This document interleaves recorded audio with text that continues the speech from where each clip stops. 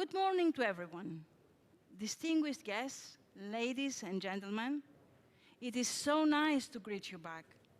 Thank you for joining us for yet one more Slide to Open Shipping Finance Conference. I would like to start off by thanking our sponsors, Clear and Loud, without whose support we wouldn't be here today. True to our promise to roll along with the times, we have tried to take this conference initiative a step further compared to last year and to create a phygital experience. This approach allows us to follow all COVID-related protocols while at the same time enhancing the conference experience with a limited number of participants at our venue, the Divani Caravel Hotel. This is not yet an ideal situation, but it is a start and very much a step in the right direction towards ultimately bringing many more people together under the same roof, hopefully in Slide to Open 2023. Our strength and pride, of course, continues lying with our virtual viewers who last year surpassed an amazing 10,000 unique views from 79 countries and 364 cities. And all unique viewers not only honored us with their presence, but each did so through prolonged attendance over numerous sessions. Quite aside from this year's enhanced schedule, we take particular pride in inviting you tomorrow to join the Dataports conference, which will be running in parallel with the Slide to Open conference, the Slide to Open Shipping Conference, between noon and 4:20 in the afternoon. This conference is being organized by Slide to Open's platinum sponsor, Cosmotec Group. The Dataports project has received funding from European Union's Horizon 2020 program, and the main crux of this major investment initiative was in that seaports of the future have to be smart and cognitive. Tomorrow, the OTE Group, on behalf of the European Dataports project, will bring together stakeholders of the seaports of the future in order to present their research, vision, and available solutions so that we can all already start creating the seaports of the future. So, ladies and gentlemen, here we are, beating on ourselves once again, very much in line with last year's conference theme. Little did we know a year ago that we would all collectively be encouraging the markets to come out of their lethargic state and their investors. For many segments of shipping, 2021 has been a boom year, a euphoric year, and this is the reason behind this year's choice of topic. Allow me, however, at this point, to invite Angelos Roupas Pantaleon, the co-host, the co-chair of the conference, to take the floor. Thank you so very much. Despina, thank you for having me here once again in this Slide to Open conference, where you and your team put in countless hours making this experience appear seamless and amazing. And indeed, this has been quite a euphoric year for many segments in the shipping industry. The question that inevitably begs itself is whether this euphoria we're feeling is for real. Could this be the gift that keeps on giving? Will it spread over to all segments of the industry? Are the countless discussions unfolding daily on the subject of ESG going to enhance the shipping industry or perhaps create stumbling blocks that will require intense and collective action to see them resolved? At the end of the day, can too much of a good thing be bad? And if so, what does too much or too good mean for our industry? And will banks and alternative financiers be there to fund through good and too much? Over the upcoming 2 days, these are some of the themes that we will try to focus on in the speeches you will hear and the panel discussions that will unfold.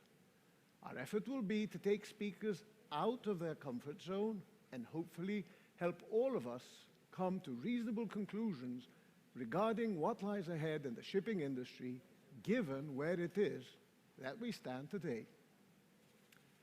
Euphoria can come with many bells and whistles, and it can also hide traps, sort of like the sirens that would have trapped and bewitched Ulysses had it not been for his being tied up against the mast of his boat, with his ears firmly blocked so that he would not hear the songs being sung by the sirens. The parallels are for you to draw, and as far as Slide to Open is concerned, no way will we advocate that industry leaders be tied to the masts of their boats, no matter how overly market themes can sometimes drive stakeholders in the wrong directions. One way or another, shipping has proven that it is always arriving at its Ithaca, always stronger and wiser when taken in its entirety, even if along the way we end up having some casualties. So, thank you for joining us once again, and now I hand you over to Despina. Thank you, Angelos, for your brief commentary and for staying around with us for the last 2 years. How much more for me and the other than, of course, for the most heartfelt, and much more heartfelt thanks towards all of our speakers and our participants and panel moderators who have put in countless hours in helping bring the conference back again in its enhanced and enlarged format and arrange against many pandemic-related odds. Equally, the support of the Slide to Open Shipping Finance has been behind this effort, and my heartful thanks goes out to my team and all other individuals who helped this effort.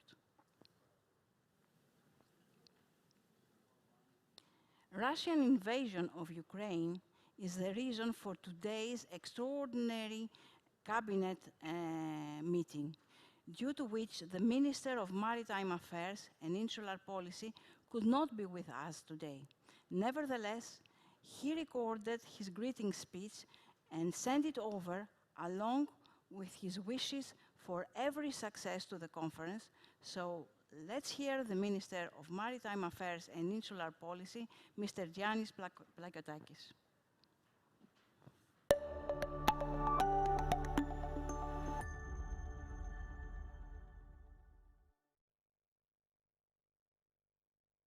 Ladies and gentlemen, first of all, let me thank the organizers and Slide to Open for inviting me to participate in the Shipping Finance 22 conference, a very important meeting for our maritime affairs on the subject of rapid growth of the shipping markets after 2 difficult years of pandemic and how much this prosperity can continue and consolidate in the years to come.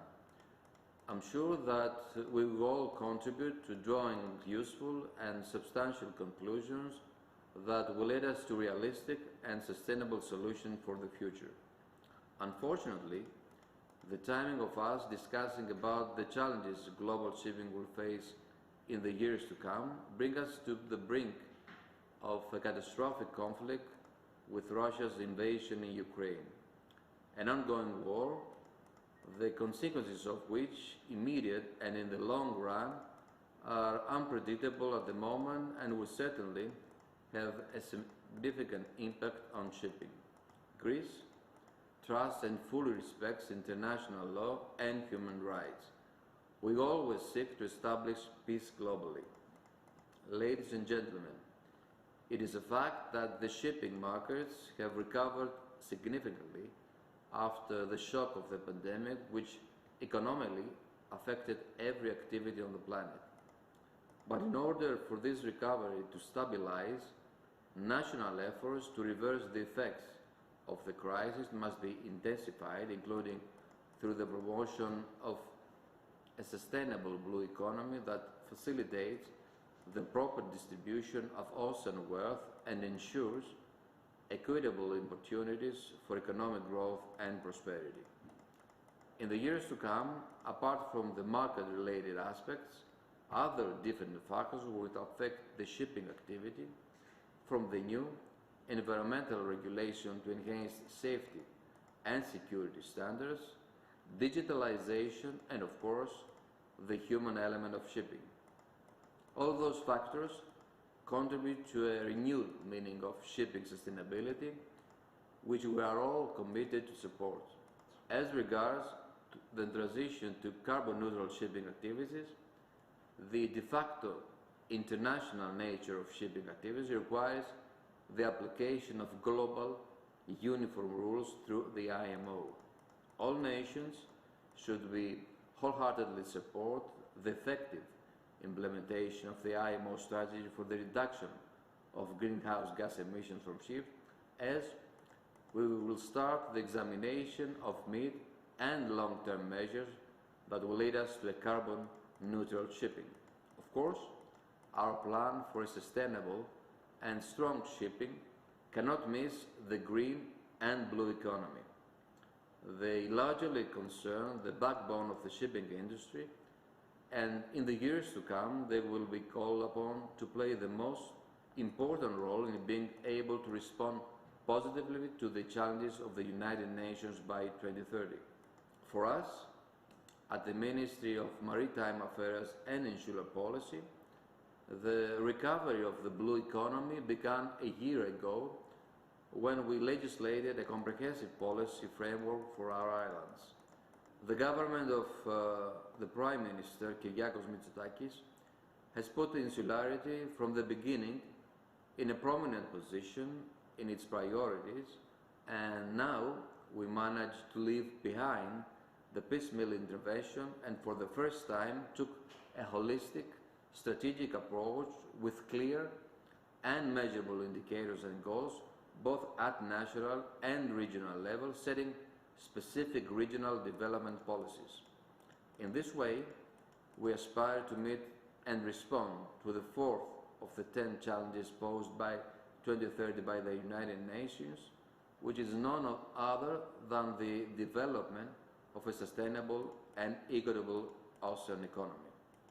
We have created 3 new financial tools with which our islands can be beacons of growth and prosperity, given the stigma of island Greece on a global scale.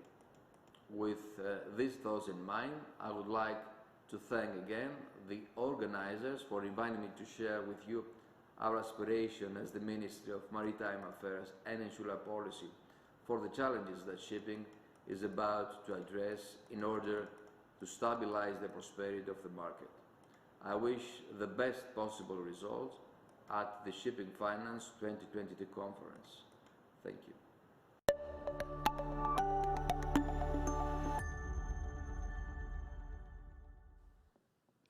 I would like to introduce to you the conference chair, Professor Hercules Charalambidis.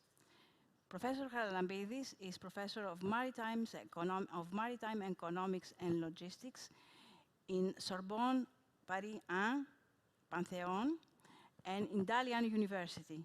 He has taught in 9 universities in 7 countries.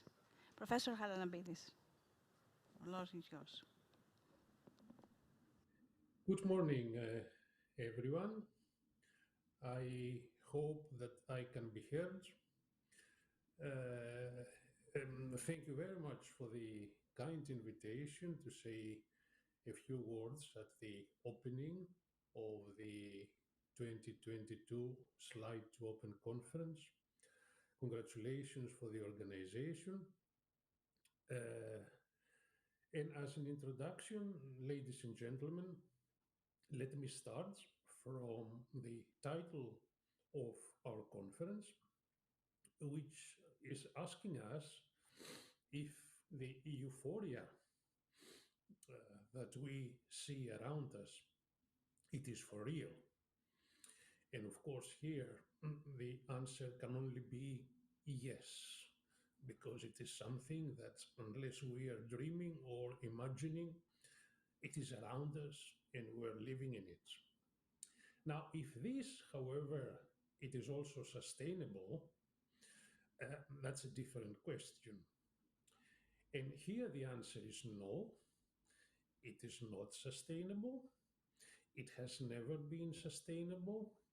It is just a part of a business cycle, a famous shipping cycle that we have seen many, many times in the past, and we will continue seeing it also in the future. The last time we saw it, it was during the golden 5 years of shipping from 2002 to 2006, just before the great economic recession of 2009. And in this instance, this so-called euphoria, let's say, has been the result mostly of stimulus packages given all over the world to overcome the hardships of COVID-19. This means that people were receiving money, but they were not spending the money, but they were just stashing it away into the bedroom trunk until time came last year where spending started, and a bonanza of spending actually started, and excess demand was created. Supply of goods and services, goods particularly, could not respond immediately because we know that this takes time. We shouldn't forget that production had stopped, factories had closed, factories in China had left the country, like Toyota and other auto manufacturers had left the country. And the result was inflation.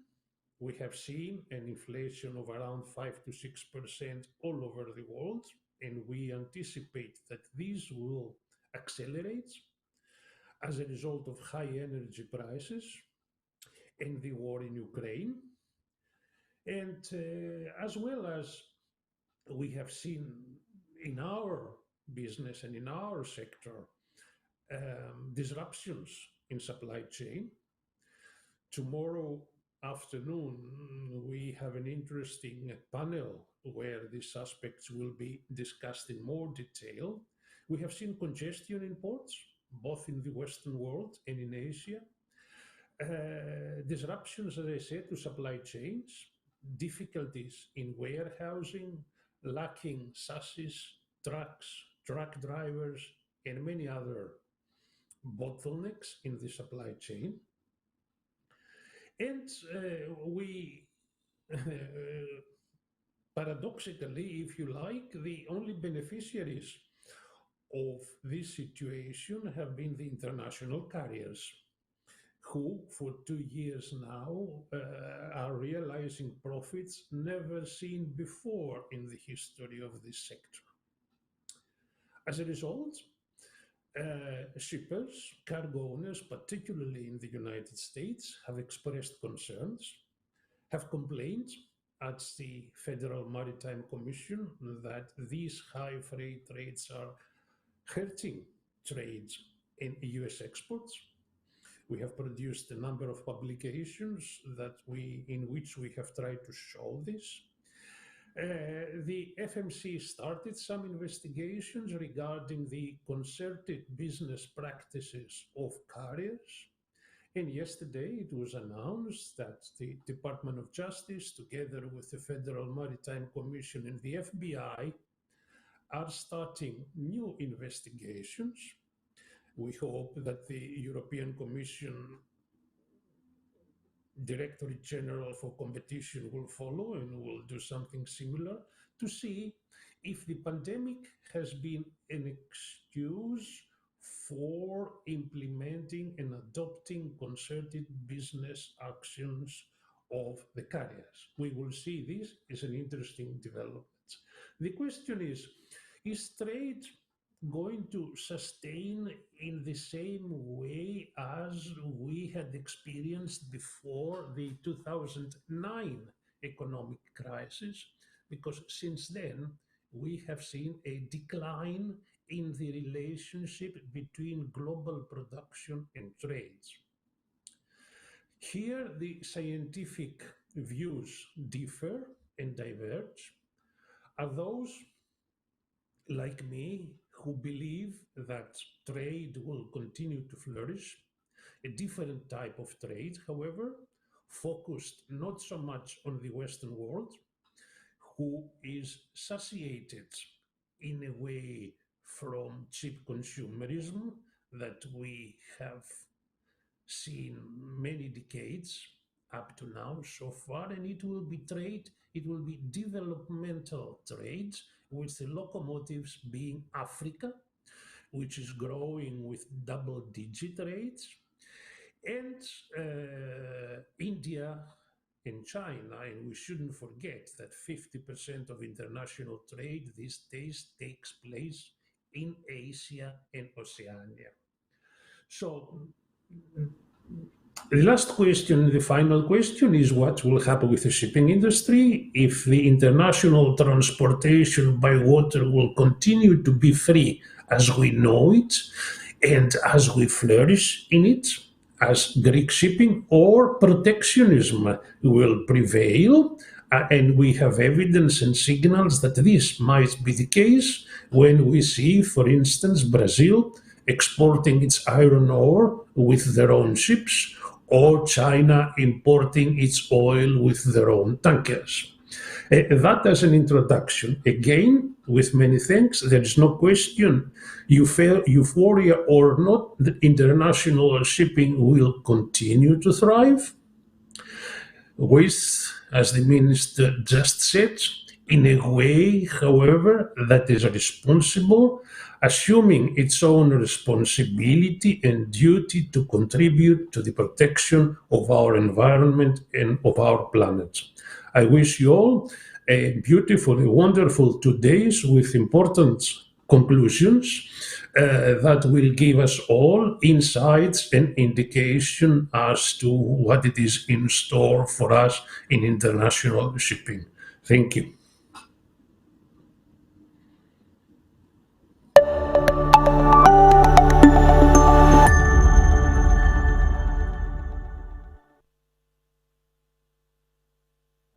Good morning, ladies and gentlemen, and thank you for joining for one more Slide to Open session.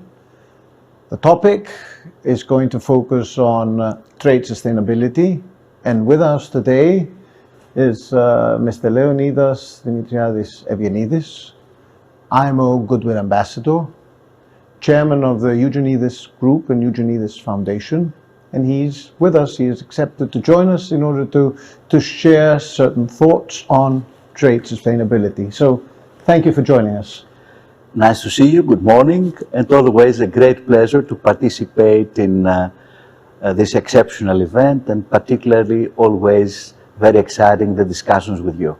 Thank you. It's been a year since we last had a similar discussion, and over this year sustainability has come even more to the fore, and you are of course well placed to discuss this. One introductory remark I make relates to shipping, of course.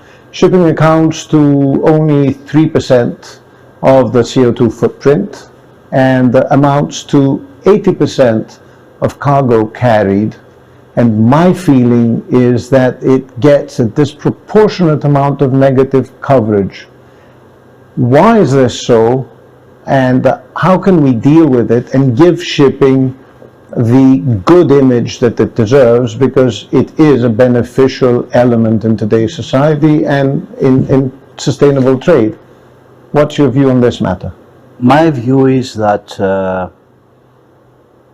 first of all, there is no doubt that on the important side of shipping is its contribution for the world trade and the transportation of commodities and people, and also to the wellness of the planet. I mean, there's no doubt that there's a great contribution.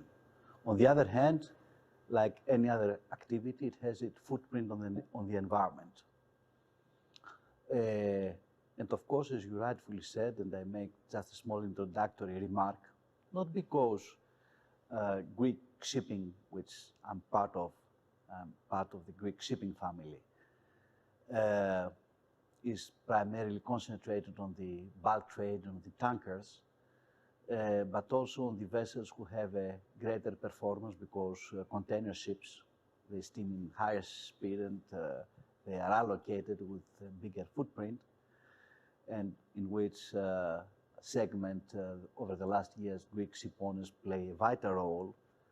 Sometimes you are blamed, and this is an experience I have out of our passenger involvement, also for footprints for which you are not responsible. For instance, a great part of the responsibility of this biggest footprint is the congestion in the ports, and this is what creates the bottleneck. So you are compelled to use in a greater intensity your ships, and then they are congested, they are blocked, and then in the ports, and this is recognized by all fora and all institutions, where you spend a lot of time, in the majority of the ports, you don't have the possibility to use ecological friendly, environmental friendly energy when vessels are in port. So great argument, rarely heard. Why don't ship owners voice this? Why don't they bring it to the surface? I voiced it with my humble voice in Piraeus over the last 20 years. Any kind of excuse, how can no we action. Amplify this voice? Because you're being cornered as ship owners when in fact you are helping society at large. We do that, and then another aspect, except from this one, because ship owning out of the question that how is the image of shipping, because I think that the image is not yet spread to the society. Perhaps it's a fault from the way we do this voice to be heard. I have my own views that are a little bit heretic, but makes small sense. But on the other hand, we have on the other side an important partner in all this whose voice is much stronger, and the power, because shipping is strong, but it's very fragmented. And my introductory point is that it has to do also with our efforts to come, which has been accepted by the world community, politically, shipping. I mean, we have the sustainable goals. We have the 50% target reduction by 2050, which is accepted. It's under progress to be implemented. But is it realistic? Will we be able to feed the people? And will we be able to... Well, I will tell you... Because right now, coal trade is the order of the day, and that's not sustainable. So where do we find the balance? But don't ask ship owners if it's our fault also that. We're not responsible for that also, right? I mean, if there is the need to heat the planet and you need this commodity, we don't impose that commodity to be shifted. We're there to carry it. Of course. If it was something else, we'll do something else. But of course. Okay, let's not take unnecessary pressure. But I mean it in the sense that governments are trading in coal these days. I agree to this, but once more, this is the reply. I cannot comment on that. This is, I would say, factual and strategical, on which shipping has nothing to do. I mean, we have to carry it. Otherwise, people will be frozen. I mean, you have to do that. Of course. But we are there to carry anything which needed to be carried in the most efficient way. But yet you are blamed many times for carrying. So where can we Put the blame on me, as Gilda used to say. At the end of the day, in order to reach a target of sustainable trade, we have to have a common front all together and work together. How can we achieve this? This is a multi-aspected question, because it embraces the totality of the global economy and activities. And what do I mean by this? I just put a personal position. As far as clean fuel is concerned, I mean fossil fuel, the fuel we're using today, we have an experience in cabotage where we wanted to use 001 ppm, I mean the ultra fine gas oil. And it has been refused by the providers to use it. They were telling European Commission at that time was obliging the 3.5%. So this is what it is. And even if you got 1.5%, 1.5, 150 ppm, be happy about this. So to my humble point of view, a very big problem is that something which will be confronted out of the refineries and the energy providers to give us the clean fuel. We have made a whole industry in order us to become, in a small scale, a factory if we want to use the non-clean fuel. So from a point of efficiency, it would have been much better if we had a clean fuel provided to the vessel, and not us to play all these kind of games, which again become a very relative topic, because not all vessels can have scrubbers. You know that. It's operational, economical, and much more operational characteristics. Even building scrubbers leaves its footprint. It leaves its footprint, and you have the question of the open scrubbers, who would expect before we started. Exactly. So it's really a more complicated matter, but I think that, and I'm very much happy about the recent initiative of the Greek government, the Prime Minister, who, so to say, suggested to the European Union that we need to make a research center in Europe regarding more environmental friendly fuel solutions for the future. I think it's a very wise thing to do. At the end of the day, we honestly believe that whoever pollutes and whoever is responsible for pollution has to pay.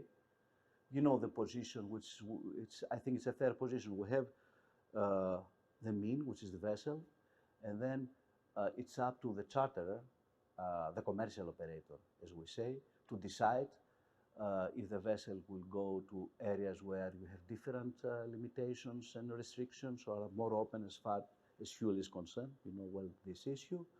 And also if sometimes they are pushed in order to increase the speed and pollute more in order to adapt their schedule. So the vessel has certain characteristics. As far as ship owners are concerned, we always there to take to use the vessels and the assets we have. We're not designing them, we're not building them. So these are the ships, and then there are very good ways and means, be it the flag state and also the port control, in order to make sure that we comply, and we do comply. I mean, Greek shipping today is one of the best performing. If you take Paris MOU, you can see what is our behavior and performance. And even more if you take the scale of Greek shipping. Absolutely, which is one of the youngest fleets and versatile in all different segments. So I'm sure that we do all what we have to do from our side. I think that targets could be potentially realistic, but there are so many other issues. For instance, take the provision of low sulfur fuel. Take Far East. I mean, Japan, they were in the front run. I mean, they were ready. China and India, they're in a good track. And then Singapore had the problem that they have infrastructure of storage and distribution was not attuned, not to talk about Europe, where we're not ready to provide low sulfur fuel. Having that as a result, shortcomings in quantity, increased premium, no good for the industry, no good for anybody. So all this, for the you see consumer at the end the result, it comes to the consumer, then shipping is blamed. We can be blamed for everything, but not for things for which we should not be accountable. So let's see, a year from now, if you will join us again, we'll put you under the spotlight to see if any part of this blame has come away from shipping and maybe channeled to other areas where the blame belongs. Thank you for sharing these views with us. Thank you for joining us, ladies and gentlemen, and see you in our next session. And only one wish is that it's not a question to put the blame, but shipping, I'm sure, will contribute with all its forces, and namely Greek shipping, in resolving these issues also on the technical side. As it has always evolved. Because Greece, we have good brains also.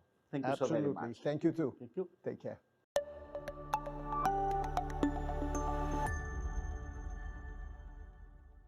Slide to open, Shipping Finance 2022. euphoria in shipping for good. Dear Mrs. Travlos, dear guests, distinguished guests, dear attendees, a challenging moment in challenging times. There is a euphoria, and it's something that shipping needed after many years of deep distress. It's a good opportunity to prepare ourselves for challenges to come. There are going to be much too many, despite positive expectations for COVID. But it's a very good moment to place ourselves for the challenge of the future, particularly in the issues of sustainability. Greek shipping is going to be a major contributor in the positive evolution in this field, and I'm sure that meetings like today's meeting, they are going to contribute, thanks to your positions, in a constructive way towards that direction. Congratulations and have a nice conference.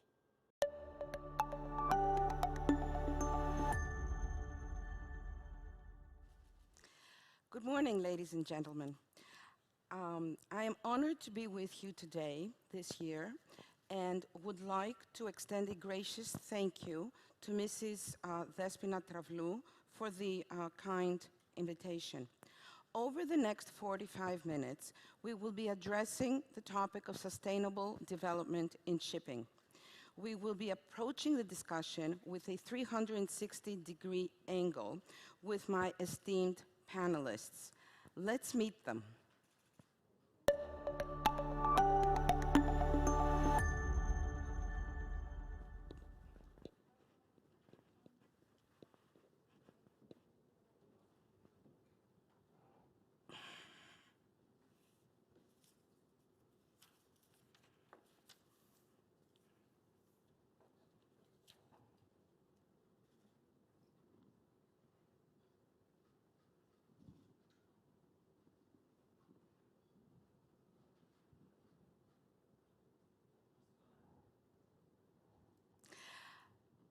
Let's see my esteemed panel. From my left, Elena Thousaki, Mr. Sergios Sarniakos, Semiramis Anastasiopoulou, Maria Korkongelou, and Mr. Andreas Chrysostomou. I'm sorry. Okay, we will be, over the next 10 minutes, few minutes, we will be bringing to the forefront the general challenges of sustainable shipping and how can we make them opportunities. In order to set the stage of our discussion, I would like to address Elena and ask her to define sustainability, as well as break down for us the E, the S, and the G of ESG. Elena? Thank you, Katerina. Thank you very much for the organizers. Good morning, ladies and gentlemen.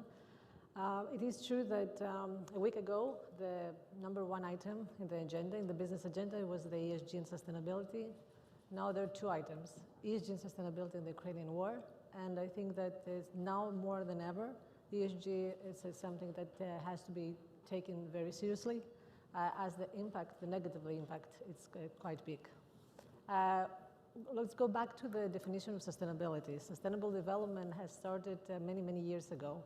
Back in the 1987 with the Brundtland report from the Brundtland Commission, which basically what the target of this report was in the scope. It was about meeting the needs of the present without compromising the ability of future generations to meet their own needs. And basically what we need to do is to have a plan and make a lot of effort in order not to ensure today's development, of course, and the business growth without, compromising the future of our children, okay? So let's go back to sustainability on the business side, though. So for the business now, what sustainability means is how much environmental, social, and ethical a company is. And this is what is ESG, basically.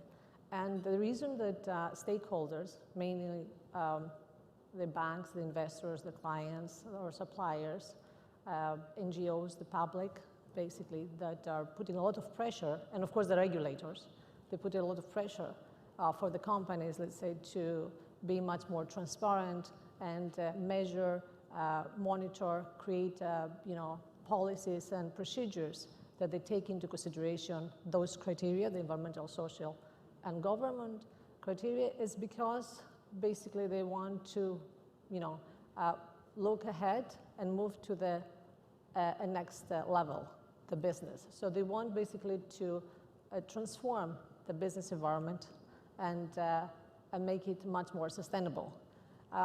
So just to give you an idea of what this environmental and social governance criteria involves, is on the environmental side, what the investors would like to see, or the stakeholders would like to see, is what are the policies, how you have integrated certain issues with regard to the environment, like the climate change, like the waste and water management, the energy efficiency, biodiversity, into your decision-making process, into your, let's say, operations.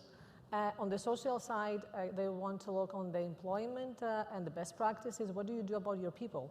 The health and safety on your people, on your customers. They want to look basically the community contribution part of it. And then on the governance side, it's more about transparency, about the independence of your board, the diversity, the equal opportunities, the human rights.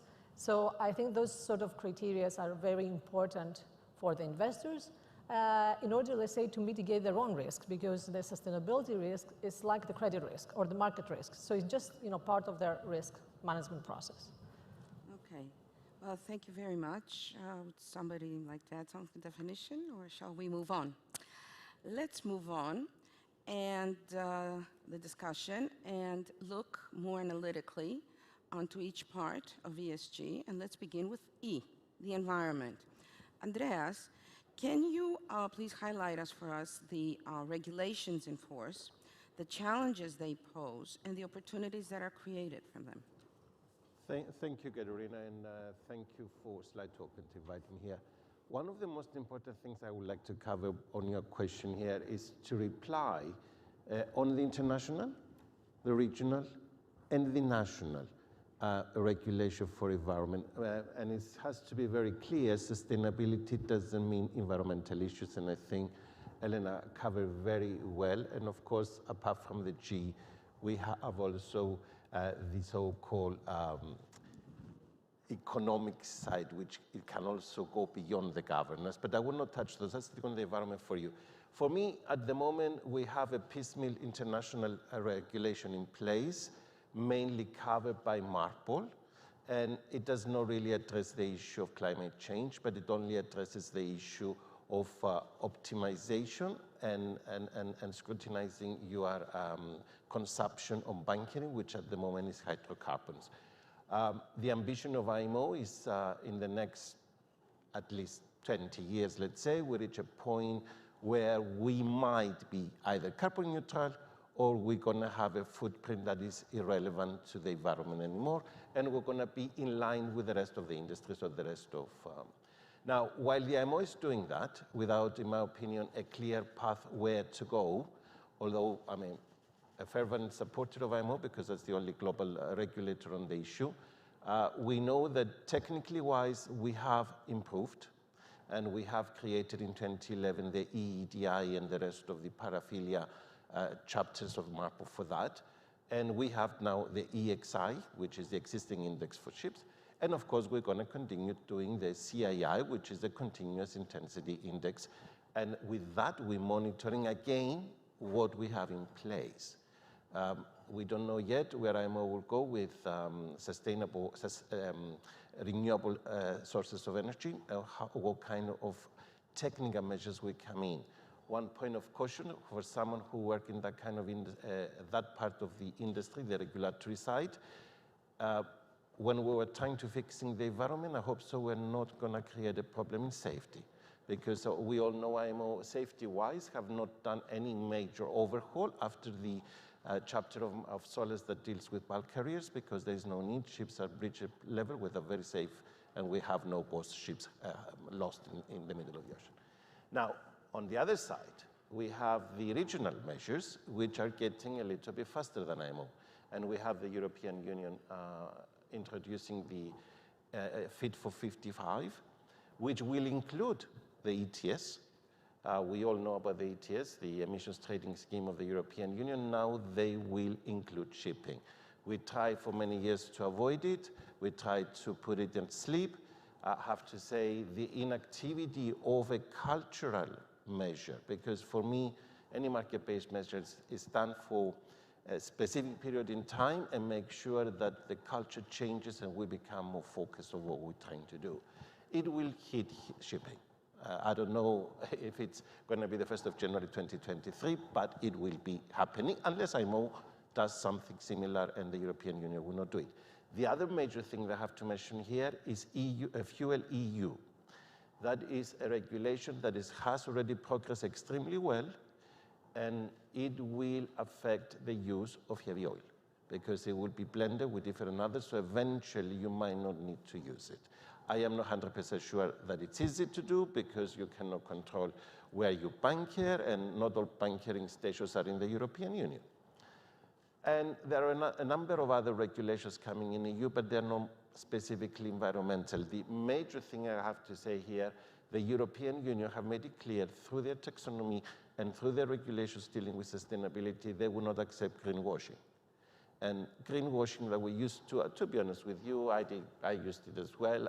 I'm very sustainable. I'm green. Yeah, but that's pies in the skies as far as I'm concerned. So we have to have facts. We have to show data. We have to be governance forward, as Elena have said. We have also to be open and provide a sustainability report. Many companies are doing it outside shipping. Within shipping, and with my old hats like the cruise industry, they were doing it for years. Other industries, other parts of shipping, but not the general. So we're expecting to do it. Very briefly, because I'm running out of time, we have national regulation which imposed to us for sustainability. One from my alliance, for example, we see many ports coming up and banning discharges without scientific evidence, just for a precautionary approach. So it's good that we have to process some sort of regulation so we can put back the level playing field. And I will leave it to that and we'll continue in the discussion. Yeah, I'm sure we will. Let me ask Semi for her thoughts on the E part from a different point of view. So thank you also for the invite. I would like to focus on the emissions part of the environmental regulations. As Andreas mentioned, it's coming, it's 2023, especially in Europe, and any voyage that will take place within European ports, the regulations are already there. So data is very important, and people have started already reporting. So the first step is to understand how much you emit before you take strategies in order to reduce emissions. And I think while 2-3 years ago we were a bit on denial, the last year it has become clear that people are reporting their emissions on a voyage-by-voyage basis through known reports, and this has become a requirement that is already there. So I think we are already one step ahead compared to a couple of years ago. So I'll focus more on how I think the industry will start reducing emissions, since we are already at the point where we are assessing how much we emit. Of course, there is like three pillars, operational, commercial, and technical. I will not focus on technical adjustments that will happen because I think this will take time, and it's also not the focus of what we do in Signal. So I'll focus more on commercial and operations. And there is quite a lot that you can do with the existing assets and the existing trading patterns. So we can reduce emissions, since there is the requirement, and also we will pay for it, with the existing assets and the existing trading patterns. So starting with commercial, and I will focus more on chartering because this is an area that in Signal we focus a lot. At the moment, today, if you have a vessel that is in Gibraltar and a cargo out of the US Gulf, the charterer, if he takes the vessel that is in Gibraltar that has to ballast the Atlantic, or if he takes a vessel that is in the US Gulf with zero ballast, there is no impact on the decision making. At the moment, this decision costs the same.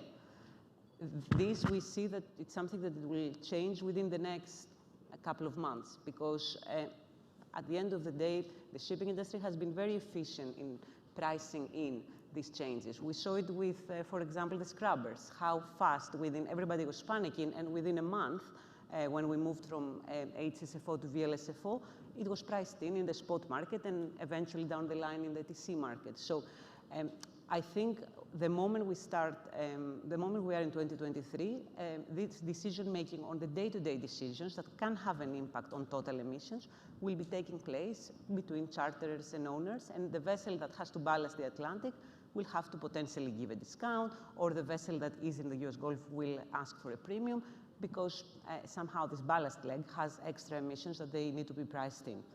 So triangulation, I think, will become much more relevant compared to a couple of years ago. And of course, this is not something you can do with any vessel class and any trading pattern. A VLCC, 70% of the time, will do Arabian Gulf to China. A Cape will do Brazil to China.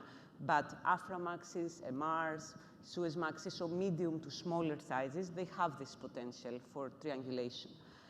So I think this is something that the industry will focus immediately, because it's not something that you can avoid. You can do it with the assets that you have at the moment.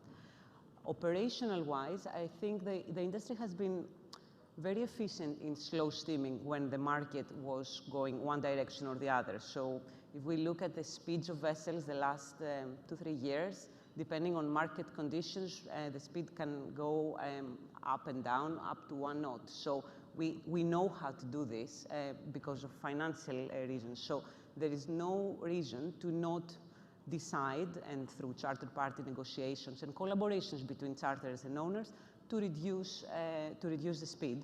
And just as a reference, 1 knot of speed reduction for all tankers would save approximately 2 million tons of CO2. So it's not significant. And I'll finish with collaboration, because to do these things, at the end of the day, you have to have collaborations and the right frameworks in place so that charterers and owners can have these discussions, can report emissions through Luna reports, can decide to slow steam when it's necessary. And I think that there has been progress also in that area the last couple of years. The Sea Cargo Charter is a framework that has been kicked off primarily by charterers, companies like Shell, Trafigura, Klaveness, but then slowly owners also joined in. And I think Navigate and Maersk are part of it, not that many Greek owners yet, which shows that there is the willingness from the industry to work together and find ways to reduce emissions. We are finally collaborating slowly but surely, is what I am very happily understanding. Serios, would you like to add something? Yes. First of all, I very much agree with Semis, and what I would like to add is that there is interest from all the participants in the value chain to reduce emissions beyond compliance. And Scope 1 emissions from the shipping industry are Scope 3 emissions, or indirect emissions from purchased services, including transportation for other members of the supply chain, of the value chain. So there will be increasing pressure from stakeholders and end users to reduce emissions across the supply chain. It's going to trickle down. Yes, Elena? Yeah, I totally agree, of course, with Serios and Sami. And I think it was very good background of what Andrea said on the regulations. But I think on the operational side, the shipping industry won't have much of a problem. I think the technical part is the difficult part, the technical design. And I think that if there is a pressure, and now I'm talking from a fuel side. Fuel side, yeah. Please, yes. It's a pressure. It's that we need, we want to go into the energy transition phase, of course, and we want to go into sustainability side, but we definitely need, investment in capital on this, since, we're talking about saving finance. So we need, of course, the effective regulation, we need investment capital, and we need technology that is mature and is non-expensive as well. So, and of course, we need the human capital element to be effective. But I think that, that this is where the challenge is, that at the moment there's a lot of research and development, and we're trying to see what is the best alternative sources, the alternative fuels, sustainable fuels, low carbon fuels, name it, and looking at the same time of the regulation. So we have a lot of pressure on the regulation. We have to be ready. And just like the low sulfur fuel, of course there was availability, but now it's a different thing.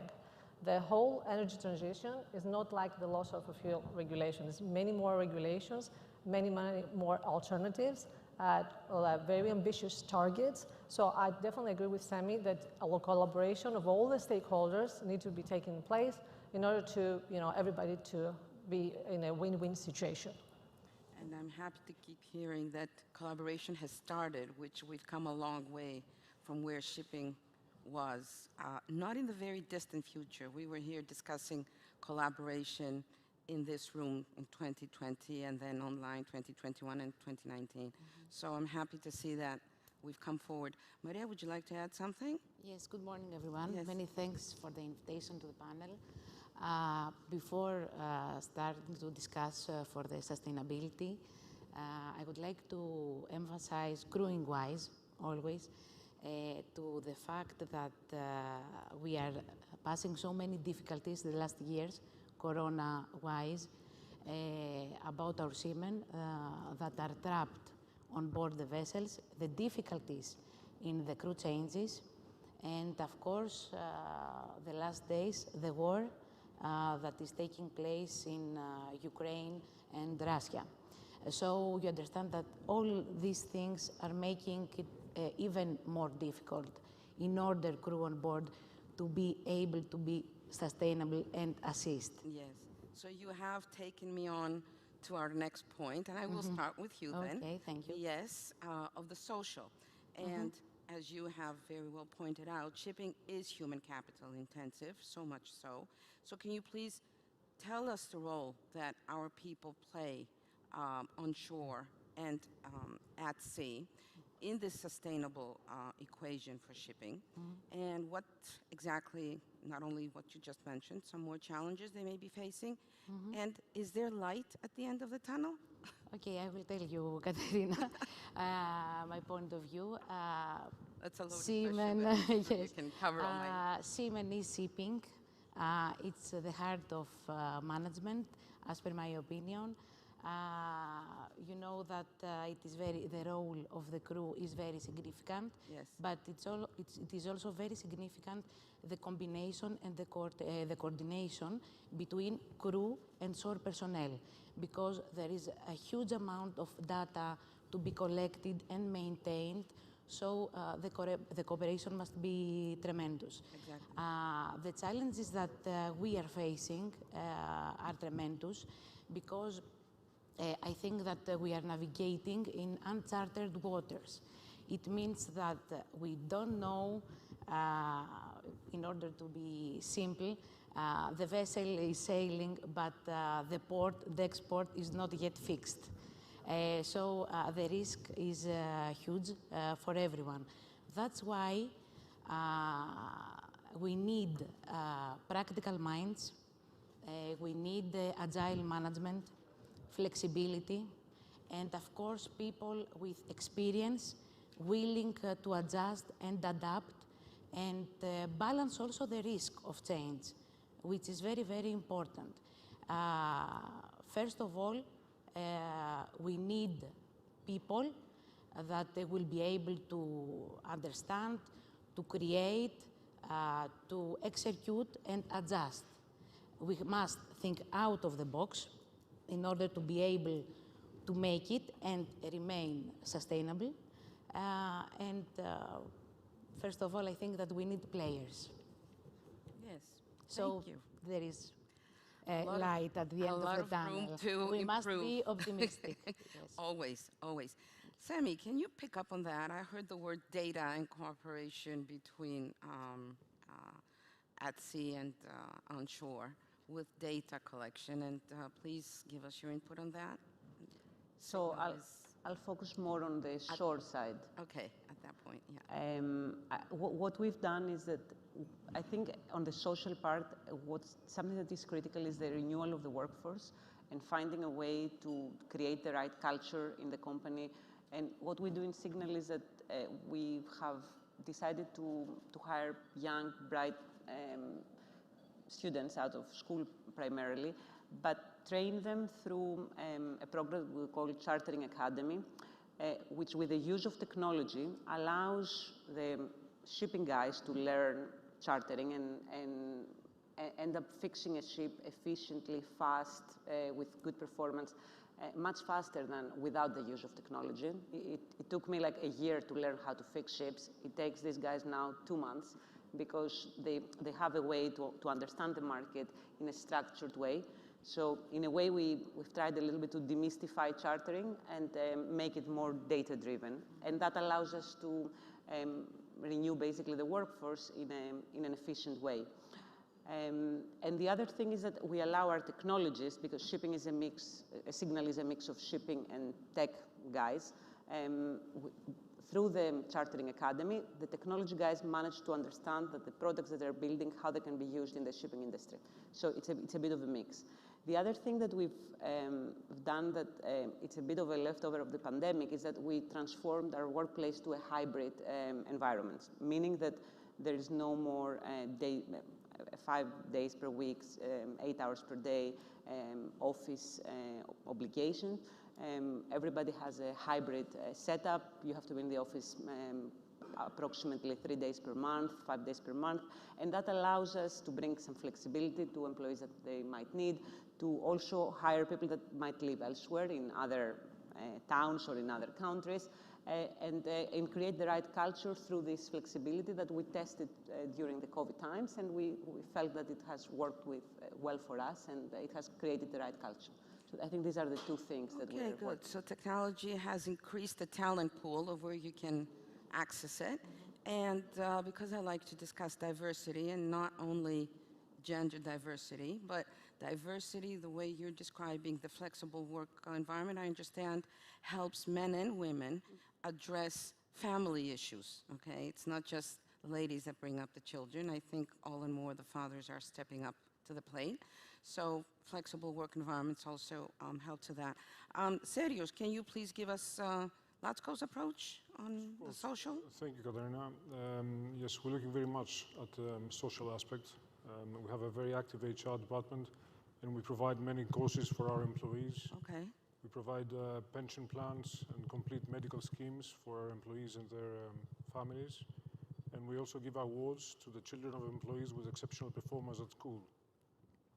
And recently our... Building up your new talent pool for course, the company. Of course. That's the idea. And recently our HR department introduced a 24/7 psychological support line which proved helpful during the pandemic. Okay, thank you.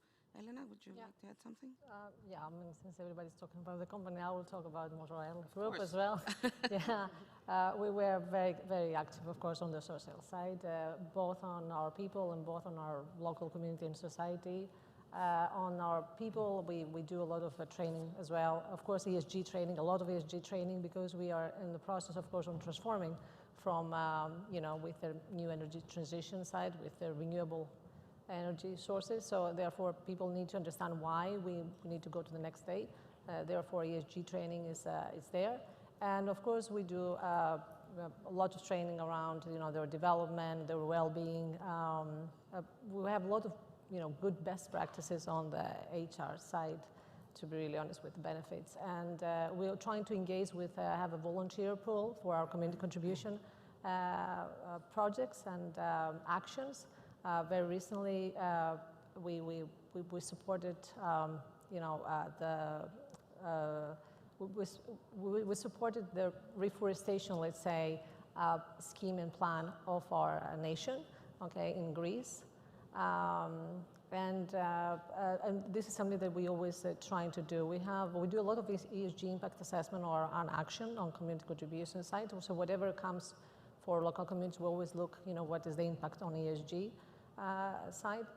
And of course, we invest a lot on cultural change. I think the cultural change is the most important thing nowadays.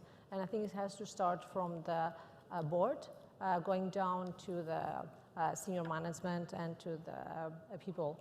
We have a sustainability committee as well, and 90% of them are board members, and these are the ones actually they make decisions to look, all our sustainable actions, and they are the ones actually they support, okay, this transition.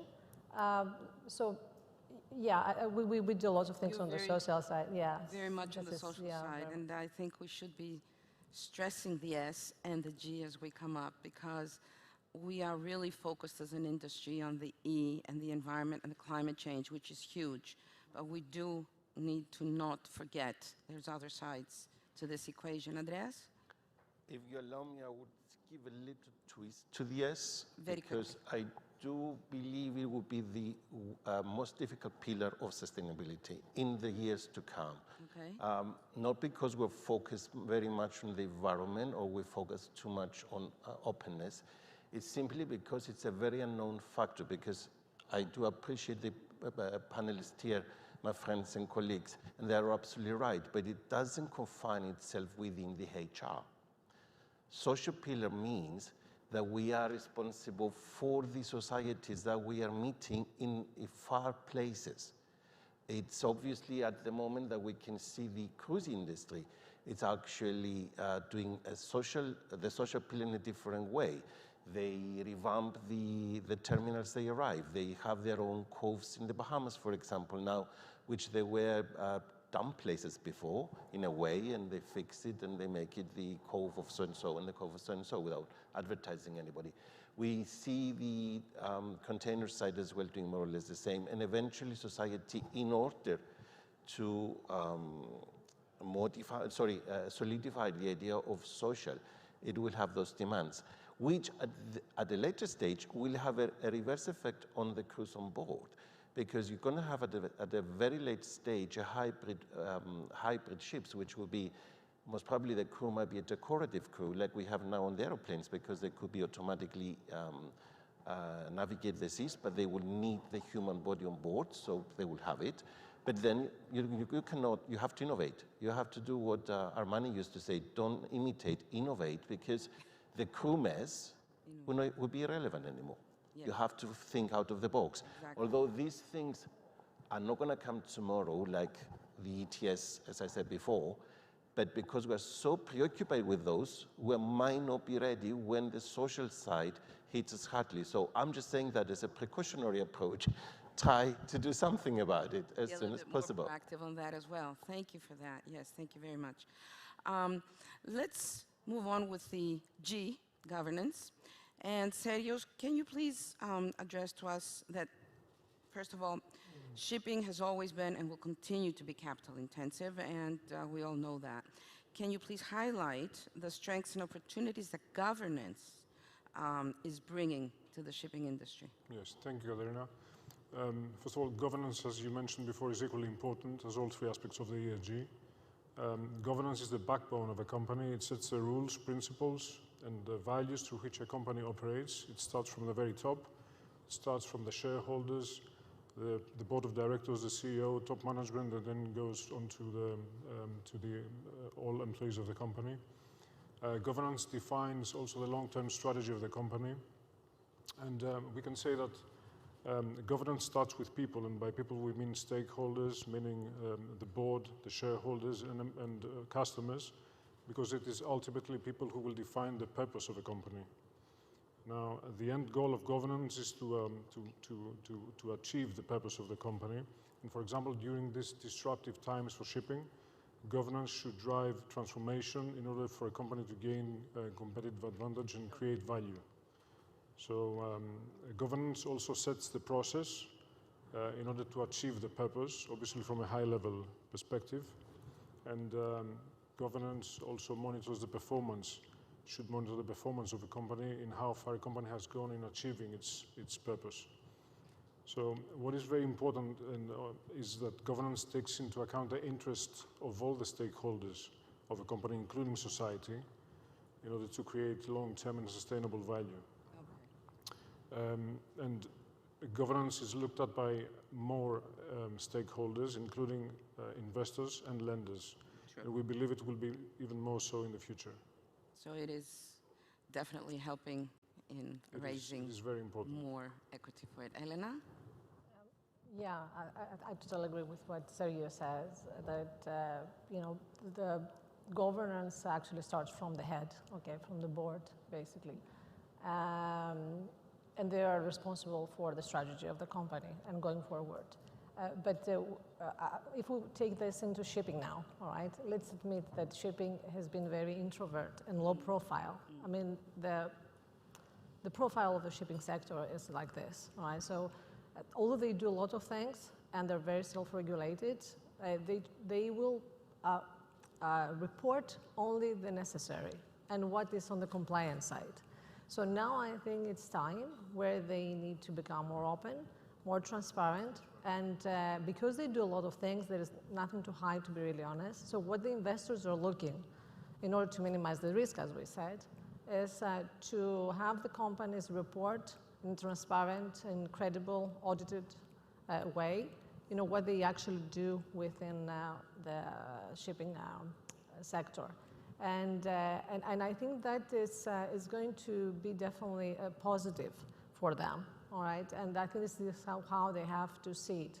However, they need to be able, let's say, to understand what are the standards out there in order to do a very, thorough reporting. And I think that it's very also important, the training part, that, the board needs to be trained and the senior management in order to understand, what is absolutely important to be in place with regards, policies and procedures. For instance, as I said, anti-bribery, anti-corruption policy, human rights policy, code of conduct policy. These are the policies that, that make investors and the stakeholders feel very secure about, the transparency and the credibility and the accountability of the company they want to invest in. And this is something that will take some time. It's a different culture change, but I think that for shipping, it's so easy to adapt, as we know, that this is something that's going to happen. Shipping is resilient and very adaptable as an industry, but I like the words accountability and transparency. We are coming into the 21st, 22nd century, finally. Slowly but surely. Maria, would you like to add something? Yes, I would like to add something to Andreas' statement earlier, that I really agree with his approach about innovation, yes. And we must be proactive. Automation is coming, we all know this, but there must always be crew and people that will be able to perform and adjust to the new requirements. And this is what we are trying to build. This is what we are building now. It needs training, it needs flexibility, and able to perform and compete and survive. Very good points. Yes? Can I add something on governance, if I may? Sure. I fully agree with Elena and the others, but it's transparency, it's reporting, it's doing what you're supposed to do, and that scares people because nobody wants to say anything, and especially in an industry that we never wanted to do that. My word of hope for that pillar is just be disciplined. Report, you have, comply as a minimum to the existing regulations.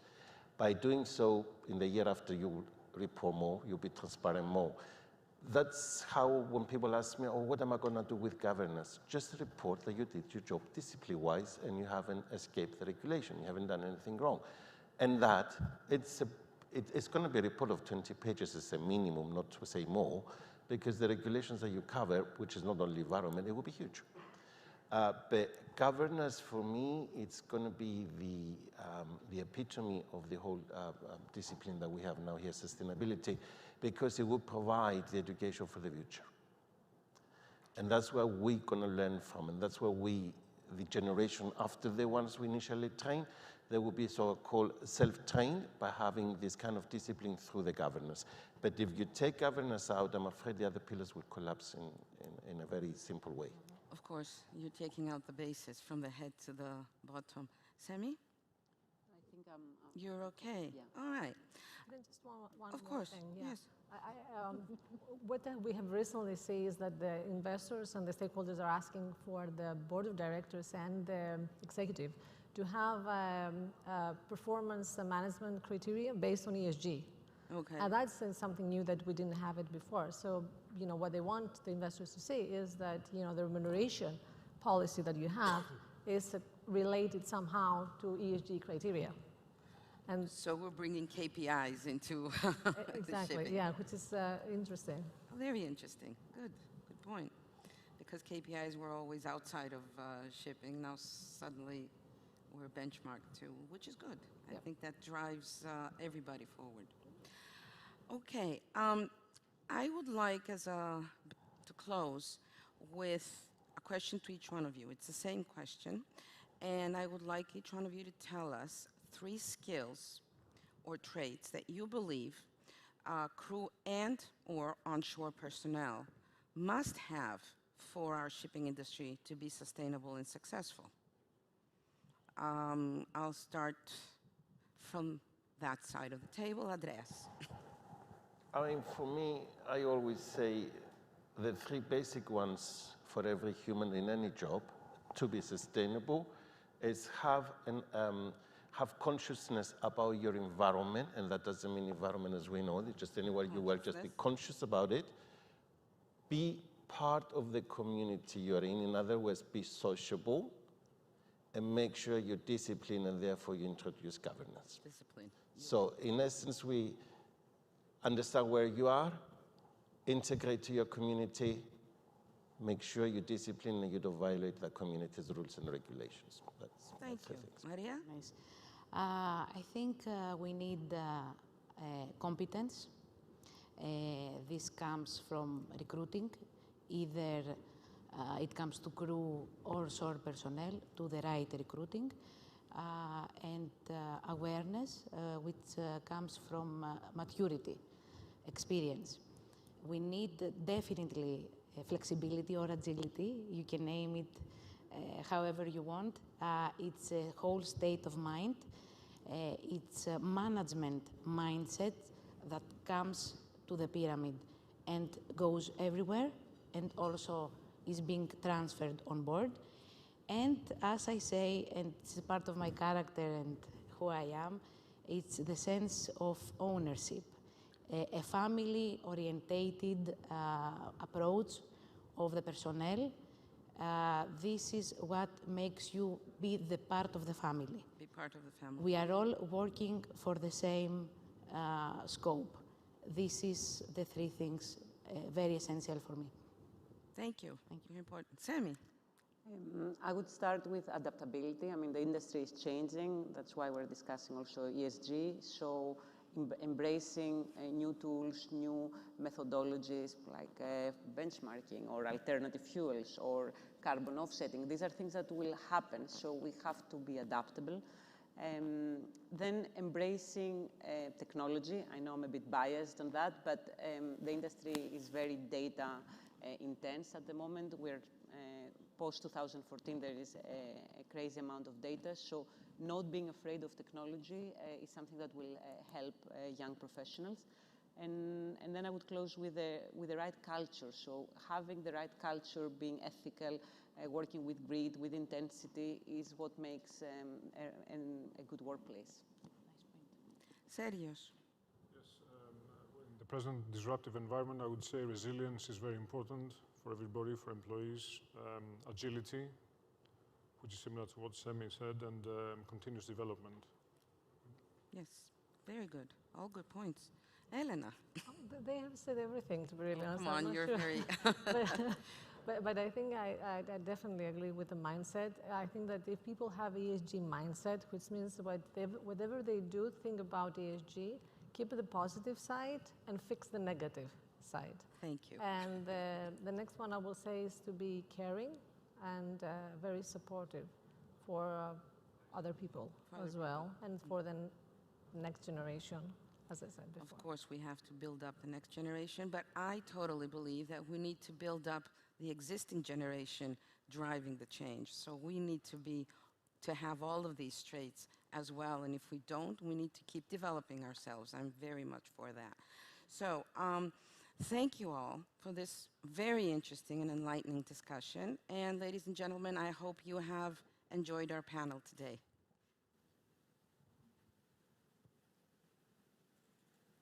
I'm back again, ladies and gentlemen. Thank you for joining us for one more session. I have the pleasure of introducing to you Mr. Christopher Rodriguez, Chairman of the Maritime and Coast Guard Agency and Chairman of the Port of London Authority. In his recorded message, Mr. Rodriguez will talk to us about the IMO goals of 2050 and how to get to these.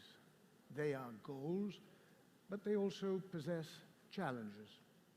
Let us see what Mr. Rodriguez has to say about this journey towards sustainability by 2050. Thank you for listening.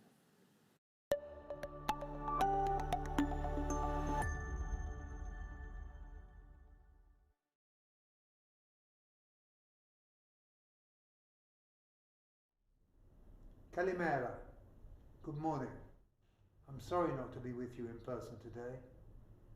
Video works well enough for delivering a speech, but you miss the human connections you make at a conference. And I'm particularly sad not to be in Athens, the city I first visited over 50 years ago after a trip to Ioannina in preparation for the World Junior Rowing Championships. Given the history of partnership between our two maritime nations, I hope I'll be able to meet some of you in person later in the year to pursue our shared sustainable shipping agenda. The goddess Cassandra was fated to prophesy the future, but never to be believed. Some years ago, that might have been the situation in respect of decarbonisation and the world's journey to net zero, but it surely can't be the case today. The importance of finding a maritime solution, or indeed maritime solutions, can no longer be denied. Maritime accounts for 80% of world trade and is a significant contributor to our global output of noxious gases. And even if extended supply chains are out of vogue following the impact of COVID, there can be little doubt that the projected doubling of ton miles by 2050 means the status quo can't survive when set against the IMO target of a net 50% reduction in emissions. The challenge for an industry in which keels laid today are expected to remain in use by the middle of the century is that while the goalposts have been set and set out clearly, how we get there is a lot less clear. To be sure, we talk about multiple propulsion options, each bringing cost, new byproducts, increased risk, and new infrastructure demands, which are difficult enough to handle individually, while mapping a course that facilitates the journey from 2022 to 2050 is complex, to say the least. Domestic shipping can be, and will need to be, responsive to domestic regulation. Norway has shown us all a route to follow. Hybrid and electric propulsion can work well within the geographic limits of inland waterways, such as the Thames, which is host to Britain's largest port and the responsibility of the Port of London, which I've had the privilege to chair over the last 6 years. A short PLA story underscores how fast the world has changed. When I arrived in 2016, we were putting the finishing touches to our long-term strategy, Thames Vision 2035.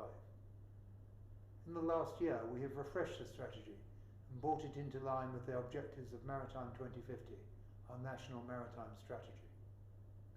The objectives remain the same: growth in port trade, growing community use of the Thames, and the delivery of a sustainable ecosystem for the river. But with new goals of contributing to a net zero economy and supporting a critically important decarbonisation agenda, 4 changes stand out. First and foremost, there are significant policy issues to be resolved if alternative propulsion systems to arrive upriver. How close to densely populated areas do you want hydrogen or ammonia storage to be? Are you prepared for nuclear-powered vessels in close proximity to central London? And more prosaically, how many charging stations do you need on an inland waterway? Secondly, we realise that all the prospective changes require significant capital investment. First to enable beta tests for possible solutions, and then to scale these solutions to handle growing port tonnage and river traffic. Thirdly, we realised that given the number and complexity of long-term issues, we needed to make real progress in the short term with currently available solutions, while maintaining focus on delivering against our long-term objectives. The fourth realisation highlighted the toughest challenge: Our strategy could not be implemented by the PLA alone. It depended on common goals and energetic collaboration between all the river stakeholders. I'm glad to say that the desire to rise to these challenges has increased noticeably in the past 6 years, and we are now well on our way to building a coalition of the willing. I believe the PLA's experience in a single port is a microcosm of the challenges we see for global shipping on its journey to decarbonisation. The policy issues are present on a global scale, with the Clydebank Declaration being an important first step and a test bed for international collaboration. The propulsion choices need further work and innovation, the deployment of significant capital resources, collaboration on international operating protocols, stringent safety standards, and new levels of crew and officer training. The short-term opportunities need to be seized and incentivized. For example, the PLA's innovative green tariff, or the potential for improved insurance premiums for ships operating to the highest standards with new propulsion systems. And finally, it's evidently clear that transoceanic solutions need global collaboration. We need a way to ensure we aren't held back by the slowest ship in the convoy.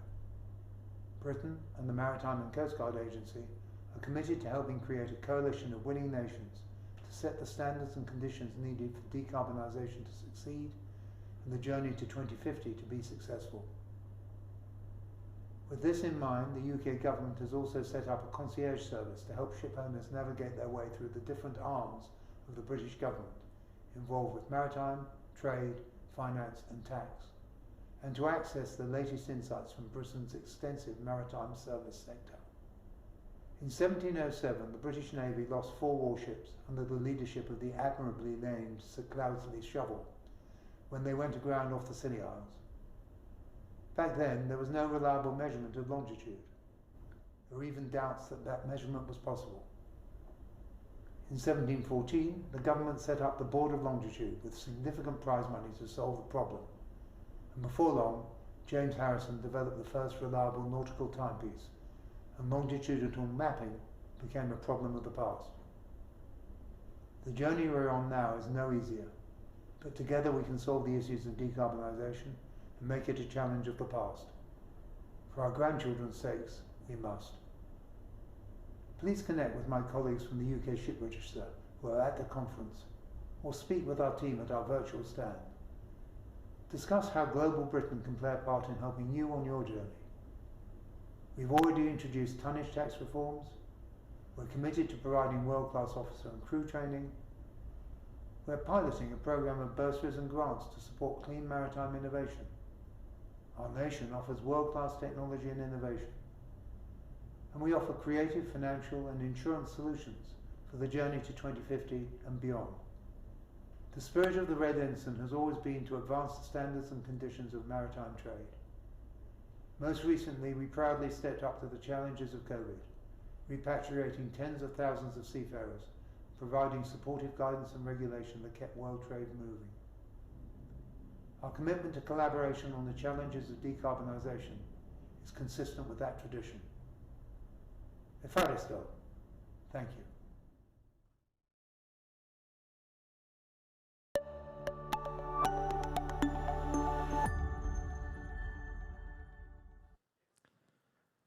Thank you for joining us today, and special thanks to Mrs. Despina Travlou for organizing such a successful event. We had a number of very interesting discussions so far. I am Alexandros Zamyanidis, partner at Watson Farley & Williams in Greece, and I specialize in shipping. Today, I will be joined by a panel of esteemed speakers who I will present in a couple of minutes. We will discuss the impact of ESG assessments in shipping.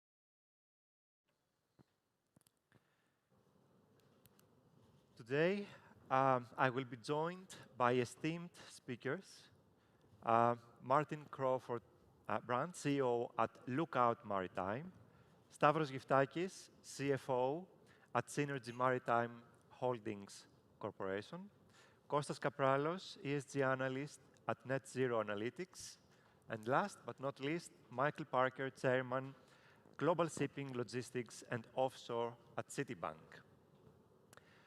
With so many new regulations being introduced, triggering change in the way the shipping industry works, sustainability is at the core of everyone's attention. Change also affects all related industries, including the banking sector and the financing arrangements. But let's turn to our panel. Michael, good morning. I'd like to ask you, what initiatives is banking promoting in the ESG area, and do you consider that these initiatives enhance more sustainable investments? Good morning, Alex, and thank you for that question. I won't go back as far as Mr. Rodriguez to the 18th century, but let me go back to 2015 when Michael Bloomberg and Mark Carney established a task force for climate-related financial disclosure. And that was a recognition, if you like, by central bankers and the finance sector that accounting for the impact of climate change was going to be very, very important.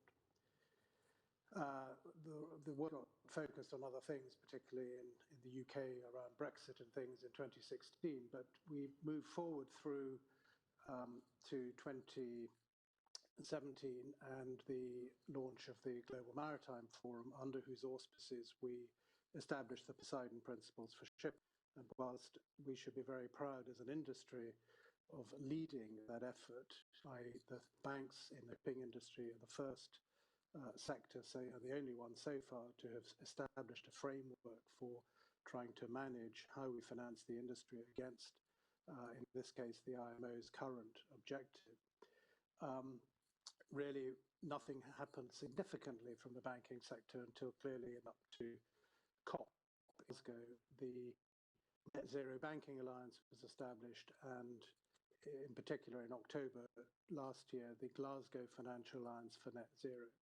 And that's important because that represents $130 trillion of capital, whether it is banks, whether it is insurers, asset managers and investors. And really what that is signaling is that the financial sector, the private financial sector, supported by the regulators, is going to drive the financing of the decarbonisation of the global economy. And shipping, of course, is a very key part of that. And shipping, because shipping, when Scope 3 emissions have been defined, because every cargo owner's cargoes create Scope 3 emissions, it's very important in their supply chains. It's very important that if we decarbonise shipping, we decarbonise everyone else.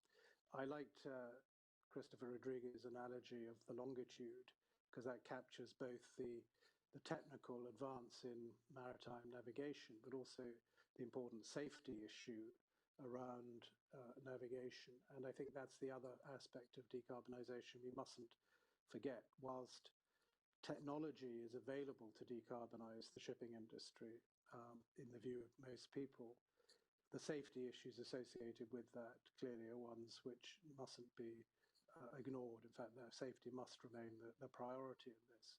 But it is about scale, it's about creating the infrastructure, and it's around making sure, in this case, that the shipping industry is at the center of that energy transition, both as a user of that energy and as a transport of those new fuels when they start to emerge.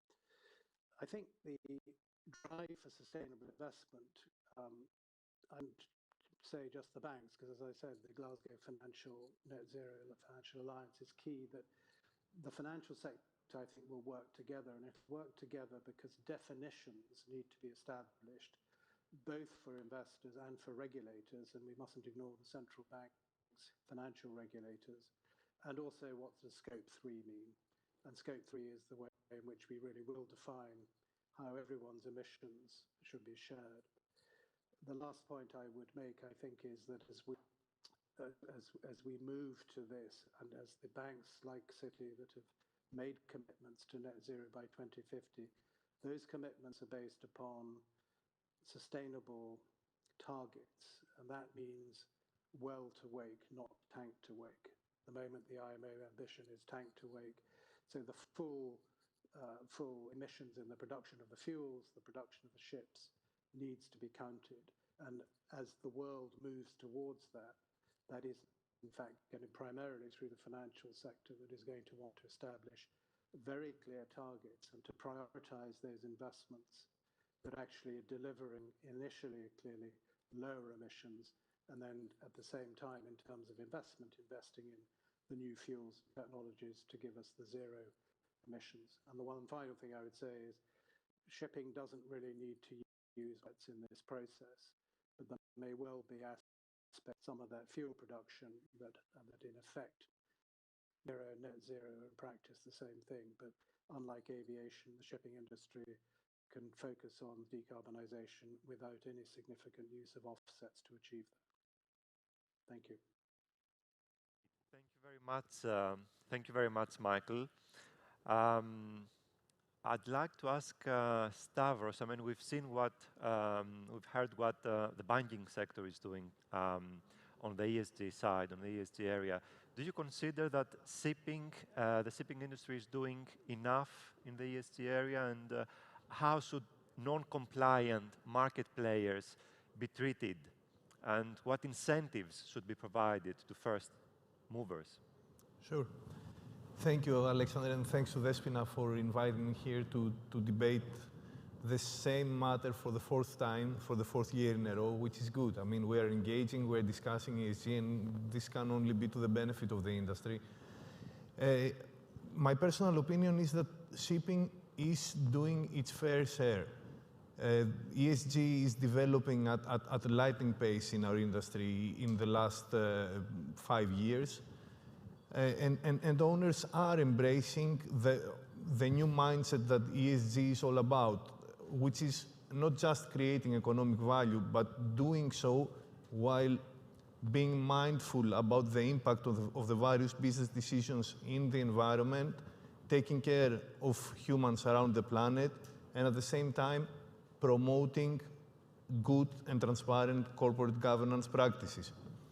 Now, I'll focus mainly on the E, because your question, you mentioned first movers, and I guess you are referring to new technologies, new fuels. And when it comes to E for shipping, which is environmental, and also coincidentally, it stands also for emissions, so which is the focus in our industry these days, there are two ways to approach this matter. One is new buildings, and the other one is what you are doing with existing ships, the ships that are currently on the water.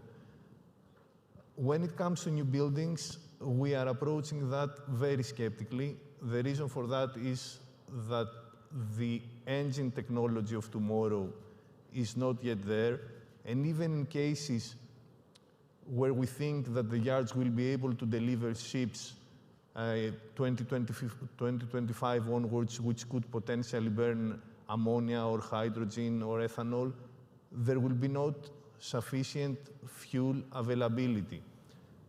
So you will not see synergy going after tenders for dual-fueled ships, even though this could potentially tick the boxes of some of our financiers, or even more, some of our charterers. We have decided to stay away from this field right now, and as things are developing. And actually, a reason for doing so is that our industry has a history of penalizing first movers when it comes to huge investment capex. Having said that, this is also, I mean, moving on with a number of new buildings order right now would also penalize the industry. We're adding on the supply side in a very delicate supply-demand balance, so we should approach that very cautiously. And I see owners that are throwing millions or even billions, I mean, in renewing their fleets without having any certainty of whether the technology on which they are investing will be there 5 or 10 years from now. Now, the other thing, the other factor where we should be focusing, and this is where we are focusing at Synergy, is what we're doing with the existing ships, and mainly with mid-aged vessels, which are 10 to 15 years of age, will be around for the next 10 to 15 years, and are actually the best candidates to serve a smooth transition into a greener industry. On that side, we should be making small, conservative steps, engaging with our various stakeholders, be it classification societies, charterers, financiers, shareholders, and then map actually the problem, map our vessels from a design, energy efficiency, carbon intensity point of view, then budget what you need in terms of technical and operational measures, budget the cost, look at the impact, the potential impact on speed, and then sit down with your stakeholders and find the most efficient and effective ways to implement these changes and to finance also these changes. Now, on whether there should be incentives, definitely there should be incentives for pioneers, I wouldn't say first movers, of pioneers on the field of the existing ships. And in terms of how the industry would potentially penalize non-compliant players, I think that the industry, through its history, has shown that it has means to self-correct itself. So owners who will not look to be compliant with the new environmental regulations, their fleets will probably become obsolete, non-competitive. They will struggle to find chartering and financing opportunities and will be eventually kicked out of the market. Self-regulation, yeah. Exactly. Thank you very much, Stavro. Martin, talking about self-regulation here, but which are the regulatory drivers around EEXI and CII? This is coming up, so we have some regulation coming up actually. What is important in that respect, and why? Which are the key dates, and how should the shipping companies plan for these changes?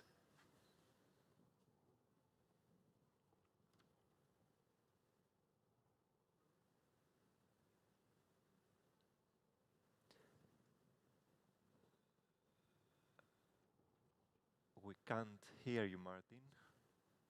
Terribly sorry. Thank you very much for the question. Yes, EEXI and CII are going to be impactful, I think, in ways that people haven't yet necessarily appreciated. I mean, there was a poll yesterday on Riviera Maritime Media's webinar asking when the expectation is that these are going to become impactful, and the majority thought that EEXI would have an impact from the 1st of January on the operation of ships, and that CII would have an impact. At least 90% of the participants felt that CII would have a meaningful impact on the tradability and marketability of ships. But while these regulations are important, I think it's important to consider the role of benchmarking, metrics, and analytics. And I think we've seen a proliferation of those, and we'll hear from one of our other panelists, Kostas, in a minute about that. Michael referred to Scope 3 emissions becoming more important and everyone being more aware of them. And I think from my perspective, the market drivers are arguably stronger, let's say, than the regulatory drivers right now. I guess my message would be that you need to understand the underlying assets that you have down to a very detailed level. You need to do a detailed review, and then from that you can then work out, what your strategy would look like. Because I think you need to start to position yourself or be positioned, I think, by some rating or benchmarking system.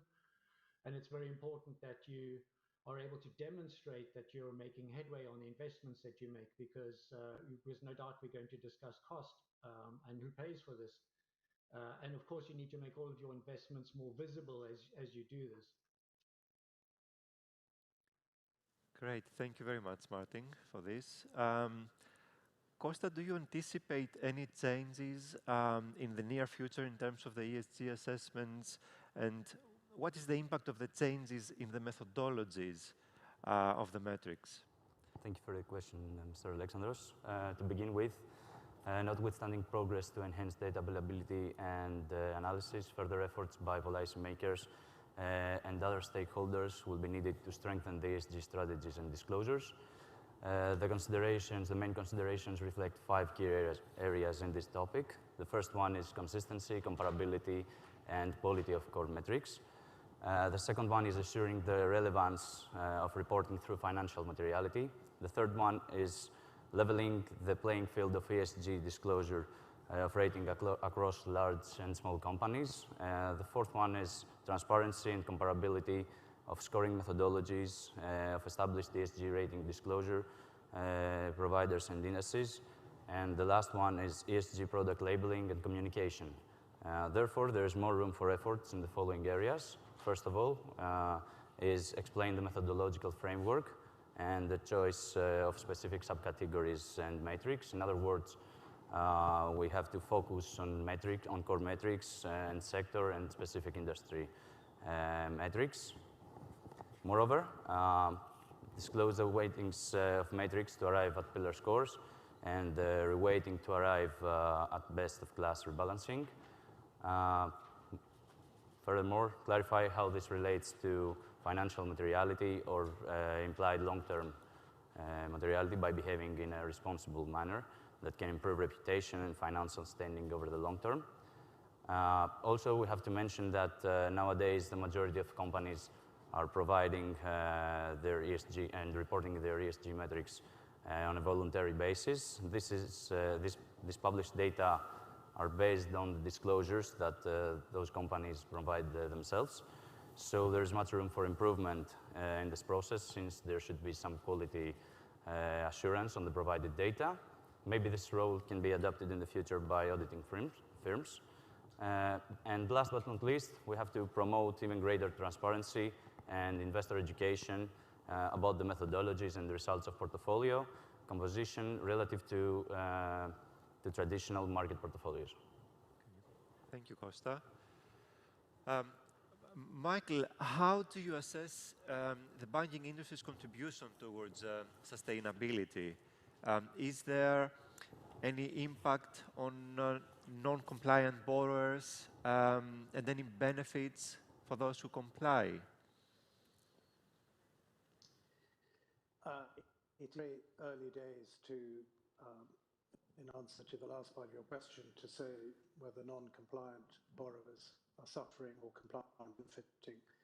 When we drafted the Poseidon Principles, the drafting committee, one of the drafting committee wanted to talk about sticks and carrots. And the sticks and carrots that many of the loan agreements signed since we launched the Poseidon Principles really are not big enough. The incentives need to be bigger in terms of capital, in terms of the pricing of that capital, and the sticks, the disincentives, if you like, need to. But in a way, we were early into this, and I think, going back to what I said in my answer to your first question, the TCF work is now really going to take on much more Citi launched our TCFD report for 2021 a few weeks ago, in which we had to forecast the emissions from our energy and power portfolios in 2030. And we committed to a reduction, for example, in our energy portfolio of 30% of absolute emissions. As we move, so the Net Zero Banking Alliance and the GFANZ Alliance are dealing in absolute emissions, and I think this will clearly include all gas emissions, maybe on a CO2 equivalent basis. That is going to be targeted each 5 years. So we're committing in every part of our portfolio to produce a forecast for 2030 by 2024, the latest. What that means is that the banking industry is going to start allocating capital towards those industries making the most progress in terms of enabling the bank to reach its own net zero target. And I think it's very important people understand that as this is going to be driven with a combination of the public sector through government subsidy or through a carbon levy and through the private sector, becomes the main driver of how we achieve this. But going back to Martin's point, it is the market, it is the consumer, it is the end consumer that is also driving this, because this is what society wants to achieve. And that is also enabled by data. Is the key change that we now, through digitalization, have data. Costa's talked about voluntary disclosures. I think emissions data will no longer be available in quite a short period of time, whether it is through regulators or shareholders. I think legally, and I think as in the supply chain, whether it is ship owners, banks, ports, whatever it to be, increasingly will be a requirement for that sort of data to be publicly disclosed. In order for that $130 trillion, if you like, of available capital to be allocated in a way, as Costa's talked about, the various different ways of being able to measure this consistently and transparently. This is where I think shipping can benefit through the transition, and this is where I think that banks will help, and this is how banks will then allocate capital, is for those that are both being seen to make progress in reducing their emissions. I think those are the owners who will find their vessels are filled rather than empty. And the same time, I think the investments for the zero emission ships will depend upon, much more upon, if you like, governments, and that's where green corridors and other major projects which governments support and cargo owners, shipbuilders who produce a coalition in a large project sense, that will start the investments in the new fuels and technologies. So I think banking is beginning to make the contribution, but I think it will continue to, with its financial partners in the other part of the Glasgow Financial Alliance, drive this through the data and the choice of the consumer around how their cargo is carried. I recall that back in nearly a year ago, actually, reading that the head of Volvo's supply chain business talked about their supply chain being the black sheep of their environmental footprint. And what he really meant by that was, as all this data becomes public and evident to them around how their supply chain works, those supply chains will start to change. The maritime sector in the industrial supply chain is huge, and we know it's very efficient. But where industry will want to cut emissions is where it can see that it can do it quickly and easily. And that is, of course, if you're moving cargo around the world by sea. But shipping can make that contribution to its customers by making every effort to reduce that. And I think that will be rewarded. Ultimately, in order for banks to meet their commitments to net zero by 2050, capital will move away from those sectors that are not contributing to that goal. And the job of people like me and my counterparts and our successors is to make sure to encourage the shipping industry to do as much as it can from now in order to get that visibility that it truly is making a contribution to the ultimate goal. Thank you, Michael. And I understand that it's all about market collaboration. Stavro, there is actually a lot of discussion about this kind of collaboration of market participants. How does this work in practice in your view? Can you give us some examples on how this works on the shipping in the shipping industry side? Sure. Indeed, cooperation and stakeholder engagement is the way to go here. And in Synergy, we have a number of working examples how this actually plays out in practice. So, first of all, and it goes back to my point on how we are improving and what we are doing, to improve the carbon footprint and the energy efficiency of the existing vessels. First of all, it's a natural partner that it's the classification societies. Together with them, you map the design, the carbon intensity, the energy efficiency of your fleet. You sit down with them, you assess what can be done to improve that. And basically they are also vetting any improvements or any retrofits or any changes in regards to limiting the power of the main engine and so on and so forth. Secondly, and most importantly, is the engagement with your charterers, the end users of the vessels. So the charterers have a direct interest in employing efficient and less polluting ships that can remain competitive for the years to come. It was 4 years ago, back in 2018, when we piloted the first energy efficiency improvement project, back then together with Cargill.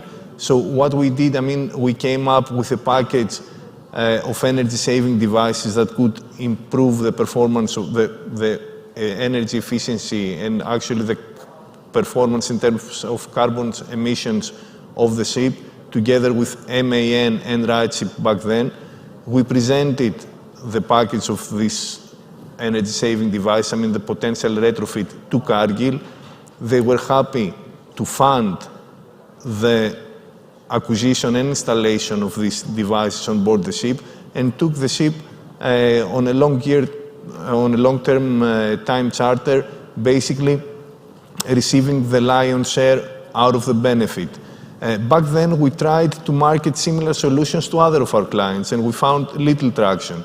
These days, we have more and more charterers engaging on this front, and major names like NYK, Glencore, Uniper, they're very much interested, I mean, to see what the company is doing on this front, and they're very much interested to expand the relationship on the vessels, on the basis of more energy-efficient vessels.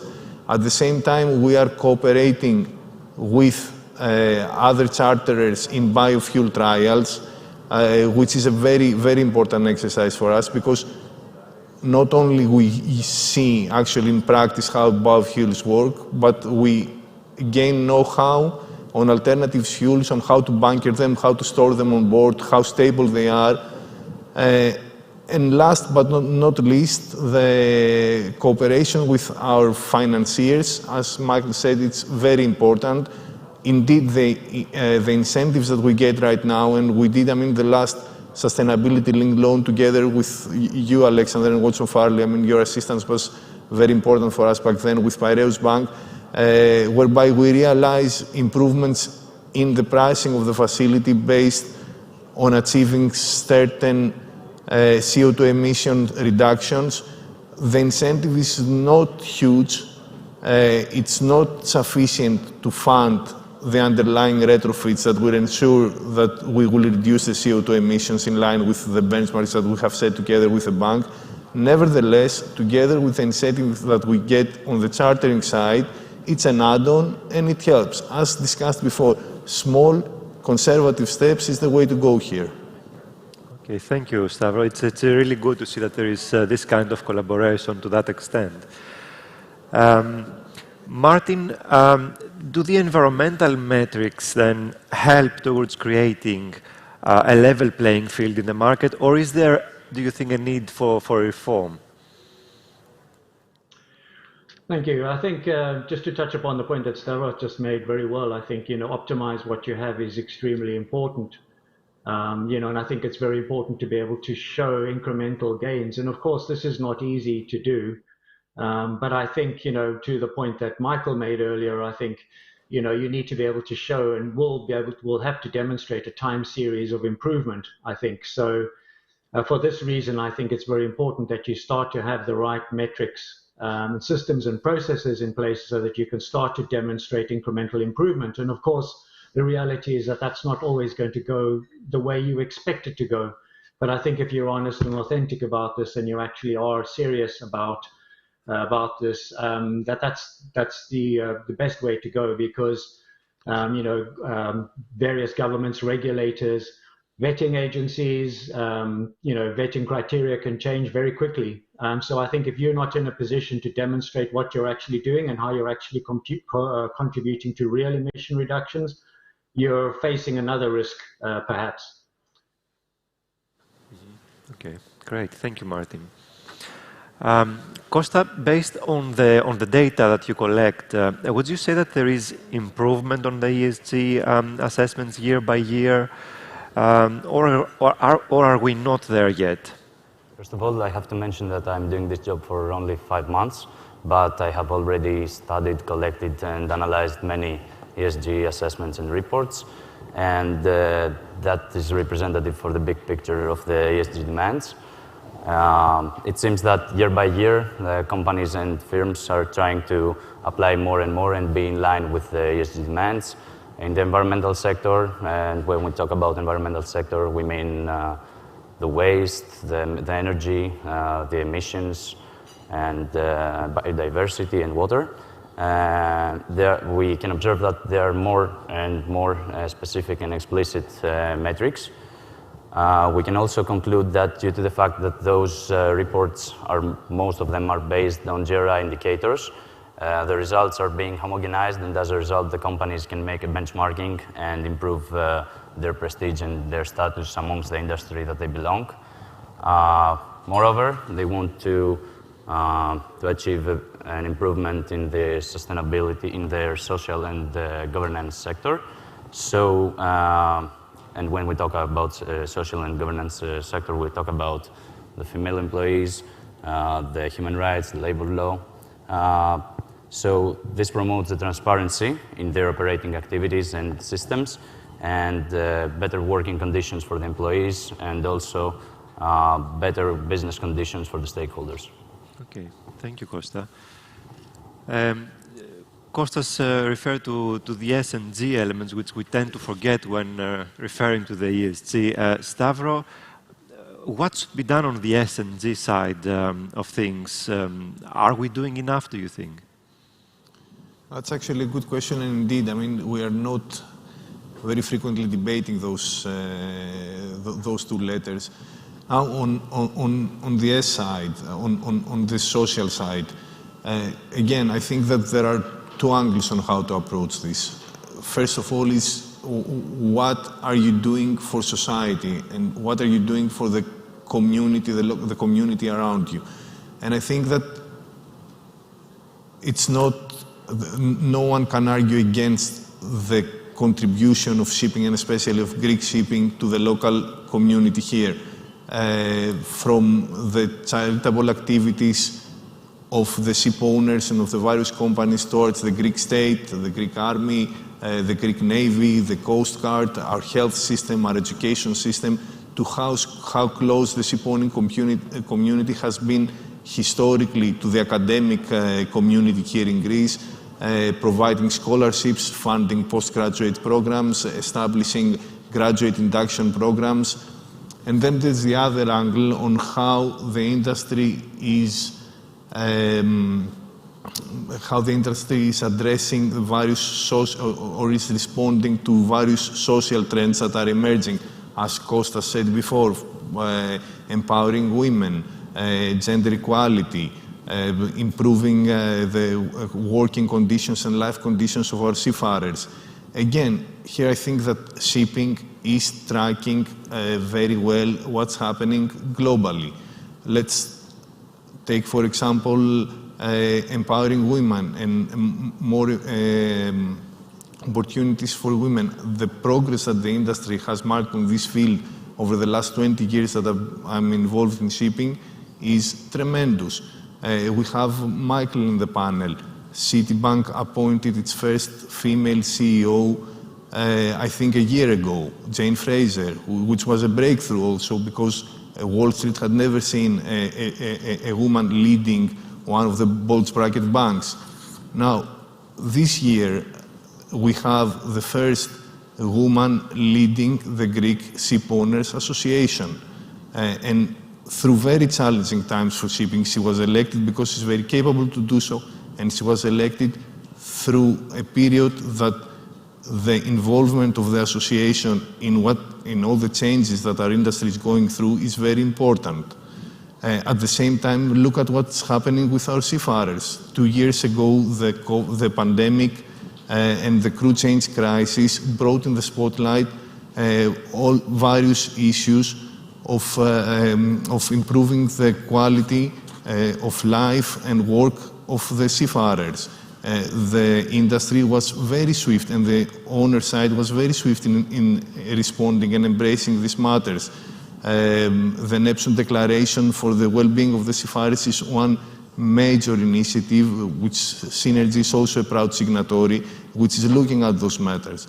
Again, seafarers' issues are becoming very important today, also with the war that is raging between Ukraine and Russia, and given the fact that we have both Ukraine, Russia, and also Belarus have huge seafarers communities. So also on these matters, the industry is responsive and we are taking decisive steps. And also, of course, on the governance side, I mean, the old school governance practices of limited or selective transparency are for most companies, or at least for the companies that want to remain relevant for the years to come, a thing of the past. And we are progressing also on the governance side with very decisive steps. Of course. Thank you, Stavros. Thank you for this. I believe that we also have a couple of questions coming from the audience.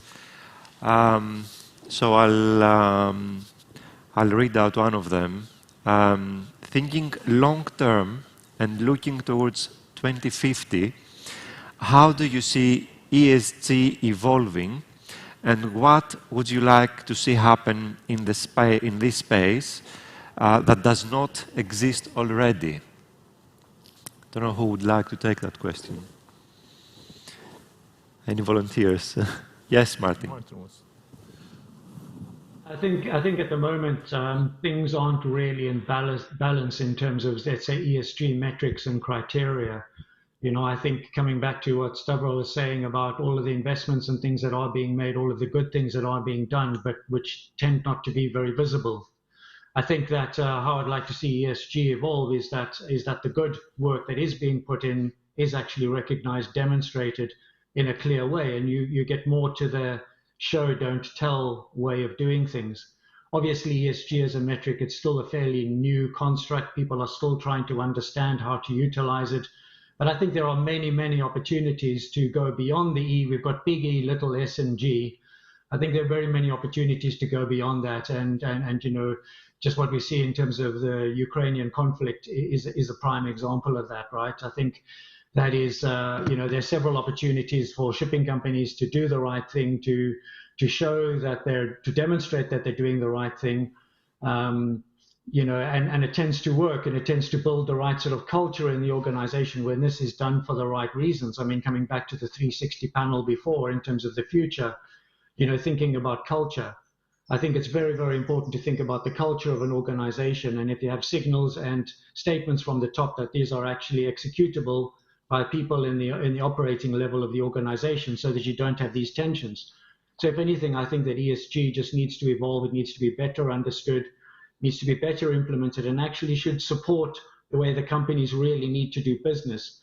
In that respect, I think there's an opportunity to change some of the metrics, which are well intended, but very difficult to follow. There are just too many of them, they're too complicated, and maybe they're not relevant for the particular trade that company is involved in.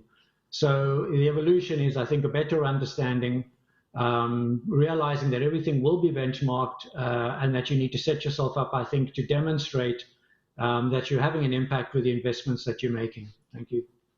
Thank you, Martin. I see we only have 1 minute left, but there is one more question for our panel. Are companies, businesses adapting ESG factors and strategies wholeheartedly into their thinking now, or is it still viewed as a nice to have, gimmick, etc.? Stavros, I don't know if you would like to take that, or perhaps Michael. Sure. Well, can I just say, can I just say very briefly, and then I'll let Stavros finish. People need to understand there is no choice. And those who, I'm not sure I agree that first movers are necessarily at a disadvantage, because I think first movers may well attract the support and the capital to get things done. But let me just finish with, this is the shipping industry's greatest opportunity. Stavros talked about some of the great things coming out of Greek shipping. This is the change moment for the shipping industry to show how key it is to the global economy. And the visibility of progress on decarbonisation is going to transform this industry. If you're not part of this, you will no longer be part of the shipping industry in 10 years. That's great. Thank you very much, Michael. Thank you for your attention. And that brings us to the end of the panel.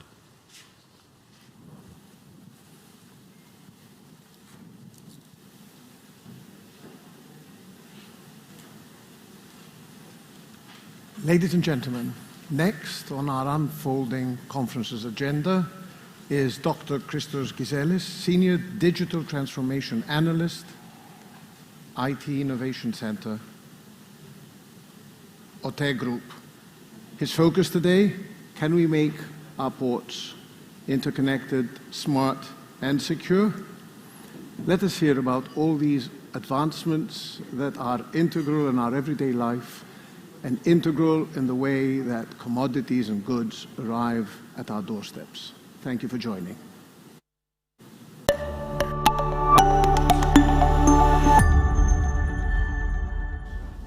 Hello, good afternoon, ladies and gentlemen.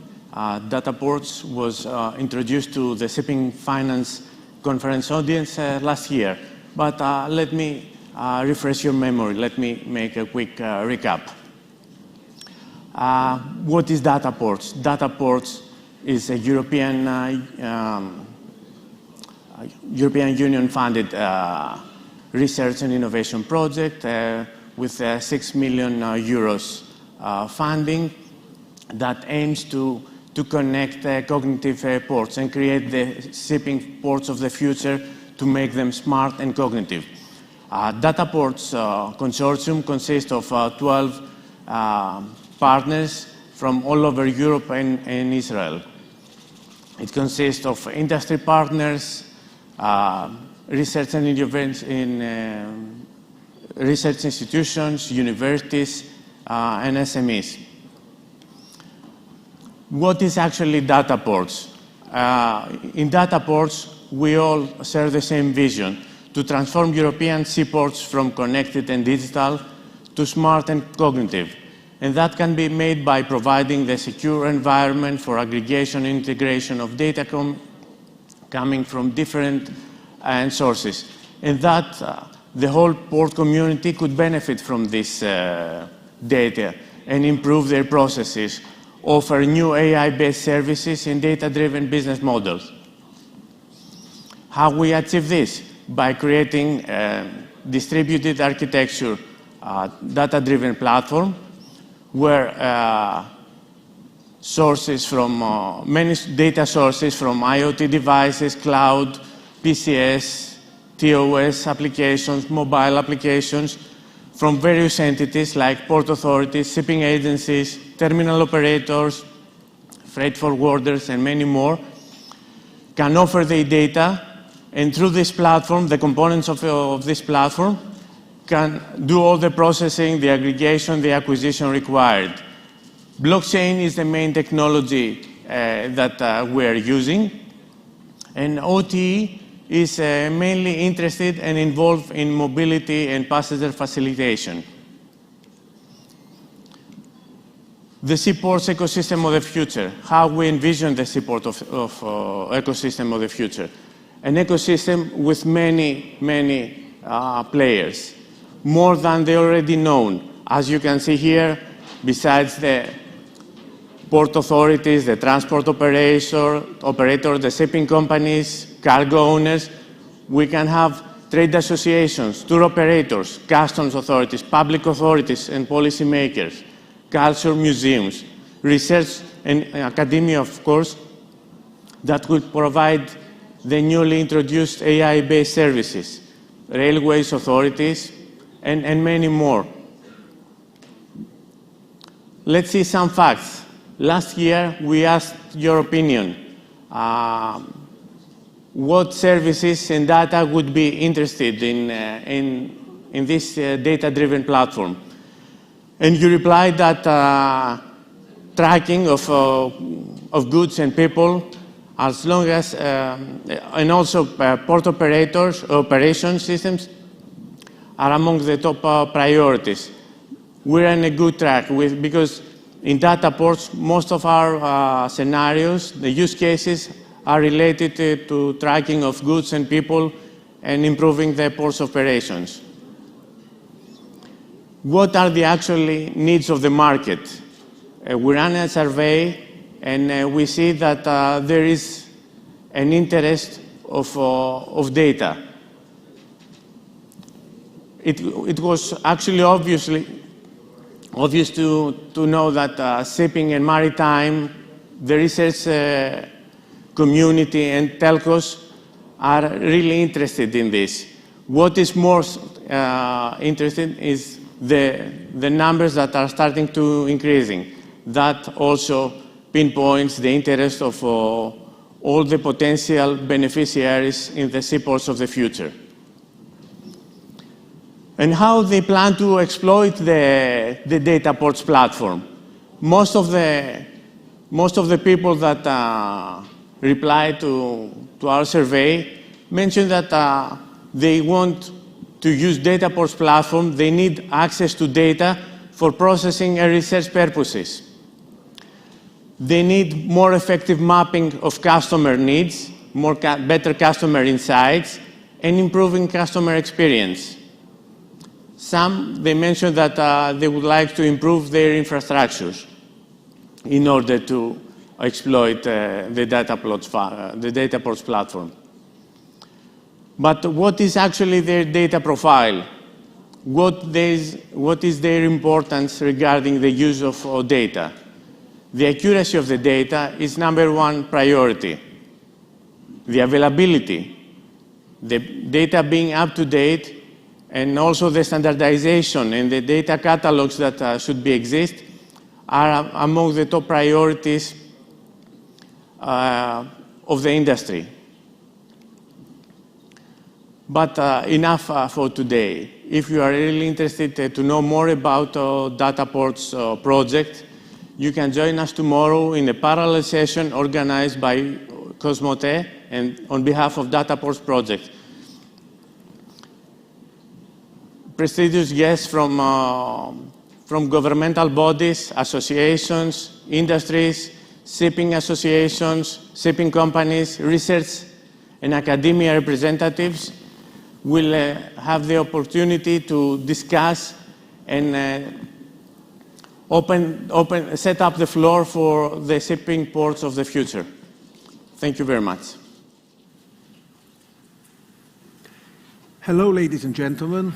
Conference organizers are keeping me on my toes and shifting me around this stage, but here I am, back again, very gladly introducing Mr. George Teriakidis. The question is whether electrification and autonomy is leading to a sustainable future. Is this a threat or an opportunity for owners?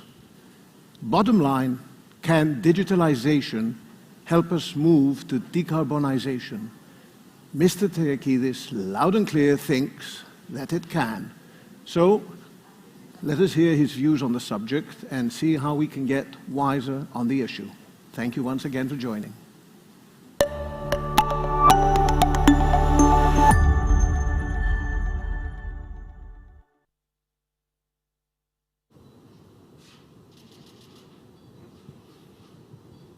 Good afternoon, ladies and gentlemen. Thank you for the invitation to be able to present to you this short topic. It is a mouthful, actually. Is electrification and autonomy leading to a sustainable future? Is it a threat or an opportunity for the owners? Let's start. We are going through times of changes and challenges. That's actually an understatement. But we have to note that the changes that we're going through will not be as slow tomorrow as they are today. Change will continue to be faster and faster as years go by. Sustainability and decarbonization has been in the spotlight recently, and I think the previous panels have also covered it. But what about digitalization, digital transformation? It has taken the back seat the last few years. But why are we talking about, why I'm mentioning digitalization? It's actually worth mentioning that it's nothing more than a set of opportunities that is being created by 4 different things. by having stronger and more powerful computers, by having assets being connected through the internet and satellite and other means together and exchanging information, to have sensors that now they are cheaper than ever and they're becoming cheaper and cheaper. Let's not forget that each mobile phone holds quite a lot of sensors on it, collecting information and building up data. And last but not least, software. Software with different algorithms can access the data, process the data, and come to some useful conclusions that we, humans, do not have the capacity to do so with such amounts of data. So, okay, we know and we've been reminded about digitalization. How is this linked anyway to decarbonization? Can actually all these 4 parameters help us towards decarbonization? Up until now, we've been talking about different fuels and different technologies, and mainly the focus has been on the fuels, how to reduce the CO2 emissions. Can we achieve our targets and have a sustainable future via digitalization? Well, yes, it actually can be done. Can it be done throughout the whole shipping? Can it be done for all ship types? Actually, no.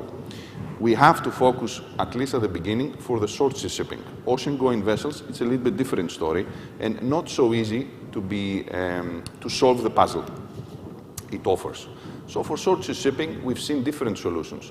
This is the most, I would say, famous one, Yara Birkeland. It's a small container ship. It holds about 120 TEUs. It's electric, fully electric, which means no engine room, just batteries, cables, and the thrusters.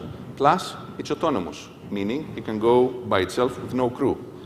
This, just to give you an idea regarding the zero emissions, it substitutes truckloads of trips, which amount to about 700 tons of CO2 per year. So by putting this ship instead of the trucks, you save 700 tons of CO2 per year. The interesting part, and why we're talking about change and how times are changing and things are changing around us very fast, is the stakeholders of this project, which we have to keep in mind. Yes, we have an electric autonomous ship going around today, but who is the ship owner? Which is the yard? The key stakeholders in this project, if you notice, includes no ship owner or traditional ship owner in that matter, neither a traditional yard. They are out of the picture. And this is something that we have to keep in mind, that many things are changing, the model is changing, and we should be reminded of that every day.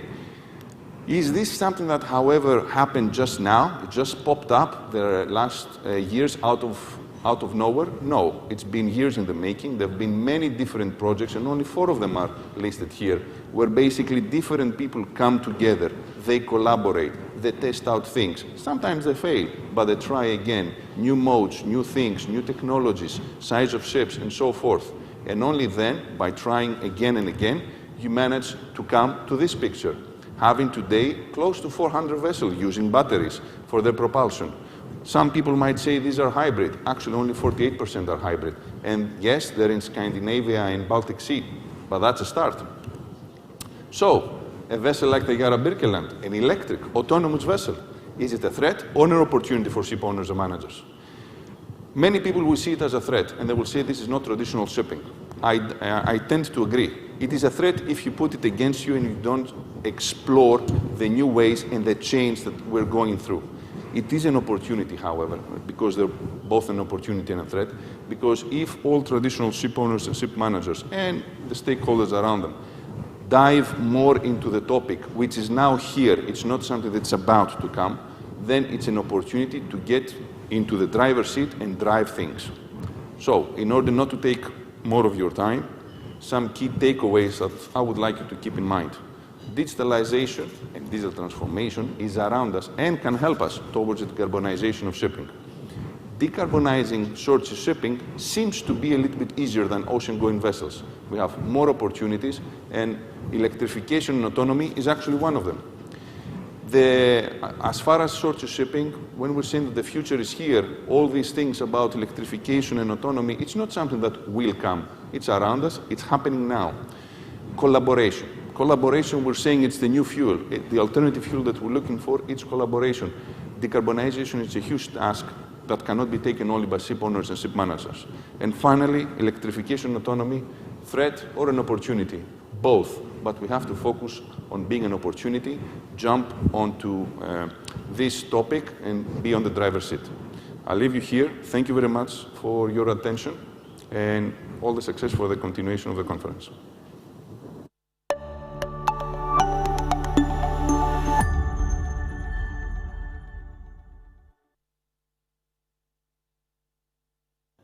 Good afternoon, ladies and gentlemen.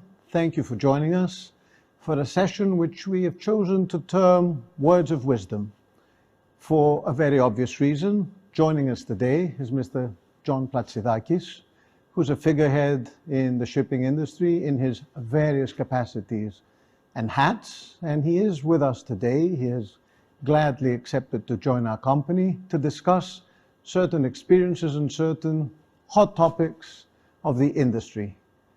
Let me introduce John Platzidakis, Honorary Chairman of Intercargo, ex-board member of the Union of Greek Ship Owners, ex-banker in ship finance in a number of capacities, and substantially involved in big shipping environments such as the Angelikousis family and Costa Mare.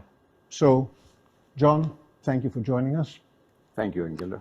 This gives us the opportunity to tackle a few issues which we both believe are of interest in the shipping community these days. Let's start with one that has come to the surface, especially in the last 2-3 years, and that is related to sustainability.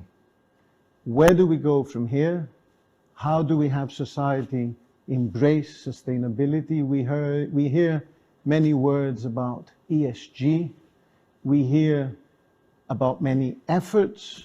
We understand that many times the IMO and other organizations jump the gun, and society is frequently not ready to follow in these footsteps. This causes friction.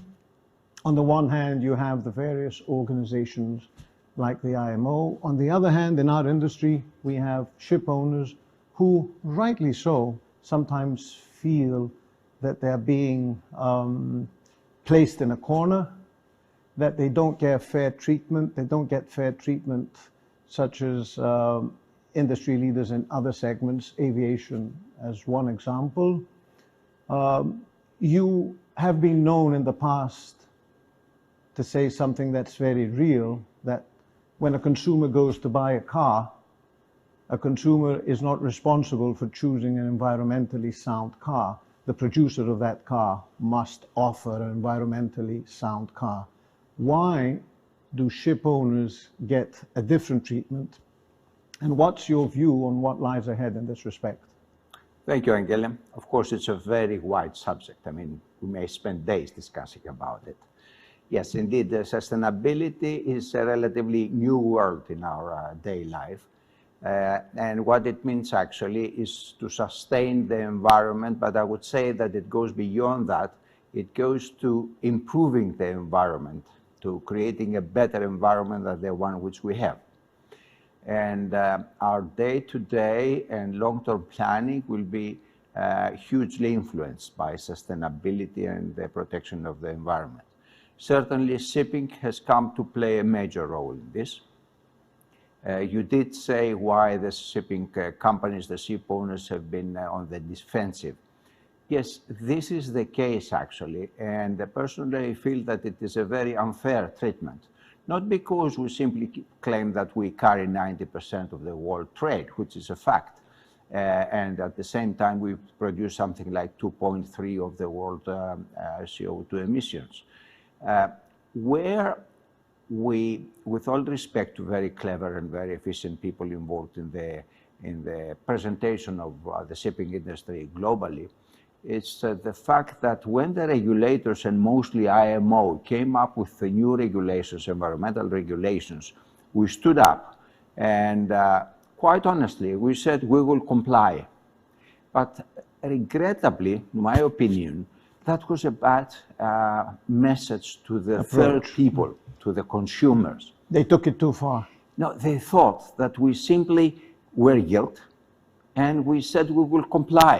But that was not what we wanted to say. We wanted it's as to if say you were surrendering we everything. will comply to the extent we are responsible for. But because we stopped. And to the extent that you can control. Exactly. Yes, to the extent that we are responsible for. But because we said we will comply, the third listener thought that we're at fault.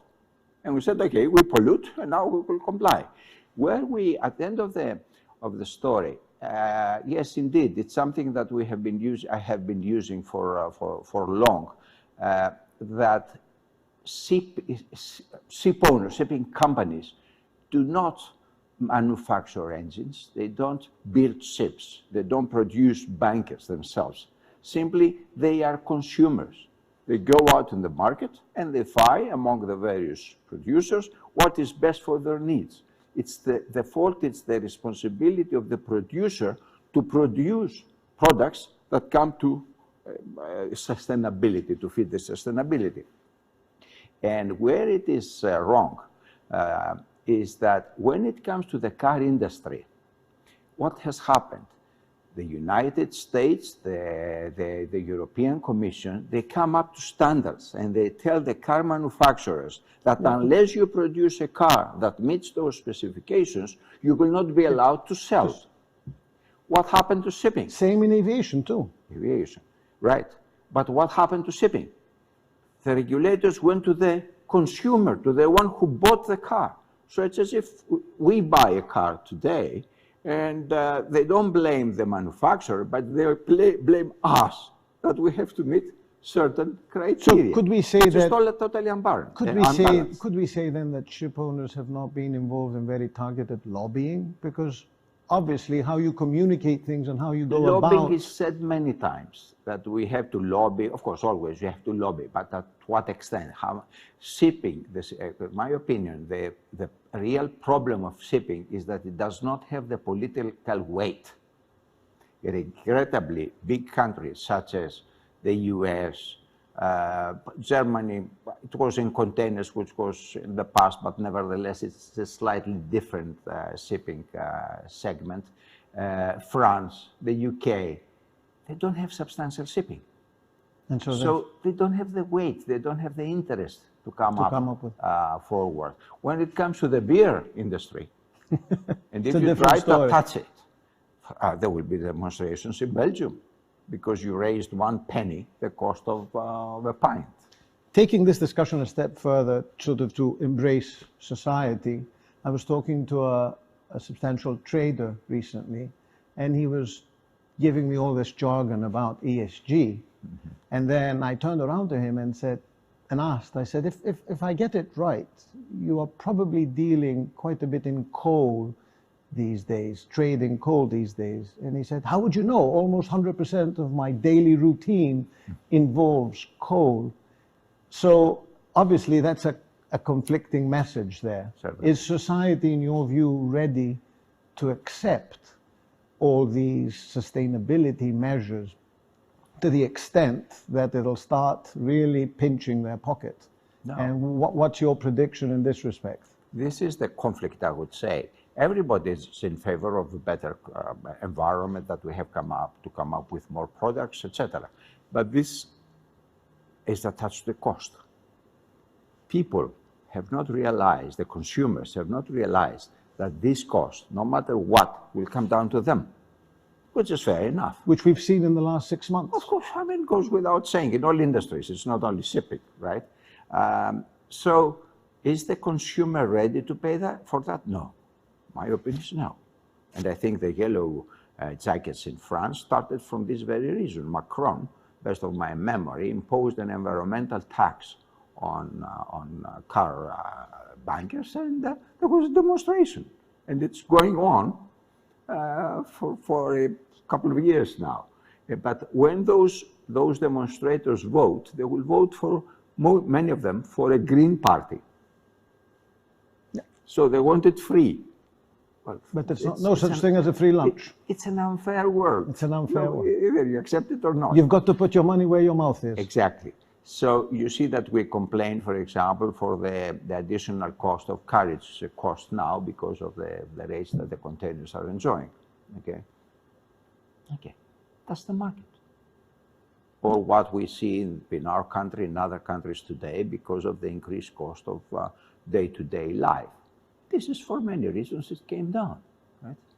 And that's why people now, big consumers, are shifting back to coal or crude oil because natural gas is expensive. So it's... And they've got to make a living and survive. I don't say that we have to be on one side or the other, but I think we have to balance between the two. And we have to probably give it more time to evolve. It just can't happen just like that. It needs time. That's why, personally, I think that the objective set by IMO, especially for those 40% reduction by 2030 and 50% by 2050, blah, blah, blah, some other things, I think to a large extent all these things are not achievable. Of course, some progress will be made, there's no doubt about it, but don't expect that within a very short period of time we will change the world. Exactly. Before we let you go, let's just move our discussion into a topic that you have a lot of experience in, and that is your involvement in substantial Greek ship-owning companies, family-held ship-owning companies who have done miraculously well, wonderfully well, over the years and over the decades, and continue prospering. Obviously, successive generations in these companies have done something right. And as they grow, they have to continue doing something right if they are to continue going from success to success. What elements do you believe the upcoming generation of Greek ship owners need to continue bringing into their business for this success story to continue its life? Interesting question, thank you. Of course, Greek shipping over the years has proven a huge adaptability to changes. But regarding the new generation, as you say, I think the challenge is to ensure, of course, they have to change. The world is changing, so nothing stays still. But in terms of the new generation of ship owners, I would say that they have to ensure that they stay close enough to the ship, because their fathers and grandfathers, they were hugely attached to the vessels and hugely attached to the crew. Don't forget that the crew is the key word in shipping, in the sense that this valuable asset is trading thousands of miles away from the ship owner, from the shipping company, from the manager, and you have to entrust the crew to make sure that they comply with regulations, with the performance under the charter party clauses, etc. So their grandfathers and fathers had that close contact with the ship as an entity. Fully appreciate what you're saying, but as these companies control hundreds of ships, we're talking about quite a few nuts and bolts that the owners need to know the fine details of. Do you believe that it's possible to really be in control, still integrally in control of every detail of such operation with such large companies? Of course, in Greek shipping, yes, there are quite a few big companies, but there are far too many medium-sized or small companies that put a lot of energy in the shipping sector. Okay, but regarding the big companies, yes, it could be the challenge, but nevertheless, it's up to them to address it. Because you see, over the years, what has made the difference between Greek shipping and non-Greek shipping is the fact that management was on-hands management. So if we lose that, and we create a very corporate structure with a lot of reporting, and we lose this attachment to the ship and the crew, we don't have any competitive advantage vis-a-vis the other shipping communities. So we claim that we are better familiar with shipping. Yeah, but it has to be proven. A previous generation ship owner used to tell me that he wants to know the names of each of his captains, so he will only buy ships to the point where he'll remember the name of his captains. Otherwise, he thought it was futile. Okay, hopefully he had a good memory. But yes, it makes a difference, actually, because you see, you entrust the ship to those 20, 22 people. And at the end of the day, those people make the difference. So in other words, what you're telling us is continued success in shipping relies on conservative values of previous generations, and these have to continue being sustainable if we are to move successfully forward. Adaptable values, of course, because yeah. things change. But nevertheless, I think this is the competitive advantage at the end of the day of Greek shipping vis-à-vis other shipping nations. The hands-on management. Yes. In other words, stay close to the ship. And the combination of ownership and management. And of course, there is a lot of enhancement that is needed in the office. Okay, there are new things coming up. We come across artificial intelligence, cyber technology. Of course, it is a challenge. It is a continuous evolution. Exactly. Thank you for joining us. Ladies and gentlemen, thank you for joining one more session of Slide to Open, and hope to see you around Thank you during very the much for the conference, kind and thank you once invitation. again. Thank you, appreciate it.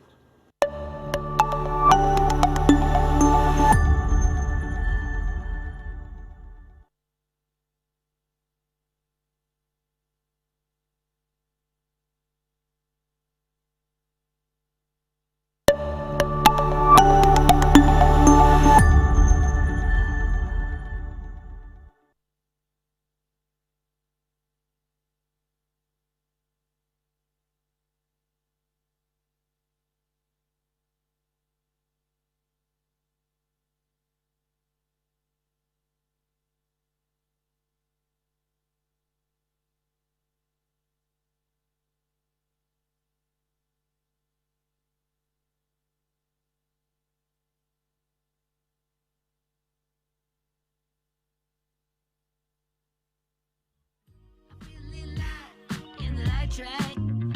I felt a bit of bad, but I came back.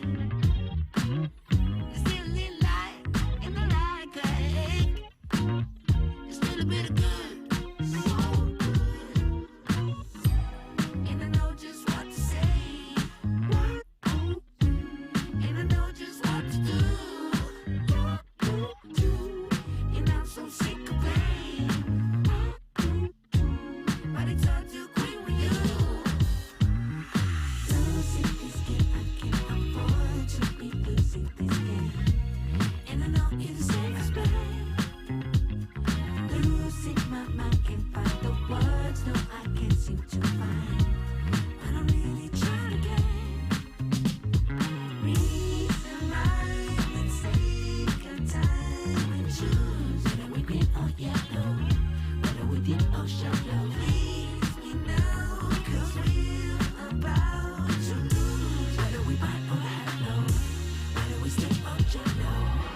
Sometimes, honey, me, you want a little bit of gasoline. I burned out, so to speak. Come a little closer. Here's my disclosure. Do you mind to quit your pretending? Truth or false, this shit never ending. Hear me now and stop condescending. You see, I'm begging you, hear me begging. If you seek for love, don't try to hide it. Find it deep inside and try to hide it. In an uncertain future and an ever-changing world, what remains the same is our need for connections. Connections to business data, email.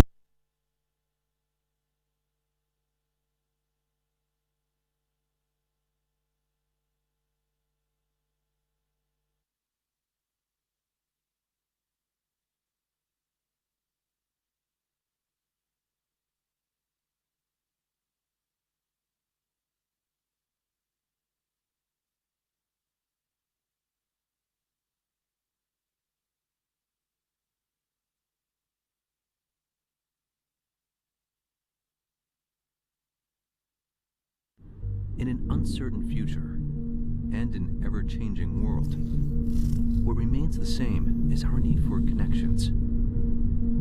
Connections to business data, emails, clients, partners, remote workers. But can we always trust emails, data, and systems to be secure? Can we trust the person on the other side?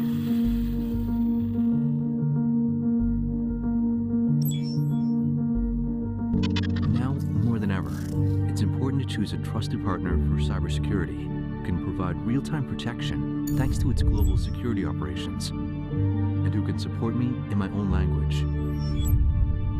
I need a partner who can secure my business now and in the future. I've already chosen one.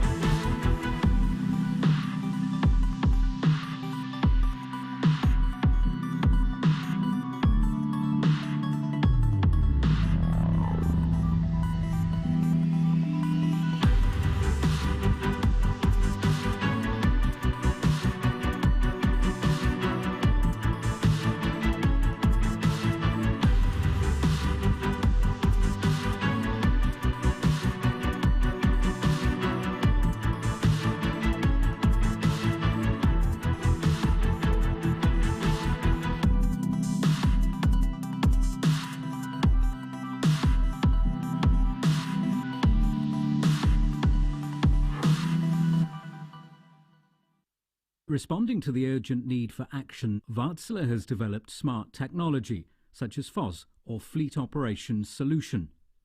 The shipping management company Anglo Eastern has been rolling out FOS for its entire fleet of more than 600 vessels. It recently used the system to complete the world's first digitally controlled port call. One of our vessels, the Kobe Express, which is a container ship, came to the terminal in Tangier Med. And that was the first time we had a call where we were receiving data from the terminal into our navigational system, the Wärtsilä FOS. And by this, I think we could optimize the call, we could time it properly, we could land at the terminal when the terminal was ready. So all in all, the whole call became optimized time-wise and resource-wise, and most importantly also emission-wise. And those critical efficiency benefits are made possible because of the close relationship between Wärtsilä and its customers. Wärtsilä has invested heavily into digital capabilities, and by partnering with Wärtsilä, we gain capabilities that we would not be able to gain otherwise. We found Wärtsilä to be not only a leader in the digital journey, but also a fantastically listening partner in what we need as a ship manager and as a company. And we have a very close partnership where our input is taken up by Wärtsilä in the product development of the solutions that they're providing for us. But it's not just at sea where those digital solutions are making a difference. During the pandemic, access to simulators to train seafarers was restricted. Companies such as Anglo Eastern urgently needed an alternative. We threw a challenge to the simulation industry to come up with a solution for being able to assess people without having to come to the training centers. And we are very pleased to find out that Wärtsilä had been working on such a solution, and we were probably the first company in the world to try that out. And what we have found is that by giving us this ability to assess people on the cloud, we were able to continue with our business of judging people in an assessment before putting them on board. As an industry, we really need to come together as an ecosystem, because nobody can make this transition alone. We need to take some bold, forward-looking, strategic decisions, and then, with a lot of determination, a lot of commitment, execute in many small steps towards a bold vision for a sustainable future. Την οδήγηση τα μετράς όλα. Με φυσικό αέριο κίνησης φυσικών μπορείς και να τα έχεις όλα. Οικονομία που σπάει κοντέρ με κόστος μόνο 3 ευρώ στα 100 χιλιόμετρα. Ασφάλεια για τον κινητήρα και φροντίδα για το περιβάλλον. Παίρνα και εσύ στη νέα εποχή της κίνησης. Μάθε περισσότερα στο physicon.gr. Physicon από τη ΔΕΠΑ. Φυσική εξέλιξη.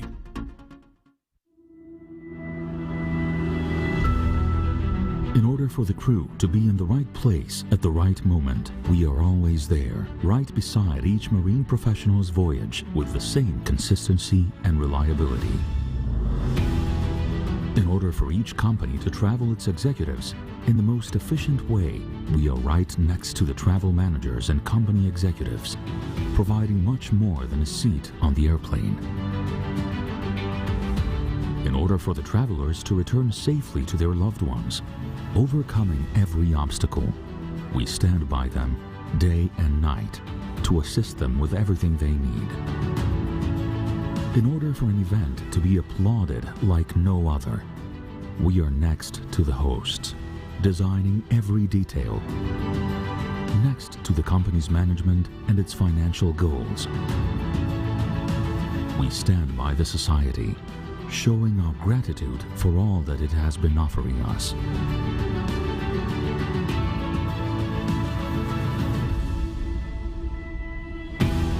We are Marine Tours.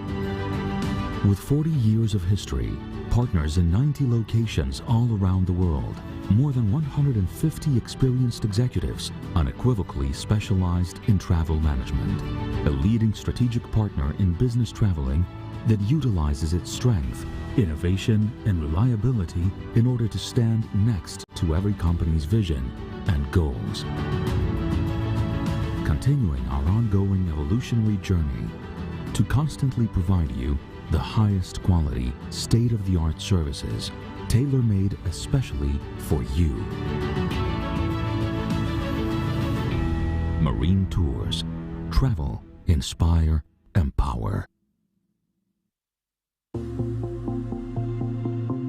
Meeting the IMO's 2030 and 2050 greenhouse gas targets requires a robust decarbonization strategy. For owners and operators, developing and implementing this strategy can be achieved in 3 steps. The first step on your decarbonization journey is to develop your carbon footprint and carbon intensity profile. Benchmarking the performance of each vessel in your current fleet provides the starting point against which improvements can be measured. When setting goals, ask what your emissions-compliant fleet will need to look like for both new and existing ships. Define your goals in the context of the regulatory framework and align your objectives with external business drivers. This will lead to the adoption of your decarbonization trajectory. The second step is to consider your options. In the next few years, new technologies will allow for more efficient vessel designs, improved operational performance monitoring, and increased viability of alternative fuel options. All of these aspects should be taken into consideration when selecting your options. It is important to explore both the technical aspects and the economic feasibility of each proposed solution. The final step is to implement your strategy. During the execution of your strategy, put the proper environmental monitoring systems in place so that you can quickly identify potential deviations and provide decision support for corrective actions. This will also provide a structured platform for dependable sustainability reporting. Ready to develop your decarbonization strategy? Let ABS's team of technical leaders assist you today by emailing sustainability@eagle.org or visiting us at www.eagle.org/sustainability.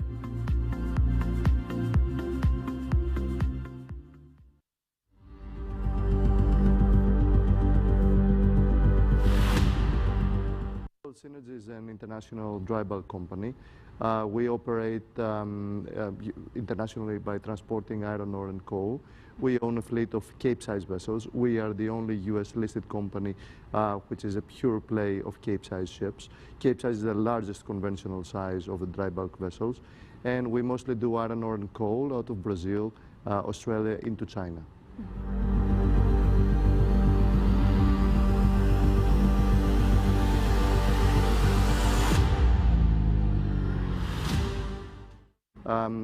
For us, it's a very important opportunity to access to the U.S. capital markets through the NASDAQ platform. You know, as a company, we have been quite active raising capital here in the United States, and we have managed to deliver significant returns to our shareholders over the last few years.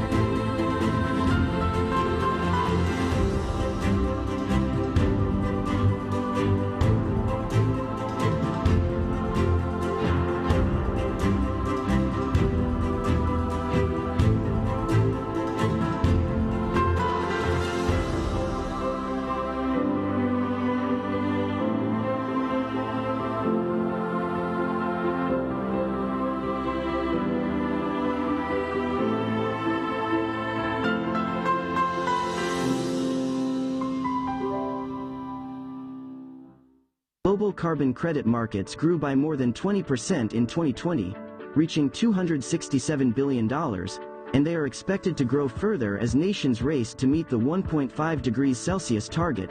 However, meeting this target will necessitate a greater amount of negative emissions, much of which will be generated using carbon credits. In light of this, Kyoto Network emerged.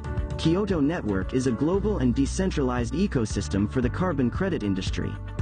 At Kyoto Network, we aim to make carbon credit markets accessible to everyone, so that anybody can offset their carbon emissions and participate as an investor to benefit from the market's predicted future growth. Because this is a DeFi project, the initial components of this ecosystem will be Kyoto Coin, a BEP20 system token that allows for frictionless staking, liquidity, charity, and carbon offsets. Kyoto Carbon, a network-independent token backed by carbon credit that can be issued as tokens or NFTs. Carbon Factory, a token factory that turns any BEP20 token into a carbon-neutral token. Kyoto DEX, the decentralized exchange dedicated solely to carbon credit-backed tokens and carbon-neutral tokens. Carbon Stake, a staking pool that distributes a portion of the ecosystem's revenue to Kyoto Coin depositors.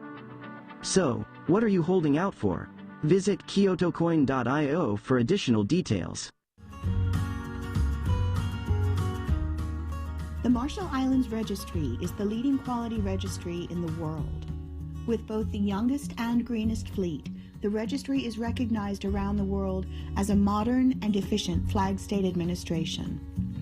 We listen closely to owners and operators, refining our services where necessary to uphold our commitments to maritime safety, security, and environmental protection. Our commitment to safe shipping is exemplified in our port state control record.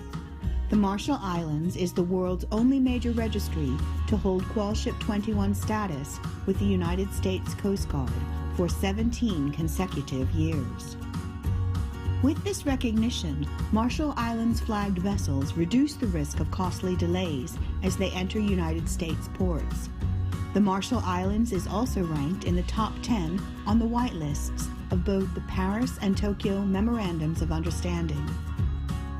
By providing customers with full and timely services, as well as maintaining an active dialogue with coastal administrations, classification societies, and industry stakeholders, the RMI Registry continues to strengthen its reputation as a high-quality flag state administration. One strategy designed to promote efficiency, quality, and service is our network of 27 offices located in major shipping and financial centers around the world.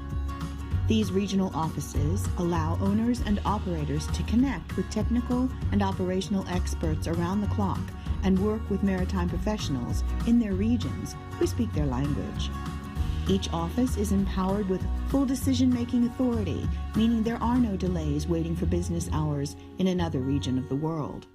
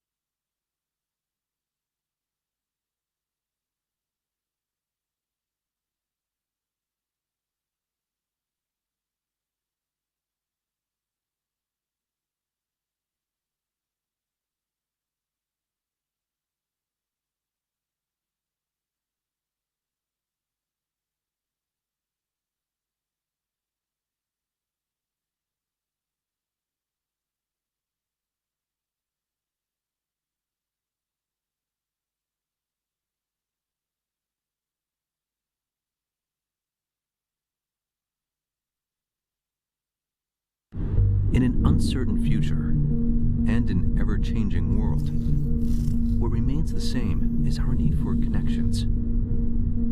Connections to business data, emails, clients, partners, remote workers. But can we always trust emails, data, and systems to be secure? Can we trust the person on the other side?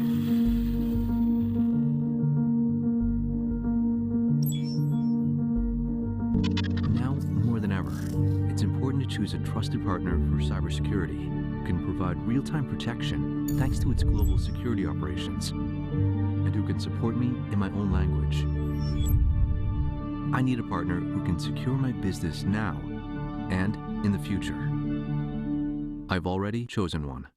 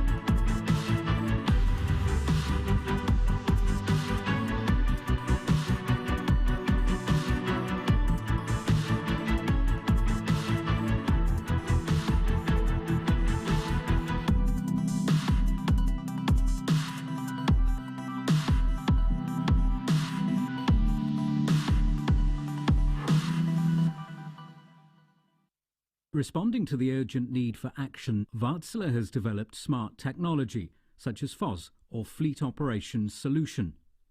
The shipping management company Anglo Eastern has been rolling out FOS for its entire fleet of more than 600 vessels. It recently used the system to complete the world's first digitally controlled port call. One of our vessels, the Kobe Express, which is a container ship, came to the terminal in Tangier Med. And that was the first time we had a call where we were receiving data from the terminal into our navigational system, the Wärtsilä FOS. And by this, I think we could optimize the call, we could time it properly, we could land at the terminal when the terminal was ready. So all in all, the whole call became optimized time-wise and resource-wise, and most importantly also emission-wise. And those critical efficiency benefits are made possible because of the close relationship between Wärtsilä and its customers. Wärtsilä has invested heavily into digital capabilities, and by partnering with Wärtsilä, we gain capabilities that we would not be able to gain otherwise. We found Wärtsilä to be not only a leader in the digital journey, but also a fantastically listening partner in what we need as a ship manager and as a company. And we have a very close partnership where our input is taken up by Wärtsilä in the product development of the solutions that they're providing for us. But it's not just at sea where those digital solutions are making a difference. During the pandemic, access to simulators to train seafarers was restricted. Companies such as Anglo Eastern urgently needed an alternative. We threw a challenge to the simulation industry to come up with a solution for being able to assess people without having to come to the training centers. And we are very pleased to find out that Wärtsilä had been working on such a solution, and we were probably the first company in the world to try that out. And what we have found is that by giving us this ability to assess people on the cloud, we were able to continue with our business of judging people in an assessment before putting them on board. As an industry, we really need to come together as an ecosystem, because nobody can make this transition alone. We need to take some bold, forward-looking, strategic decisions and then with a lot of determination, a lot of commitment, execute in many small steps towards a bold vision for a sustainable future. Στην οδήγηση, τα μετράς όλα. Με φυσικό αέριο κίνησης φυσικών μπορείς και να τα έχεις όλα. Οικονομία που σπάει κοντέρ, με κόστος μόνο 3 ευρώ στα 100 χιλιόμετρα. Ασφάλεια για τον κινητήρα και φροντίδα για το περιβάλλον. Παίρνα και εσύ στη νέα εποχή της κίνησης. Μάθε περισσότερα στο physicon.gr. Physicon από τη ΔΕΠΑ. Φυσική εξέλιξη.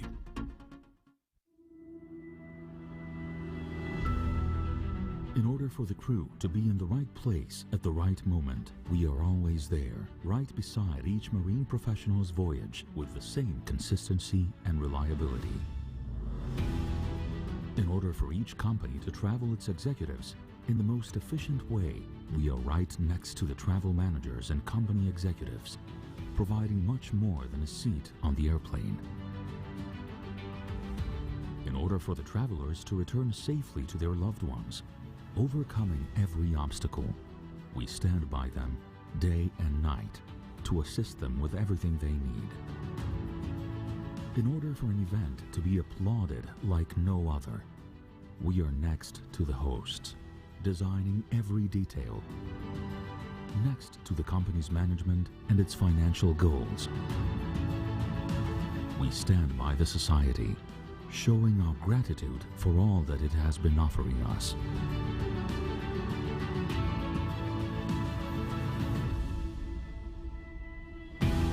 We are Marine Tours.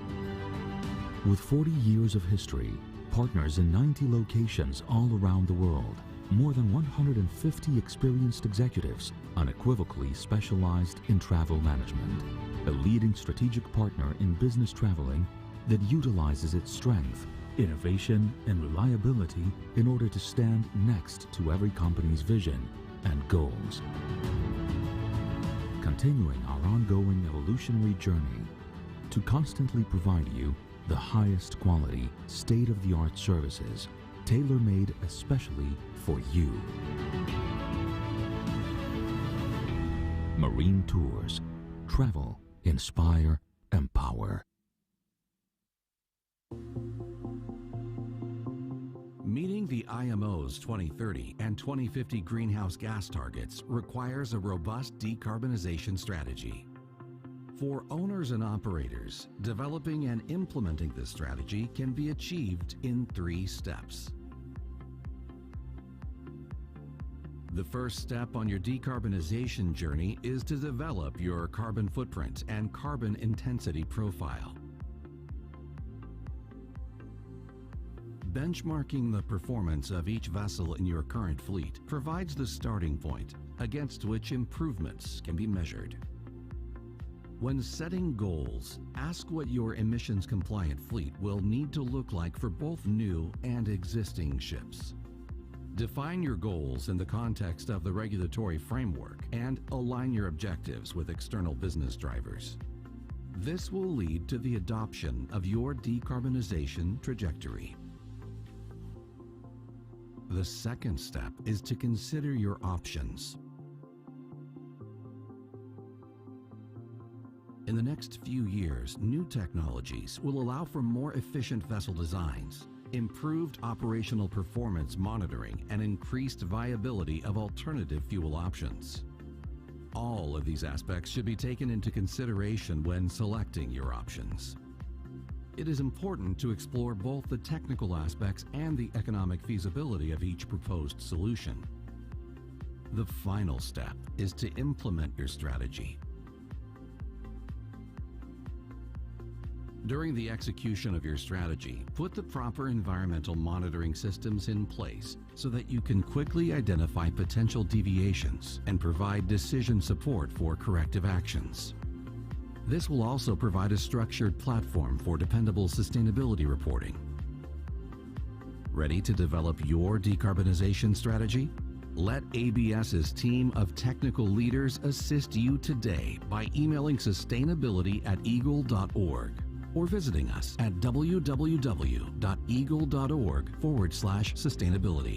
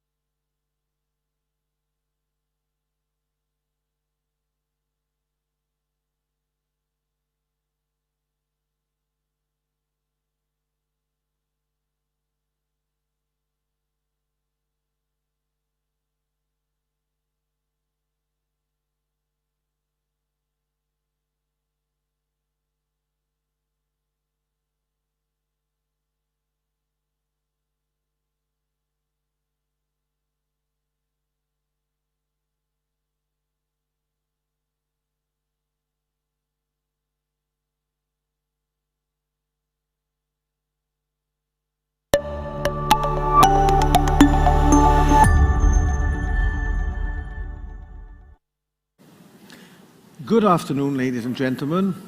Thank you for coming back in our company. Just as you thought you knew it all, here's a new term for you: neurofinance. Yes, you heard correctly. You will now hear a speech from Elizabeth Calbury, neuropsychologist, leadership trainer, founder of Self-Balance, who will talk to you about euphoria and the dangers therein. So, if you're feeling overly euphoric, don't panic. There's a cure at hand, and it could be in the way that you learn to regulate your hormones and move forward with caution. Thank you for joining. Enjoy.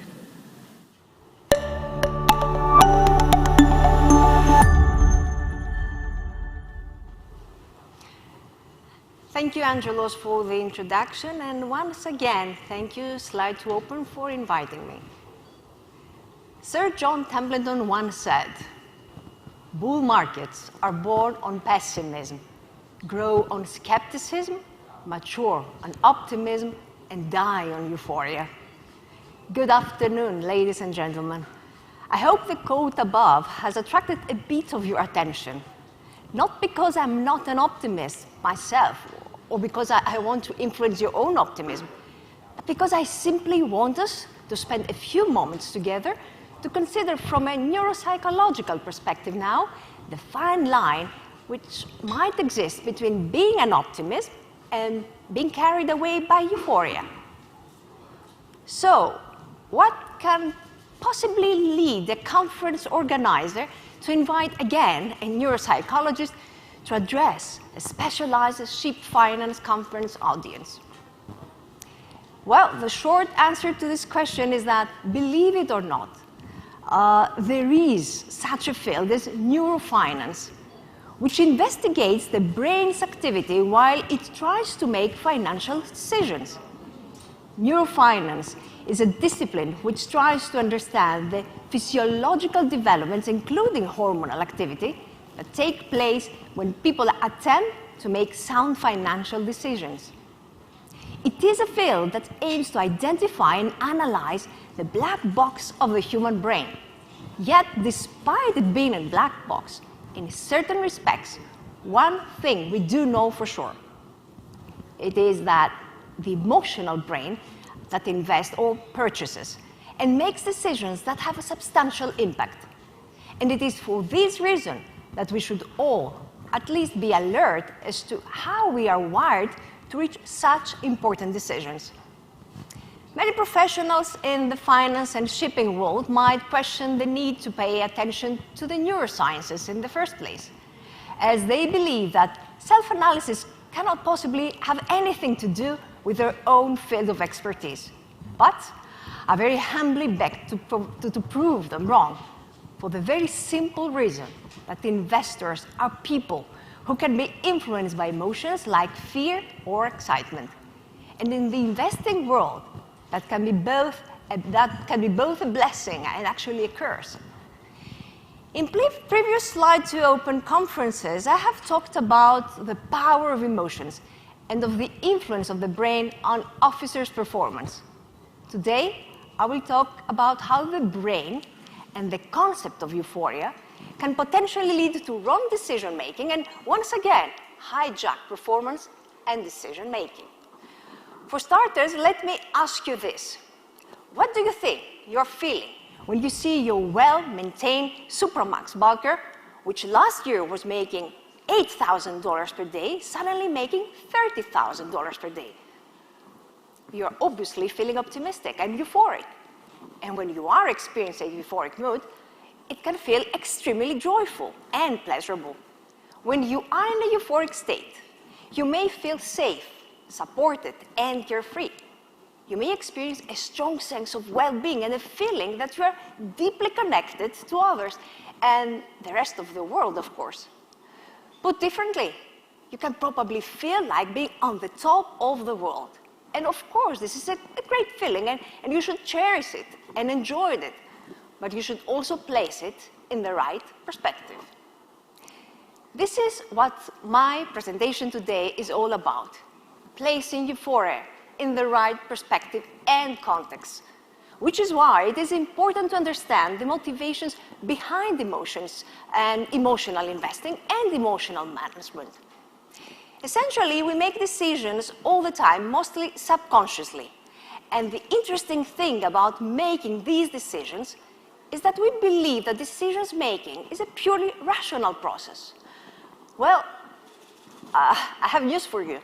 Decision making, in fact, depends heavily on emotions, which we don't realize end up affecting our choices. In other words, we might think of emotions and decisions as being quite separate matters, but they're very much interlinked. Emotions are central in our decision making. Without emotions, we find it very hard to make decisions. And cash flows, returns on investment, and money in general have a way of stirring up emotions and clouding higher thought processes and hence decisions, just like emotions influence your officers and crews on board your vessels and impact their decision-making abilities substantially at times of crisis or stress. So why is it that euphoria feels so real even when it isn't realistic? Here's a quick and easy explanation. In essence, euphoria is a form of a synthetic happiness. The secret to your happiness lies in a place that is very close to you. In fact, it is right behind your forehead. It is the part of the brain called the prefrontal cortex, which is an experience simulator. It is the part of the brain that allows us to indulge in flights of emotions and create a nice and cozy world of synthetic happiness. You in the finance world are in any case used to the term synthetic assets, and so maybe the term synthetic happiness helps you make some connection as to what I'm trying to get to. But I will analyze this for you in any case, and I will try to do so by introducing terms which you might have heard about in your biology classes. Let's start, it's like the ones that it's important to mention, is the oxytocin and dopamine. When people have feelings of trust and safety, then they produce high levels of oxytocin.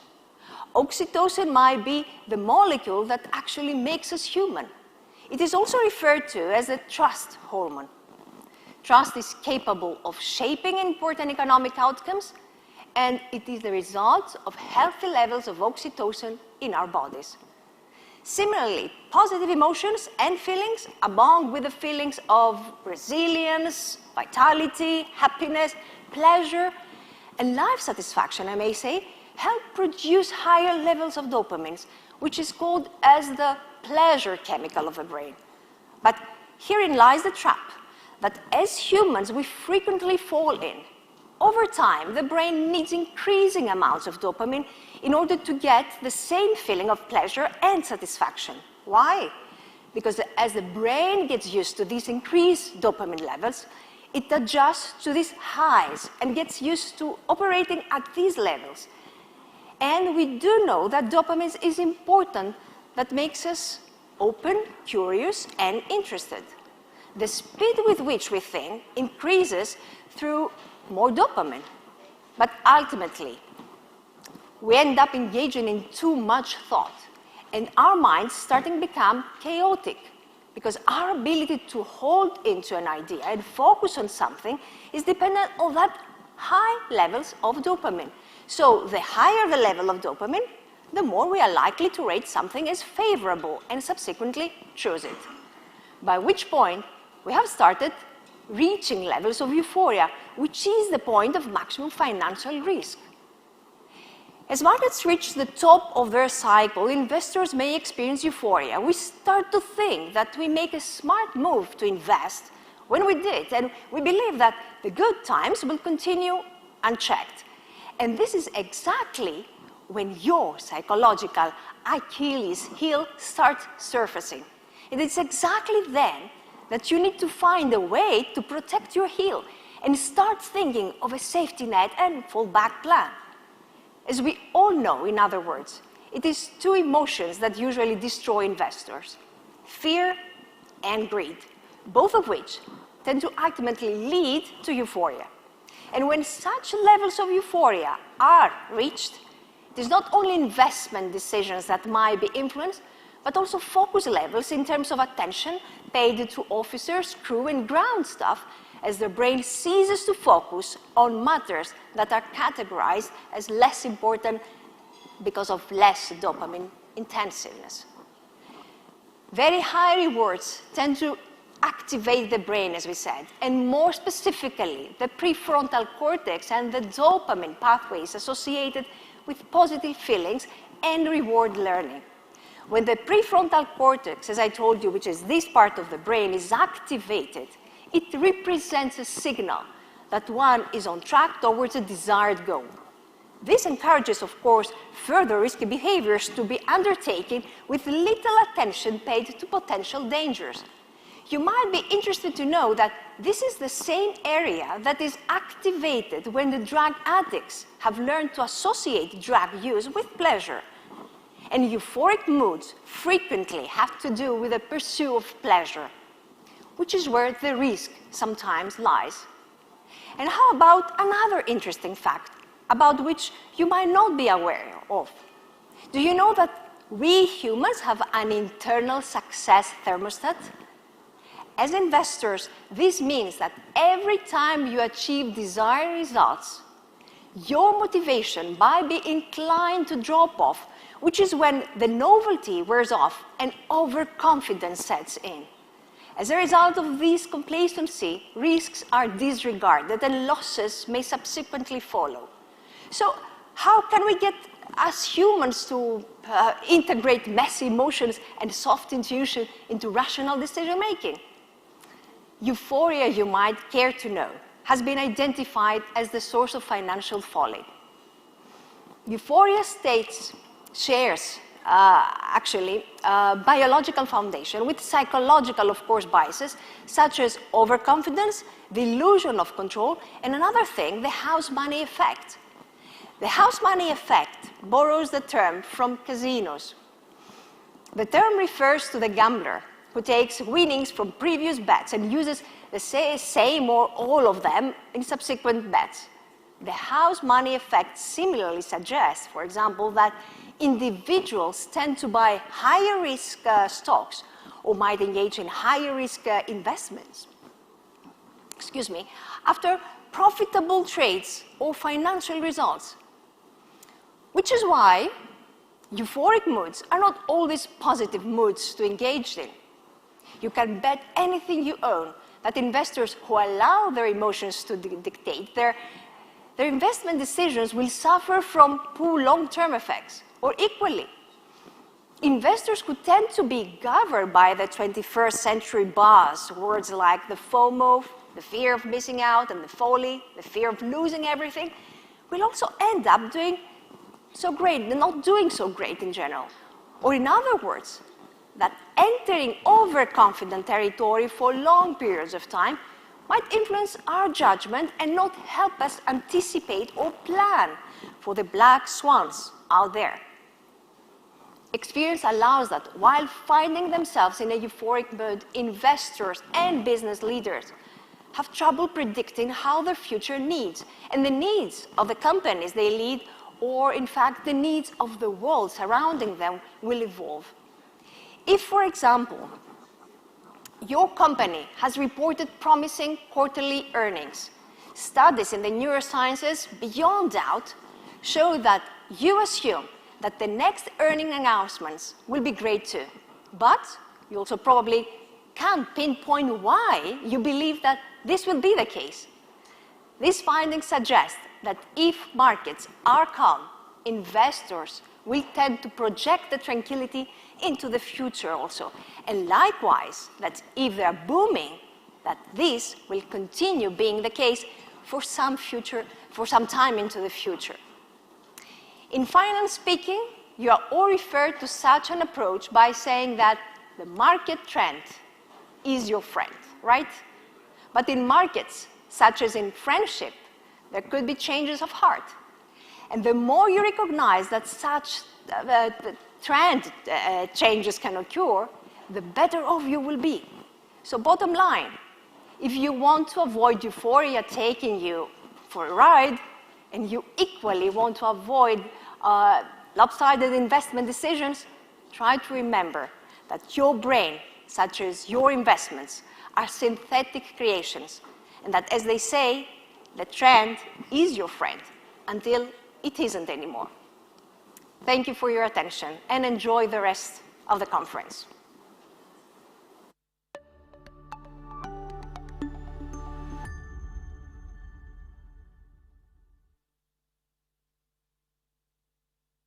Good afternoon to all, and I would like also to welcome you to the Slide to Open conference, and of course thank Despina Travlou for having us for one more year. And I am in the very pleasant position to take an interview from Alex Hatzipateras, and a few words for him. Alex has served as Executive Vice President of Business Development of Dorian LPG since July 2013, and is the son of John Hatzipateras. His main areas of focus are business development and commercial strategy, and he also assists in the management of the company's operation in Kalithea, Greece, where he's based. Since joining Eagle Ocean in 2006, he has been involved in managing its Aframax and VLGC new building program at Sumitomo Shipyard in Japan and Hyundai Heavy Industries in South Korea, and also has participated in its Aframax spot chartering from Highbury. Since November 2016, he has served as a director of the Members Committee of the UK P&I Club, and we are here together to discuss a little bit and to ask him a few questions of how he sees several, let's say, several shipping issues. And I will start, I think, with the most critical for the time being, decarbonization and climate change. I am in shipping, I'm working in shipping the last 20 years, and we're continuously hearing about new regulations, ISPS, ECDIS, ballast water, scrubbers. Always ship owners have to pay for these regulations, but this time decarbonization and all this discussion about fuels concern all of us because it has also to do with the climate change. We have to pre-act for the future. So what is your opinion about this? How do you see this new, let's say, long-term discussions about this issue? Thank you, Danai, and I'm delighted to be back at Slide to Open for the second time. I think this is very topical, of course, and for us as a company, and our viewpoint is that starting off maybe from the back, we're carrying a product, liquefied petroleum gas, which is a stepping stone to a cleaner future for many countries that are moving away from biomass or charcoal to cleaner energy as they set up their energy grids. But I think that your question is pointing more towards the ships themselves and their emissions rating. I think it's not, this is the key issue for us as ship managers, ship owners. Of course, it's something that has to be addressed from the whole ecosystem. Many times regulations like this get pushed back on the ship owners, and we need the support also of shipyards, manufacturers, and we've seen big companies like Maersk bring forward targets in terms of having carbon neutral ships. It's a balance, of course, for us economically. Of course, we'll hit the required targets, and then we'll investigate how we can proactively perhaps address some emissions reductions using smart routing, AI, better hull conditioning, all of the new technologies that are at our fingertips. But it is very ambitious when you look at the 2030, 2050 targets, and we're doing in the short, medium term everything possible we can to try and be proactive as a small, medium-sized company. And you believe that the stakeholders are finally sitting at the same table? No, I don't think so. I think it's not fully aligned. There are different bodies with different interests. I think that the sustainability and climate change, people realize that we must leave the planet in the same state to our children and grandchildren as it is today.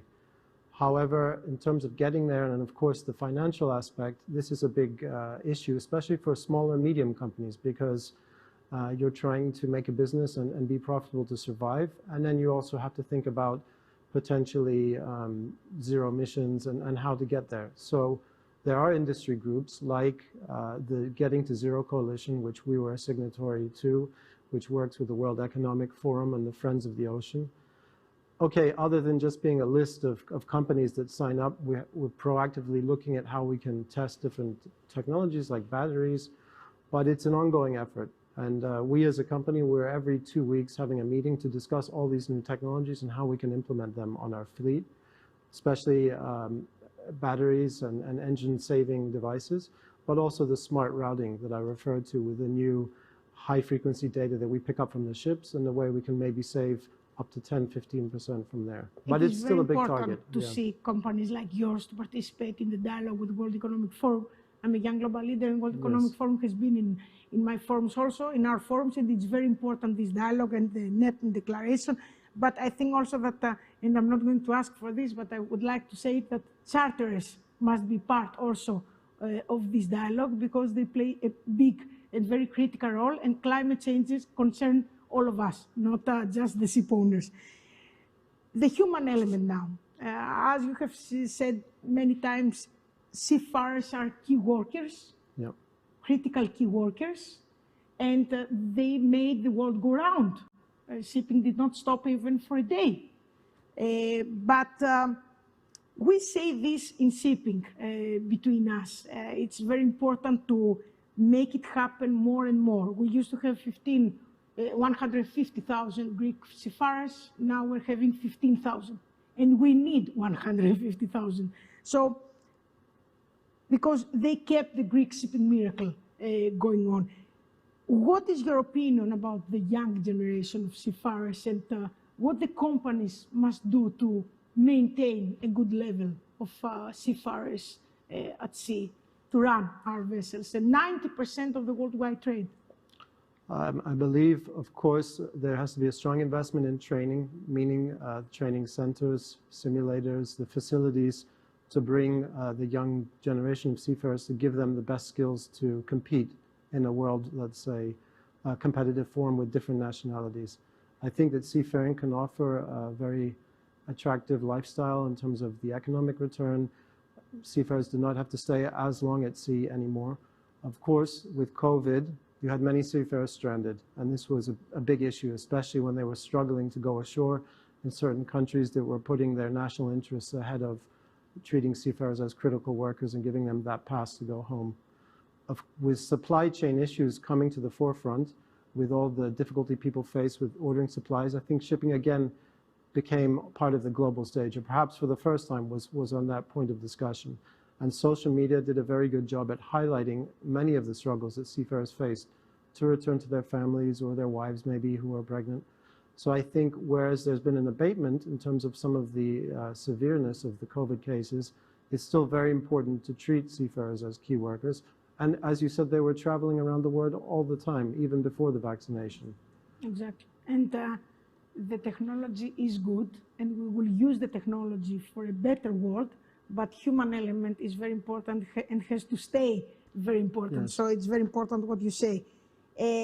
Your company, Dorian LPGs, has a long-lasting history in Greek and international shipping industry, with offices in USA, Denmark, and Greece. What future holds for Dorian? Very, very excited about the future for Dorian. I think that we've built a really good name on the back of my father and the management team leading up to me. And I think that respecting this name and using it as a platform for growth, be it through the pool that we operate with the Japanese company MOL, through new buildings. We have a new building now coming from Kawasaki Heavy Industries in March 2023 that's LPG fueled.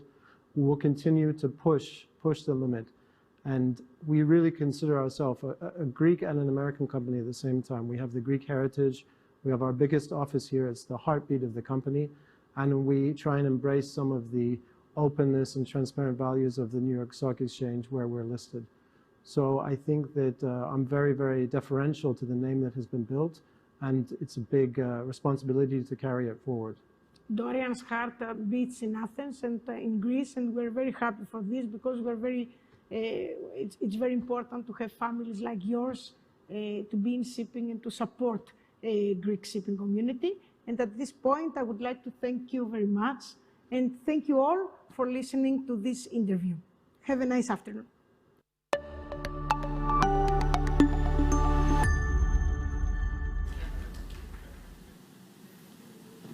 Ladies and gentlemen, welcome once again. If 5 years ago anyone were reading through the program, there would probably be many buzzwords, and a lot of it would probably sound like science fiction. But here we are, 2022, tackling many new issues and trying to go into further depths. I am not well versed in these depths yet. I follow them. They are part of our life and our industry. And thank God we have people like Mr. Shiraz Malik, who is the co-founder of the Kyoto Network and the CEO of Digitalize Limited. I will read to you a brief description of what will follow, again, as I'm not that well versed. So please follow me. Mr. Shiraz will talk about revolutionary new blockchain-based platform, and the aim is to democratize the carbon credit market by allowing everyone access to it. Fundamentally, it leads to a more sustainable ESG world, which Mr. Shiraz Malik wants to talk to us about. It's creation of a currency that benefits both the holders and the environment, and ultimately leads to the desired goal, which is net zero. So, Shiraz, I turn it over to you, and we're all ears about something that is very important to you and to all of us.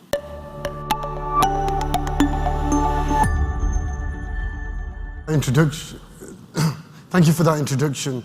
So I think going on to that first point, which is about the science fiction of the world that I come from, which is the blockchain and crypto world. I'll just give everybody a few basic definitions. Blockchain. The blockchain, as you can see by the definition, a digitally distributed, decentralized public ledger that exists across a network of computers. What this basically means is, as opposed to being a centralized network like most systems that we understand today. So you take Facebook, for example, which has a central pool of servers where the control sits. A blockchain exists and is controlled and managed by the whole network of users. Another word you're going to hear me say is smart contracts, which is self-executing programs stored on the blockchain. What smart contracts are digital transactions that have conditions set. So if you take an email, for example, sending an email wouldn't be a smart contract. But if I added a read receipt to that email, that could be defined as a smart contract because I've put a condition on it. You then put that on the blockchain, and in essence, that's what a smart contract is. Web3 is the creation of technologies on the blockchain and creating a decentralized network where there isn't a single point of control.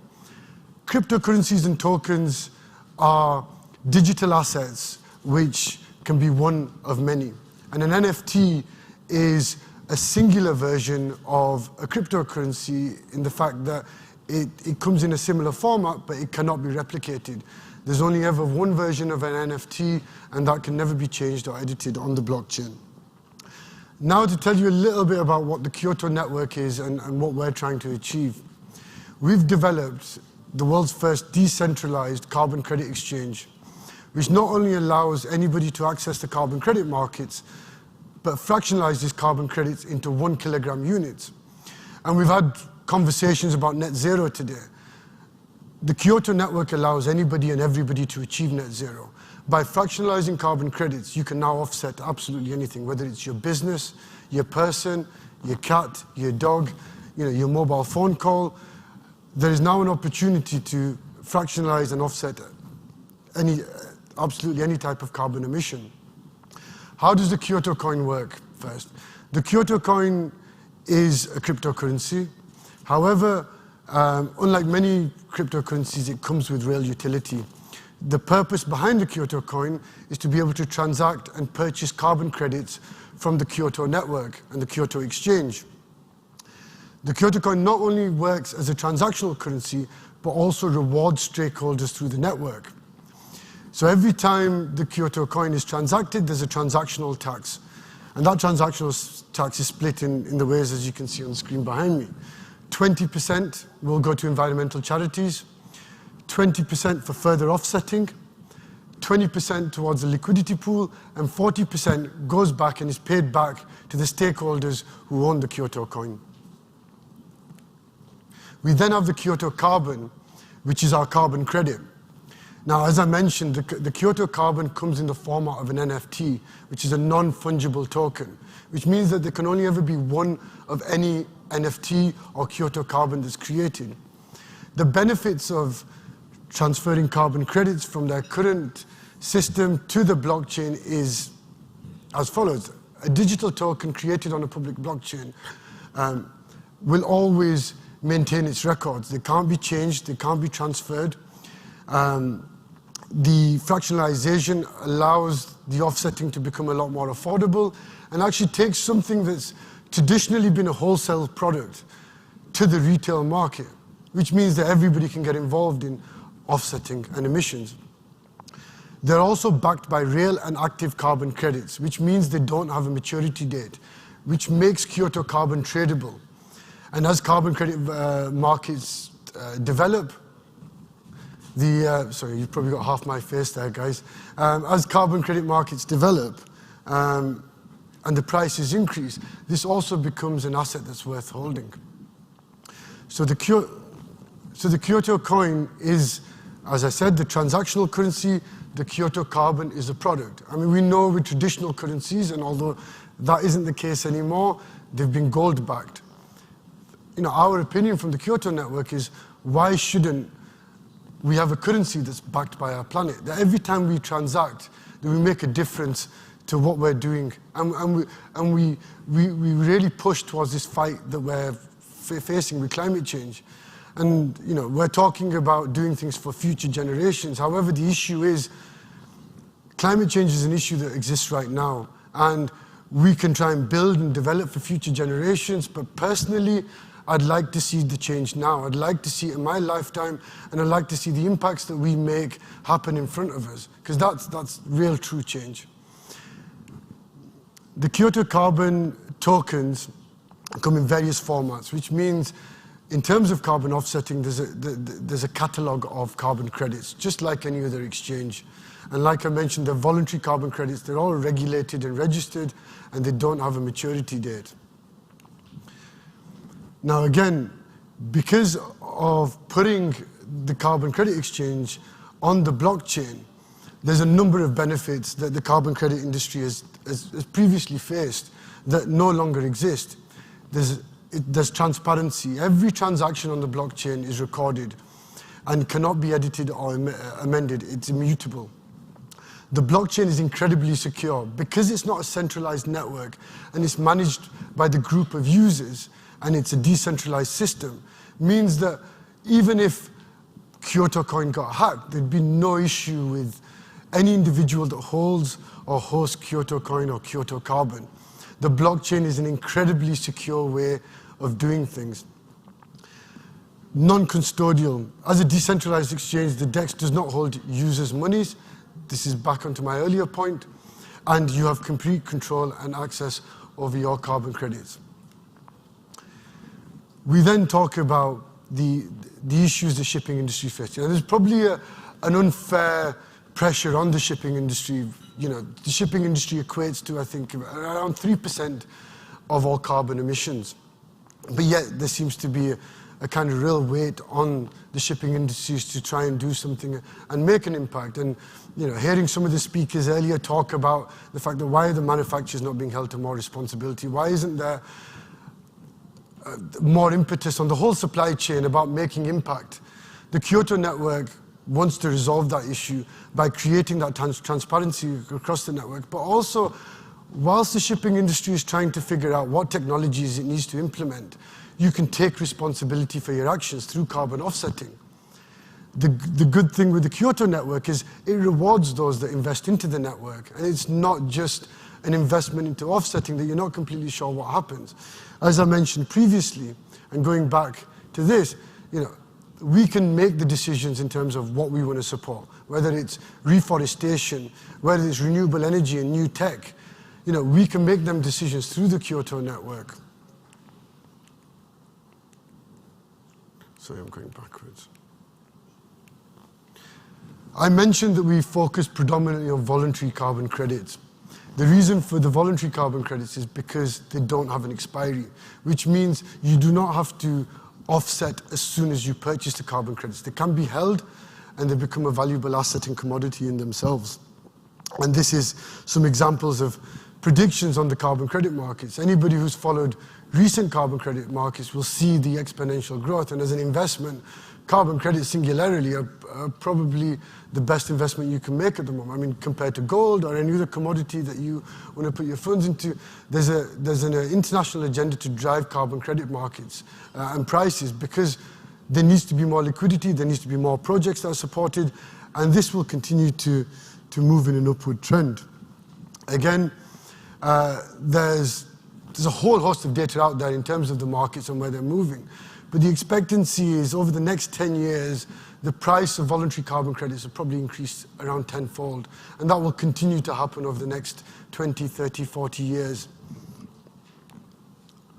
Again, the carbon credit markets as a whole, and not just the voluntary markets, have seen an upward turn and upward growth. And as I mentioned previously, the Kyoto coin is backed by the Kyoto carbon. So if you want to associate a real utility to a crypto, then Kyoto coin is that coin with utility because it serves a purpose.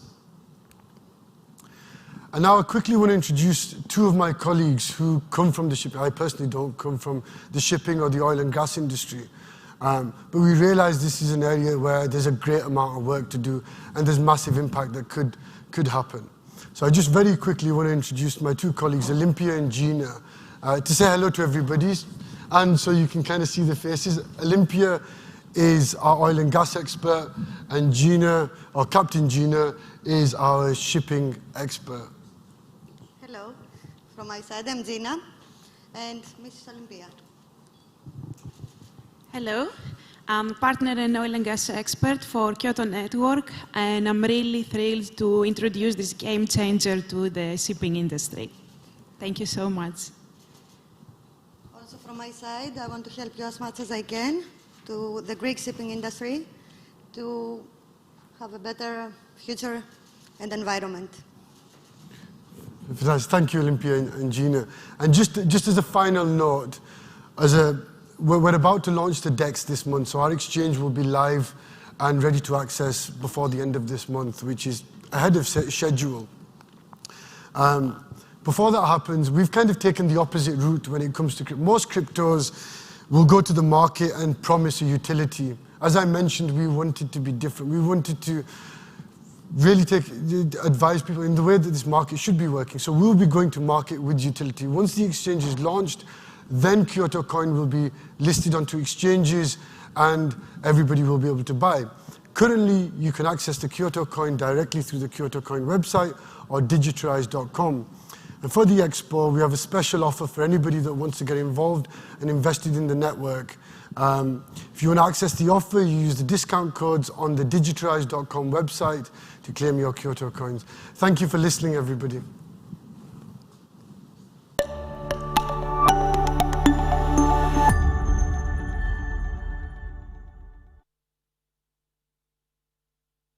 Mr. George Plevrakis is the Vice President, the Global Vice President for ABS. He is responsible for the strategy in what concerns sustainability of the American Bureau of Shipping, and heads the 5 centers of excellence, namely in Athens, in Houston, in Copenhagen, in Shanghai, and in Singapore.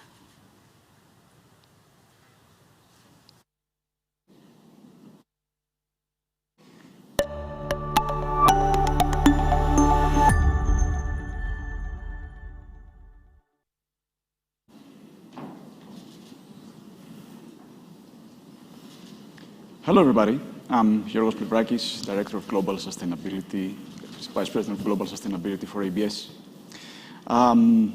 We've heard a lot of things about the challenge of decarbonization, how that is linked with sustainability, the challenge that ships have, that fleets ship owners. What we're going to be discussing today is how sustainability goes beyond just a reporting framework, just an ESG report, and could actually be something like a business plan or a business strategy. But before we do that, we have to see what is the challenge, what are the impact that this challenge have on vessels and fleets and companies, and how then we can support in order to respond to that challenge. So let's kick it off. Just by looking at this slide, one we could actually say noise, noise, noise. But noise for all good reason, because the industry is actually looking at how the emissions that are generated through the operations are actually impacting the global emissions, and then how that compares to the target that we have set for 2030 and 2050. There have been a lot of studies, there have been a lot of research around that. We did our own research, and what we have seen in one of our low-carbon shipping outlooks is that shipping will not be able to reach the target for 2050 if we don't have an accelerated transition scenario. That means that shipping, and that is also in agreement with what the previous speaker said, should not be left alone, but we should have actual policies that implement initiatives, incentives, and provide the support across the value chain and to not just focus on the individual ship itself. So taking that into consideration and the fact that the challenge for 2050 is considerable, what is happening on the global scale? Well, I will not attempt to give a complete overview of what happened in COP26, but I will highlight a couple of things that might directly affect ships. Starting with the first initiative, the Cargo Owner Zero Emission Vessels. We had 9 signatories that agreed to have zero carbon shipping freight purchased by 2040. So what does actual zero carbon shipping freight means? Well, it actually infers the use of zero carbon fuels. And the most attentive reader will see that the zero carbon fuels are actually considered on a life cycle perspective. So we have cargo owners now creating an initiative towards the adoption of the carbon neutral fuels by looking at the well-to-wake perspective. Now, during COP26, we also had the Glypank Declaration. We had 22 signatories that signed an agreement in order to create green corridors connecting different ports. Now, these aim to incentivize the scaling up of the zero carbon technologies and fuels within those green corridors, and also to incentivize the related scaling up of the infrastructure that should take place and be installed in those ports. Last but not least, we had the methane pledge. In the methane pledge, we had 100 signatories, 100 countries, agreeing in reducing their methane emissions by 2030 by 30% compared to 2020 values. And that's where we had a peak in methane emissions anyway. But is that only looking at ships? The answer is no. The methane pledge is looking at the emissions that come from across the value chain of methane, particularly at the part where the upstream activities take place and where we have fugitive emissions. But it also incentivizes the scaling up of biomethane in order to support the transition to carbon neutrality. So that's a very, very critical agreement that could actually provide the framework for natural gas to support the energy transition. Okay, so what happens with ships? Because we did start this presentation by naming it the emerging landscape. So as far as ships are concerned, what we see is that they are going to have to navigate through an emerging landscape of decarbonization requirements that will effectively create different decarbonization trajectories. At the end of the day, what we will see is that fleets and vessels will have to align with that combined decarbonization trajectory. Starting in 2023, the global regulator IMO will impose the short-term measures that will come into effect. We will have the technical filter, as we call it, the one of EEXI. And then, at the same time, we will have the introduction of the carbon intensity indicator in the form of a decarbonization trajectory that will take us to 2030. The latter will be a bit of a newcomer in the landscape of regulations because it will apply a rating mechanism. So vessels are going to have to adhere to that decarbonization trajectory, and they will be rated with A up to E, depending on how far they are below or above the trajectory. But is that the only trajectory that vessels are going to have to follow? It appears that not. We are going to have regional requirements that are in development, particularly if you look at what the EU is actually putting in place with the Fit for 55 and the agenda for shipping.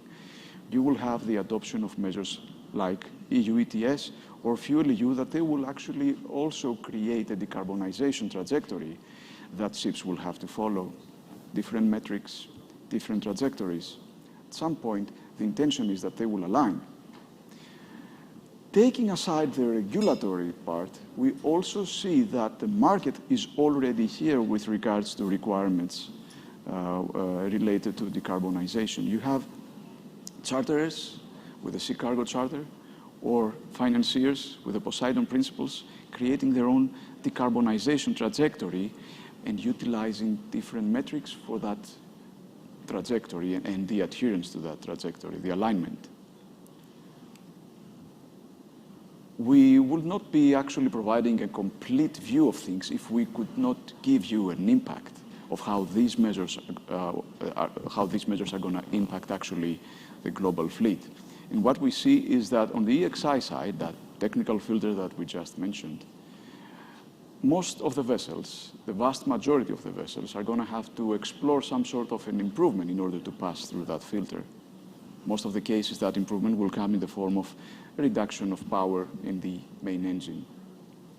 On the other hand, on the CII, which will be in place by 2023 as well, and it will be with us for the rest of the decade, and even after that, beyond that, we will see a similar picture where vessels, the vast majority of the vessels, and in all those segments, will have to explore some sort of an improvement in their operations in order to remain in the most highly rated ratings. But we did mention before that there's going to be a mosaic of metrics and KPIs that these vessels are going to follow, or the fleets are going to have to adhere to. And if this slide seems a bit dazzling, it's because it is. And its purpose is to show how complicated this mosaic is. And we just mentioned a couple of those metrics there, with the AER and EOI being on the operational side and the EEDI being on the technical side, on the design side. But you see how many things this type of data sets and metrics are actually connecting, and how the reporting lines that the ship will have to follow are actually taking shape. And this is very, very critical when we try to implement a decarbonization strategy, trying to figure out how each asset and fleet actually benchmark against the requirements and therefore create the pathway for these assets. Now, we're talking about the pathway to decarbonization, and that has several steps. First of all, one has to benchmark and develop what is the overview of the assets, the fleets, the vessels that has in its operation, what is the carbon footprint and carbon intensity of those assets. Going beyond that and identifying how these benchmark against the emerging requirements and those decarbonization trajectories that we just mentioned, one has to explore improvement options. And of course, one size does not fit all here. Different vessel segments have different operations, and in essence, in many cases, they're different businesses. And therefore, you have to find out, by doing this exercise, what are the improvement options that make sense for that particular asset or fleet.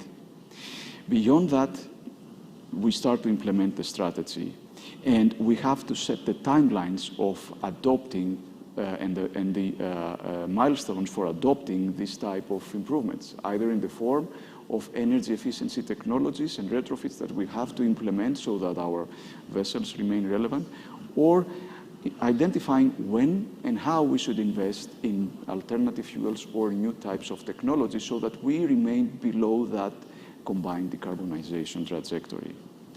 And of course, this whole cycle wouldn't be complete if we didn't have a robust monitoring tool in place in order to inform the application and the execution of the strategy. We wouldn't have been able to, we will be able to actually meet these requirements if we do not inform ourselves properly and change course when we have to. That is now setting up a decarbonization trajectory, but we are talking about ESG. So let's actually flip this, this arrow to see how then decarbonization cuts across all the activities of the company. And we have done many sustainability and ESG studies and reports for our clients. And what we have seen, particularly lately, by doing the materiality analysis, is the following. One of the biggest and the most commonly viewed element into the ESG framework and the ESG analysis of the individual companies that we're working with, and it's repeatedly addressed as one of the most impactful elements, is on the environmental side, the environmental emissions, and let's be honest, the ones that are related to the greenhouse gases, and how these can actually be represented on the ESG report and ultimately the ESG strategy of the company. But then if you actually make a choice towards implementing an improvement option, at some point in time on that time scale that we mentioned earlier, on that time domain, then one has to make sure that there is a proper management in place in order to support and mitigate, support the mitigation of systemic and non-systemic risks that come with that new enterprise. And last but not least, the highest priority is how then that affects the human element. How does that affect the health and safety of the people that are actually going to work around and close to that new type of technology or new type of fuels? We are discussing a lot about toxicities, explosiveness of the different fuels. These have to be properly, the risks have to be properly mitigated, and on the human factor, we have to have the skill sets, we have to have the knowledge, we have to have the support in order to provide a good environment for the people that are going to work with and around this type of new technologies. But what, did we leave anything out? The answer is of course. We left out the first element that popped up in your screens, and that was the economic part. At the end of the day, a decarbonization strategy, when it weaves itself into the ESG strategy of the company in the way that I just described, will have to have an economic aspect to that. Sustainability is actually keeping you into business. It's not, sustainable is not something that does not adhere to economic resilience. And when we're talking about economic resilience and implementing ESG and exploring how, by starting from the E part, which is the most challenging right now with the decarbonization, then we have to look at how the analysis of that E could actually reflect on the financial elements of the company. You have risks that have to be quantified, transitional risks. You have physical risks. You also have opportunities that come up with the adherence to and the alignment with this type of decarbonization trajectories. And that might actually provide competitive advantage for the entity that actually implements a proper strategy. But what you will see now on the left-hand side of that slide is that at the core of this analysis, you have metrics and you have the proper framework. And that's where this analysis requires domain expertise. Because as I explained earlier, each segment has its own operation, its own profile. It is actually its own business. And therefore, reflecting the environmental aspects, the social aspects, and effectively the whole ESG on your strategy based on the operation of that particular fleet is of utmost importance, and it requires domain expertise. Therefore, in a nutshell, we see that vessels and fleets are going to have to align themselves with a combination, with a combined trajectory. They will have to, first of all, identify that combined trajectory, benchmark against it, explore improvement options. And as we start weaving in that decarbonization agenda into the ESG frameworks and therefore the business side of the companies, there you have to actually implement the right framework and the right KPIs. You need to explore how that will actually have a financial impact. And of course, implement the proper monitoring tools in order to support and inform your strategy early and provide the necessary input for corrective actions if necessary. Last but not least, we in ABS have recognized that decarbonization challenge will be significant, and the impact should be assessed early, and therefore strategies should be implemented as soon as possible so that companies can gain this competitive advantage. That is why we have established several sustainability centers of excellence across the globe. We have now 5, Shanghai, Singapore, here in Athens, the biggest center that we have, in Copenhagen, and of course in our headquarters in Houston, in order to support this transition and provide the necessary insights and tools for the transition to happen. I will leave you on that note. Thank you very much.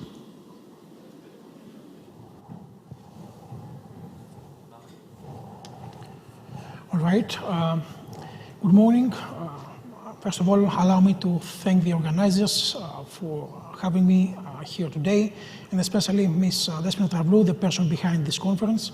So a big thank you for having me today, and also for giving me the opportunity to moderate a very interesting panel regarding which is going to discuss on how shipping emission reduction and trade growth can be balanced. Over the next 40 minutes, we are going to discuss on this topic with esteemed speakers from the shipping industry and shipping-related sectors, which I'm going to present you right away. We have with us Mr. Dimitris Fafalios, Chairman of Intercargo and President of Fafalios Shipping. Also, is with us Mr. Economou, Konstantinos Economou, CEO of Marine Tours Group of companies, Mr. Sotiris Raptis, Acting Secretary General of European Community Ship Owners Association and Director of Maritime Safety and Environment, and also Mr. Panos Zachariadis, Technical Director of Atlantic Bulk Carriers Management. All right. May the panelists come to the panel, the speakers.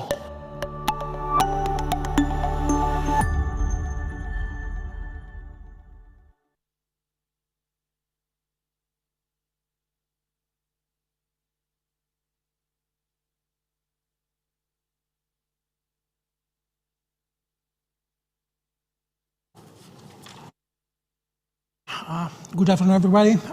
Nice to be with you today.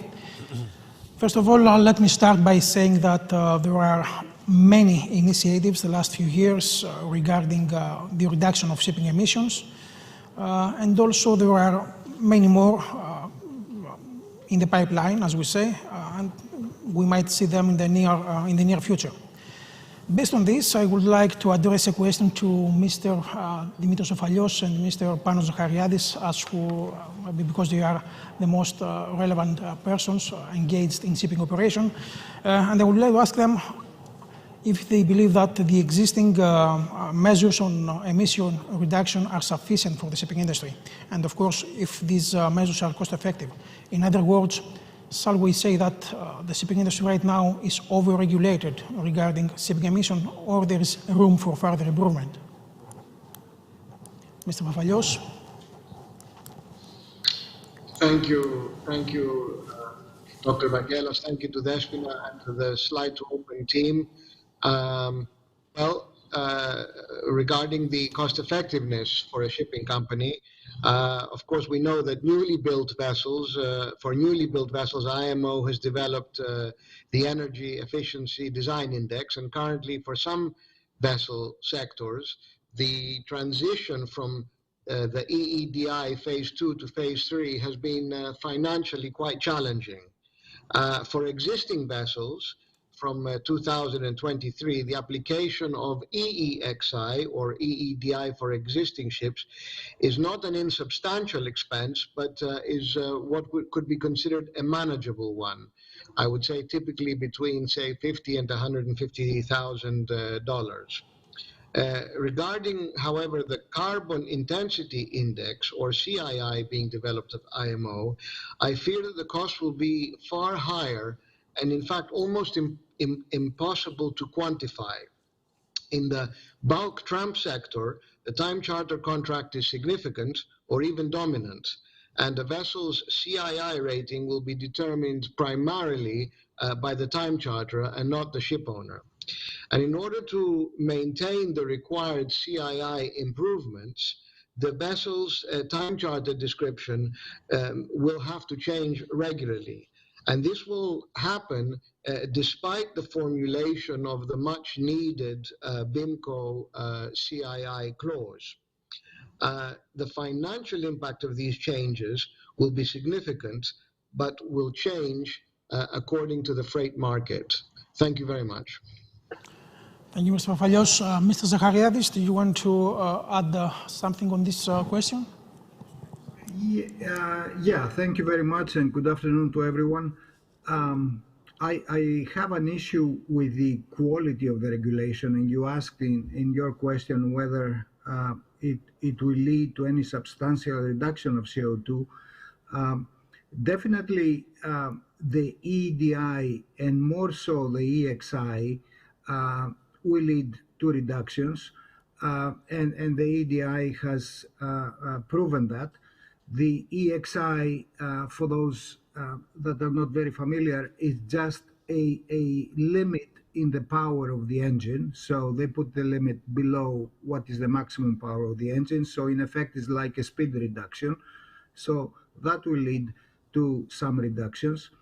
The CII I have an issue with because it uses an indicator, the AER, which is not reflective of the real efficiency of the shipping operation.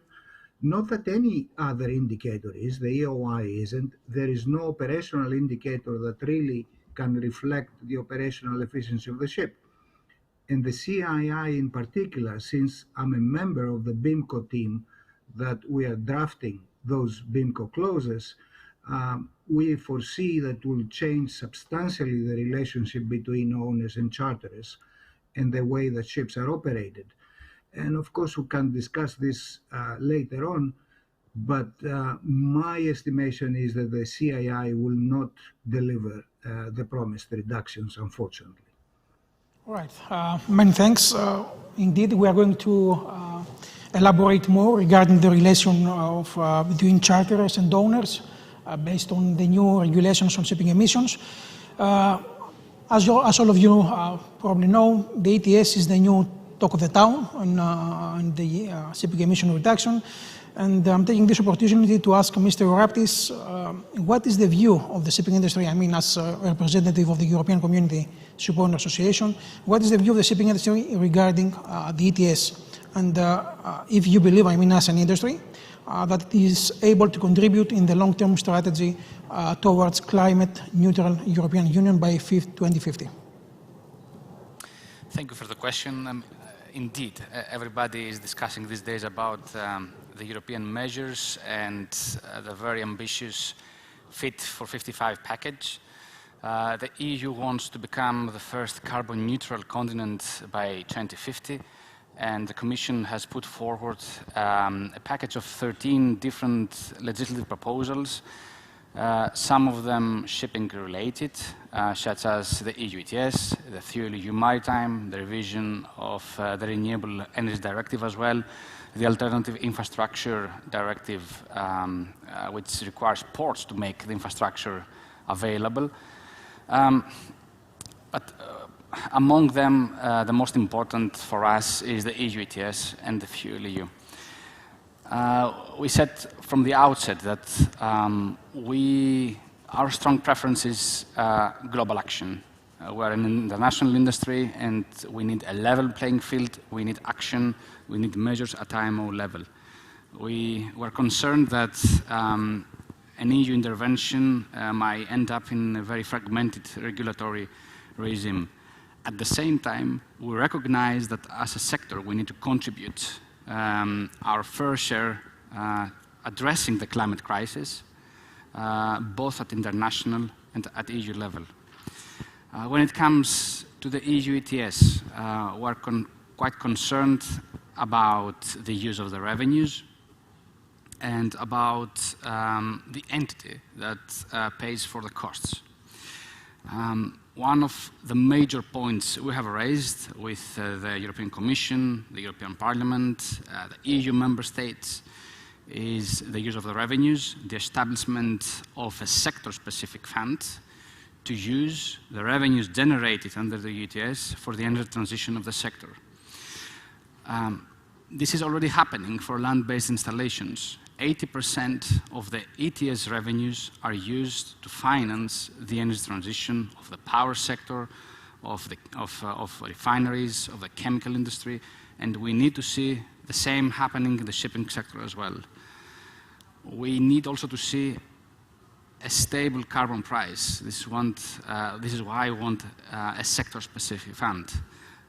We know that the backbone of the industry is SMEs, often companies that cannot factor in the contracts the carbon price, which is fluctuating throughout the year.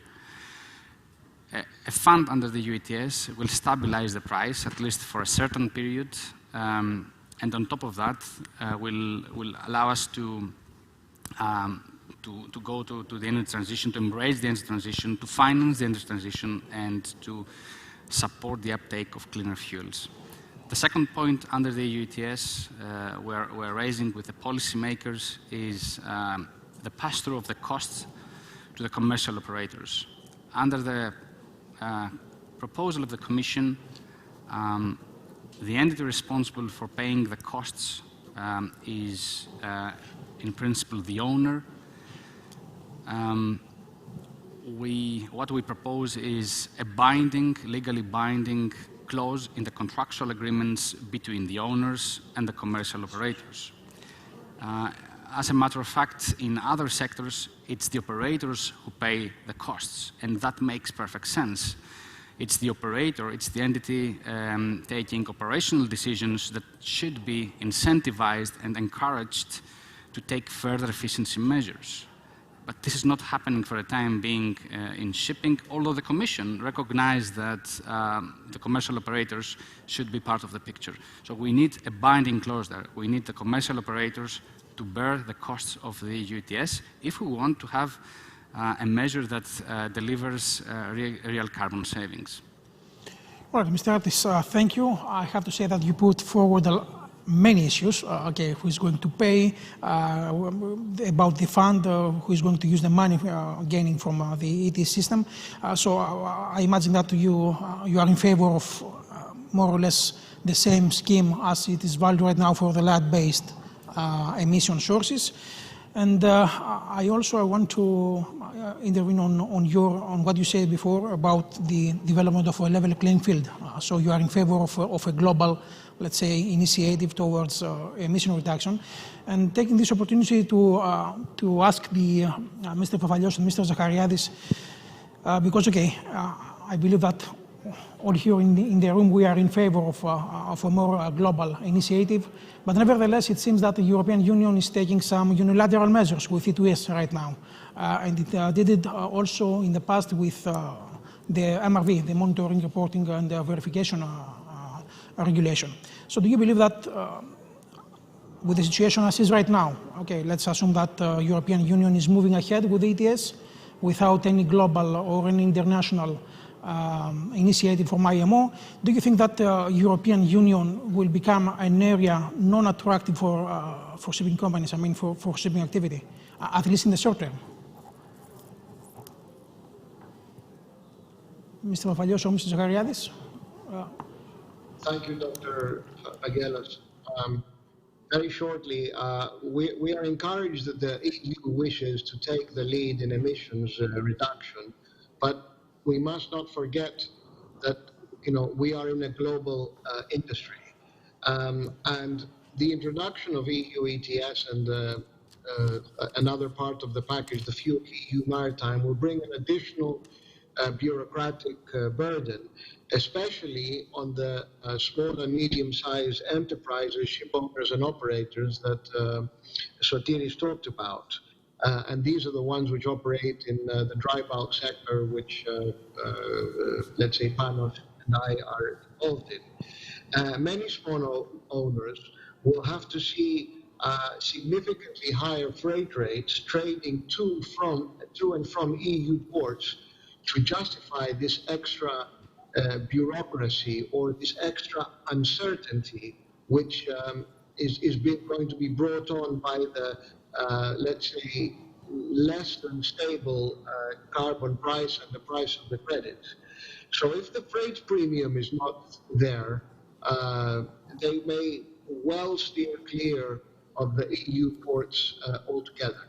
Thank you very much. Welcome. Mr. Zachariadis, you want to add something on this? Yeah, I would like to. I want to backtrack a little bit. Mr. Raptis and you mentioned that, of course, the shipping industry is in favor of a global measure. And I have to say here that also the EU is in favor of a global measure, but only if that measure is ETS. If that measure is not ETS, then they don't like it. And I'm saying that because I was at IMO, I've been going to IMO, and we could have a market-based measure 10 years ago if it wasn't for the EU that stopped the discussions at IMO, because IMO seemed to be going towards a flat levy, and of course the EU wouldn't have it. So the discussions stopped 10 years ago. Now they start again. The EU is accusing the IMO of not being very fast and all that, but I told you what the situation was. So the EU wants a global ETS. They don't want anything else, and that's a big problem. Now, we are where we are. We have a regional measure. It's a measure that's going to have a huge expense for shipping companies. For example, a small bulk carrier for a trip from America to Europe will have to pay for that 50% voyage about $60,000 to $100,000 or even more for the European ETS system. And of course, the question is, it shouldn't be the owner who pays this. It should be the charterer, of course, the operator. And again, in BIMCO, we were working towards that clause. But unfortunately, the regulation doesn't foresee that. And we might have legal clauses, but the regulation says that the responsible party to surrender the allowances to the EU is not even the ship owner, is the manager of the ship. And that creates big problems, in my opinion, because if you have a very big manager who manages ships from different ship owners, and one charterer or one ship owner doesn't submit the allowances, the whole fleet may be in trouble. So the right thing would be for the EU regulation to target the individual ship and not the ship manager. So if that doesn't change, I see many problems ahead. And I would like to hear the opinion of Mr. Raptis on this point. Thank you. All right, thanks. Mr. Watt, you want to say something about it? A quick reflection on that. The company definition covers or stipulates that it should be either the owner. The definition of the shipping company is either the owner or the manager who is at the same time the DOC holder. My understanding is that it leaves it to the market to decide. It will be if it will be the ship owner or the ship managing company, and this normally is decided in the context of the contractual agreement. If the ship managing company becomes responsible for surrendering the allowances, it's this company that will go and surrender and pay for the allowances, not the individual ship. I think my understanding is that the problem goes the other way around. If the ship managing company doesn't surrender allowances on time, then the ship will be probably subject to measures by EU member states. And the owner won't be able to control the enforcement and the compliance of the ship managing company. There might be a problem there in case that the ship is chartered and is part of the fleet of a ship managing company. What happens in terms of enforcement if the ship managing company doesn't comply? But probably not the other way around. But it's something that we are considering internally, the company definition under the EU ETS. All right, many thanks. All right, we are already discussing the last 15 minutes about regulations, about initiatives and policies regarding shipping emission reduction, but we are only focusing on the vessel operation, I think, okay, on a vessel level. But of course, if you want to, let's say, have a more holistic approach on reducing the shipping emissions, we have also to take into account the land-based operation of a shipping company. I mean the office, okay, because this is also another parameter. And I take this opportunity to ask Mr. Economou, okay, do you think that the next step in what we are discussing about the shipping emission is to going towards a holistic approach regarding the carbon footprint of a shipping company? And of course, how this can be done? Yeah. Good afternoon, everybody. First of all, I would like to thank SIP Finance for this opportunity. In the corporate world, currently, the environmental footprint strategies are in most cases holistic, meaning that they don't directly involve only the high-emitting operations of a company, but the total environmental footprint of a company. In that sense, for the shipping industry, I would say that the next step would be that, would include the footprint of the offices or even travel. So as we know, shipping companies have heavy operations and heavy costs as regards travel. And we believe that there are actions to be taken that can support shipping companies in order to make sustainable decisions as regards travel as well. So most definitely we can support them in the cases of their travel policy, okay, to include measures and decision-making that would make their crew travel more sustainable, leaving a less high environmental footprint. Processes on how to make these decisions, tools, systems, as well as reporting mechanisms that they can measure and provide proof to their stakeholders, internal and external, as regards their sustainability processes and decisions. Now, this can also be an opportunity, as I also heard the discussion of Mr. Hadjipateras previously about green shipping, which I fully agree with.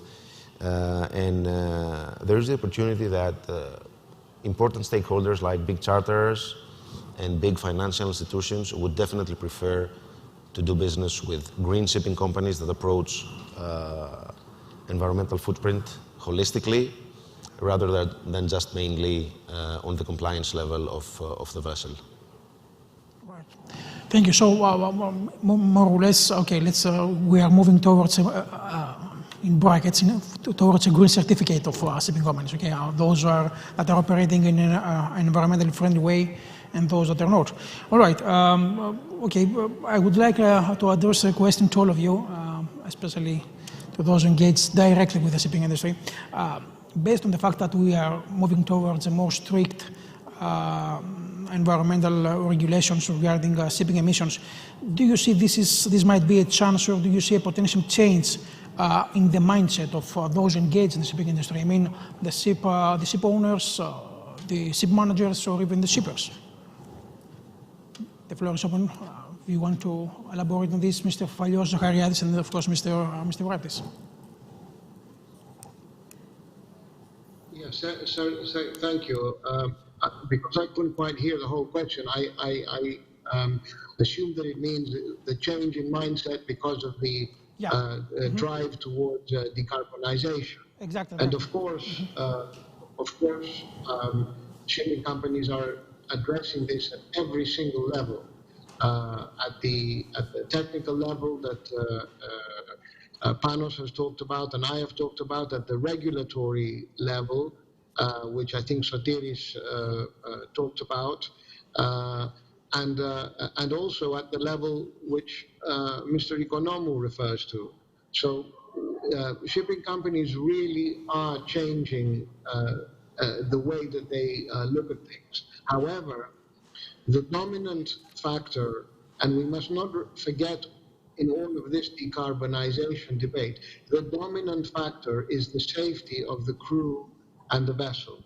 And we are not going to sacrifice safety for the sake of decarbonization, and certainly not from the human side. So I'll leave it at that, and thank you very much. Thank you, Mr. Falios. Mr. Zachariadis? I mentioned before that I foresee that the relationship of charterers and owners will change drastically, mainly because of the CII regulation, but also because of the ETS, of course, because a charterer is the one who will have to give the allowances to the owner or the manager for him to comply with the regulation and submit them to EU. Similarly to the CII, if we take the EXI, which is practically a speed limit, now the description of the ship changes and says now my maximum speed is not the design speed that I had when I came out of the shipyard, which was 14 knots, let's say. Now it's 13 knots, my maximum speed. Therefore, the charterer cannot order the vessel to go over 13 knots. That's a big change. What happens with CII is that this speed limit and many other things will change every year.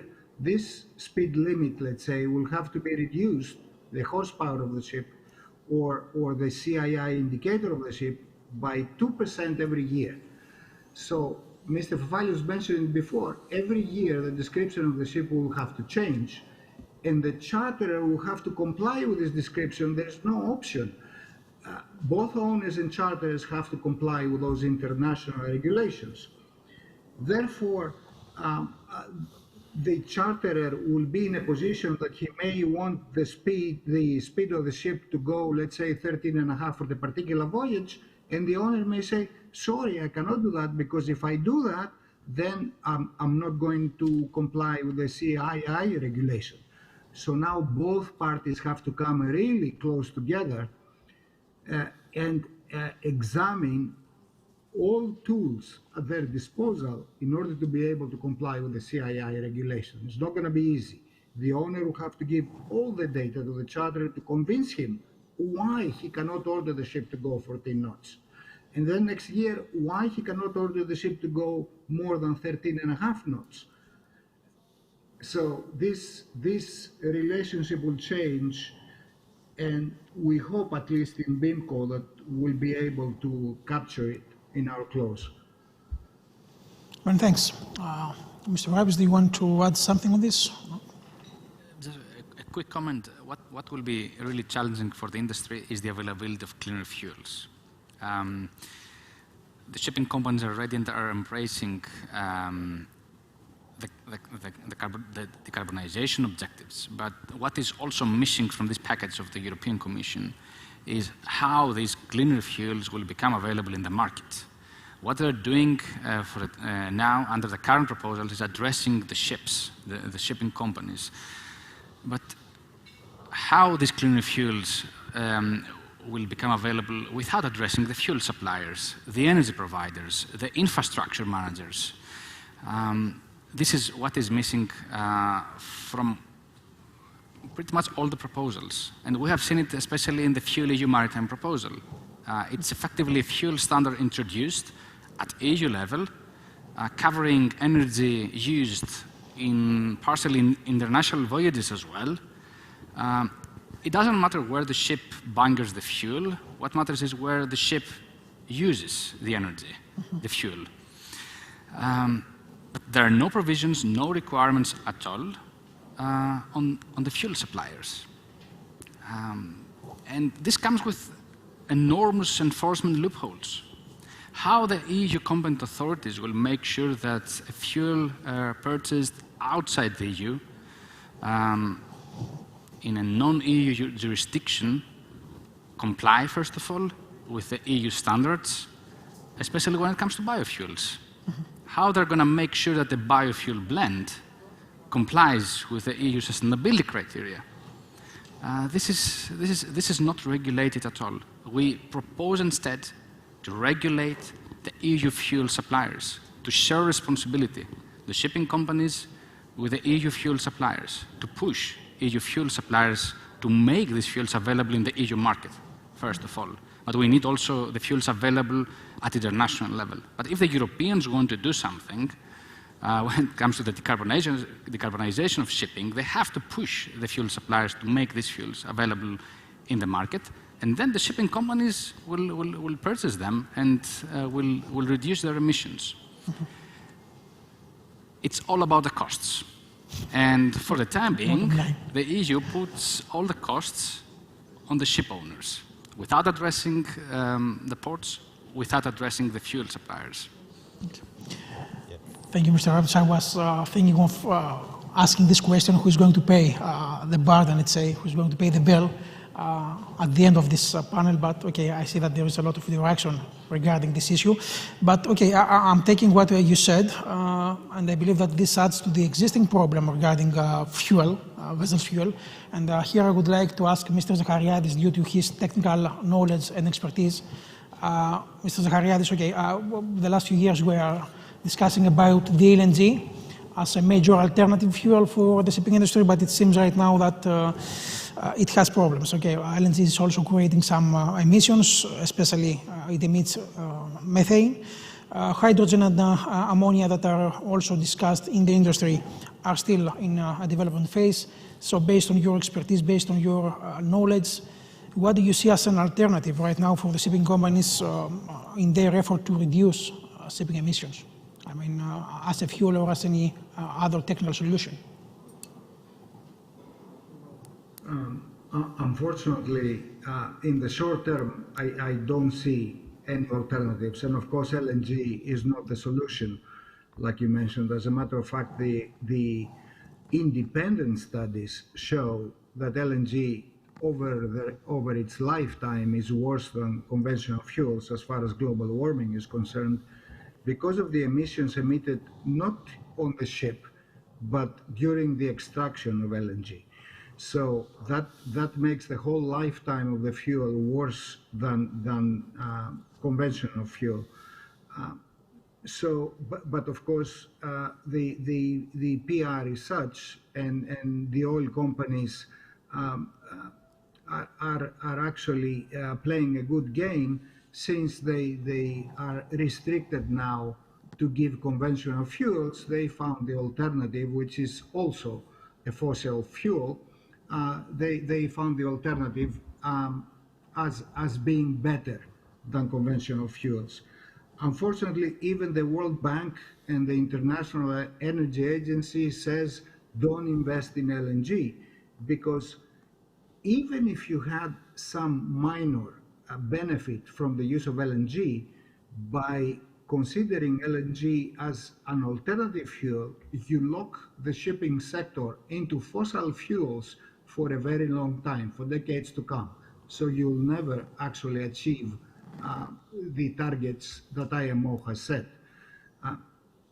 So having said that, okay, what is the alternative? Unfortunately, nothing is the alternative right now. Hydrogen, if you can get green hydrogen and from it make green methanol, because hydrogen is very difficult to work, that would be nice. But you need huge amounts of electricity for that, and it has to be renewable electricity. A little longer term, I would say synthetic methanol is probably the best of all, because it is liquid and you can consume it and you can burn it in the engine very similarly to diesel fuel. Ammonia is a very nasty, is a deadly chemical if people actually inhale it. So I don't see too many options for the future, and unfortunately that's another problem that the shipping industry has. We have all these targets to comply with, and we have no tools at the present time to do it. We'll see. I have to mention that longer term, some people think that nuclear may play a role, and I'm not talking about conventional nuclear. There is the 4th generation nuclear, which is a lot safer and better than current nuclear power. Many thanks, Mr. Chariadis.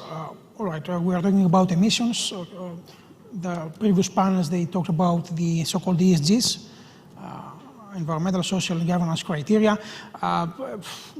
During the last few months, many banks around the world are strictly related shipping finance with the provision of a good record from the shipping companies regarding the ESGs. And I would like to ask Mr. Economou, because he is active in this sector, do you believe that the Greek-owned shipping companies are ready to report on environmental management issues? I mean, to create some indexes or some ESG reports? I definitely believe that they're either in the process of becoming ready or they are already prepared for that.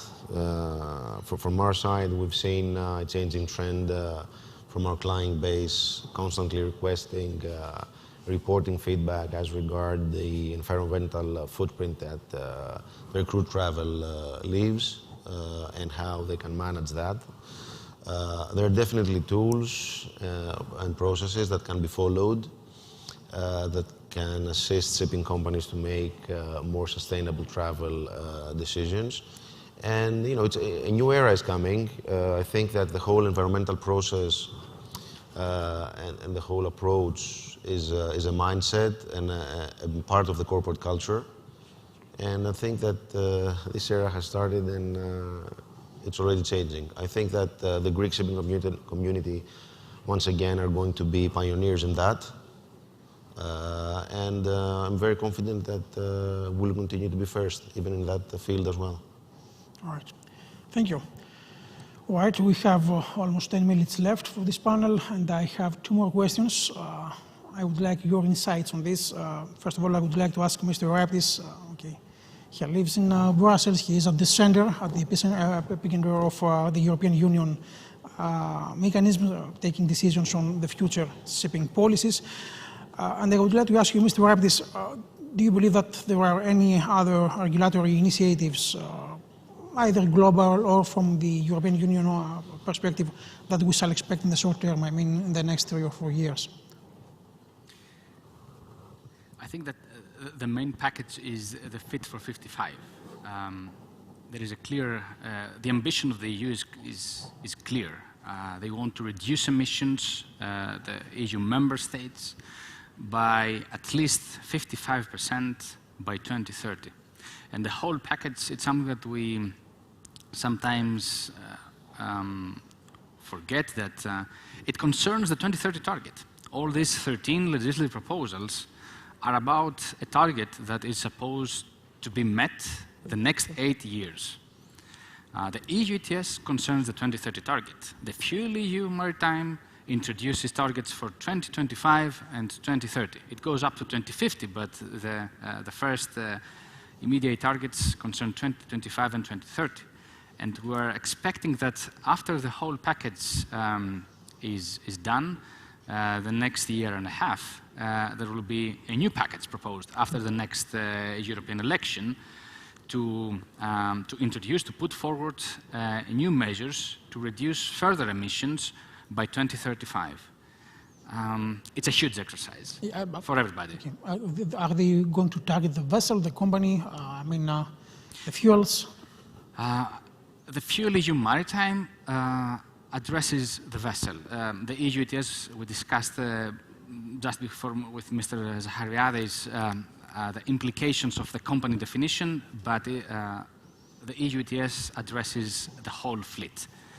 Of course, the ship remains the last resort and the entity of last resort when it comes to compliance, but it's implemented at fleet level. The FuelEU Maritime addresses the ship. At the same time, companies can use a pooling mechanism at company level and among companies as well. They can not trade credits, because this is something also we opposed when the first draft was leaked.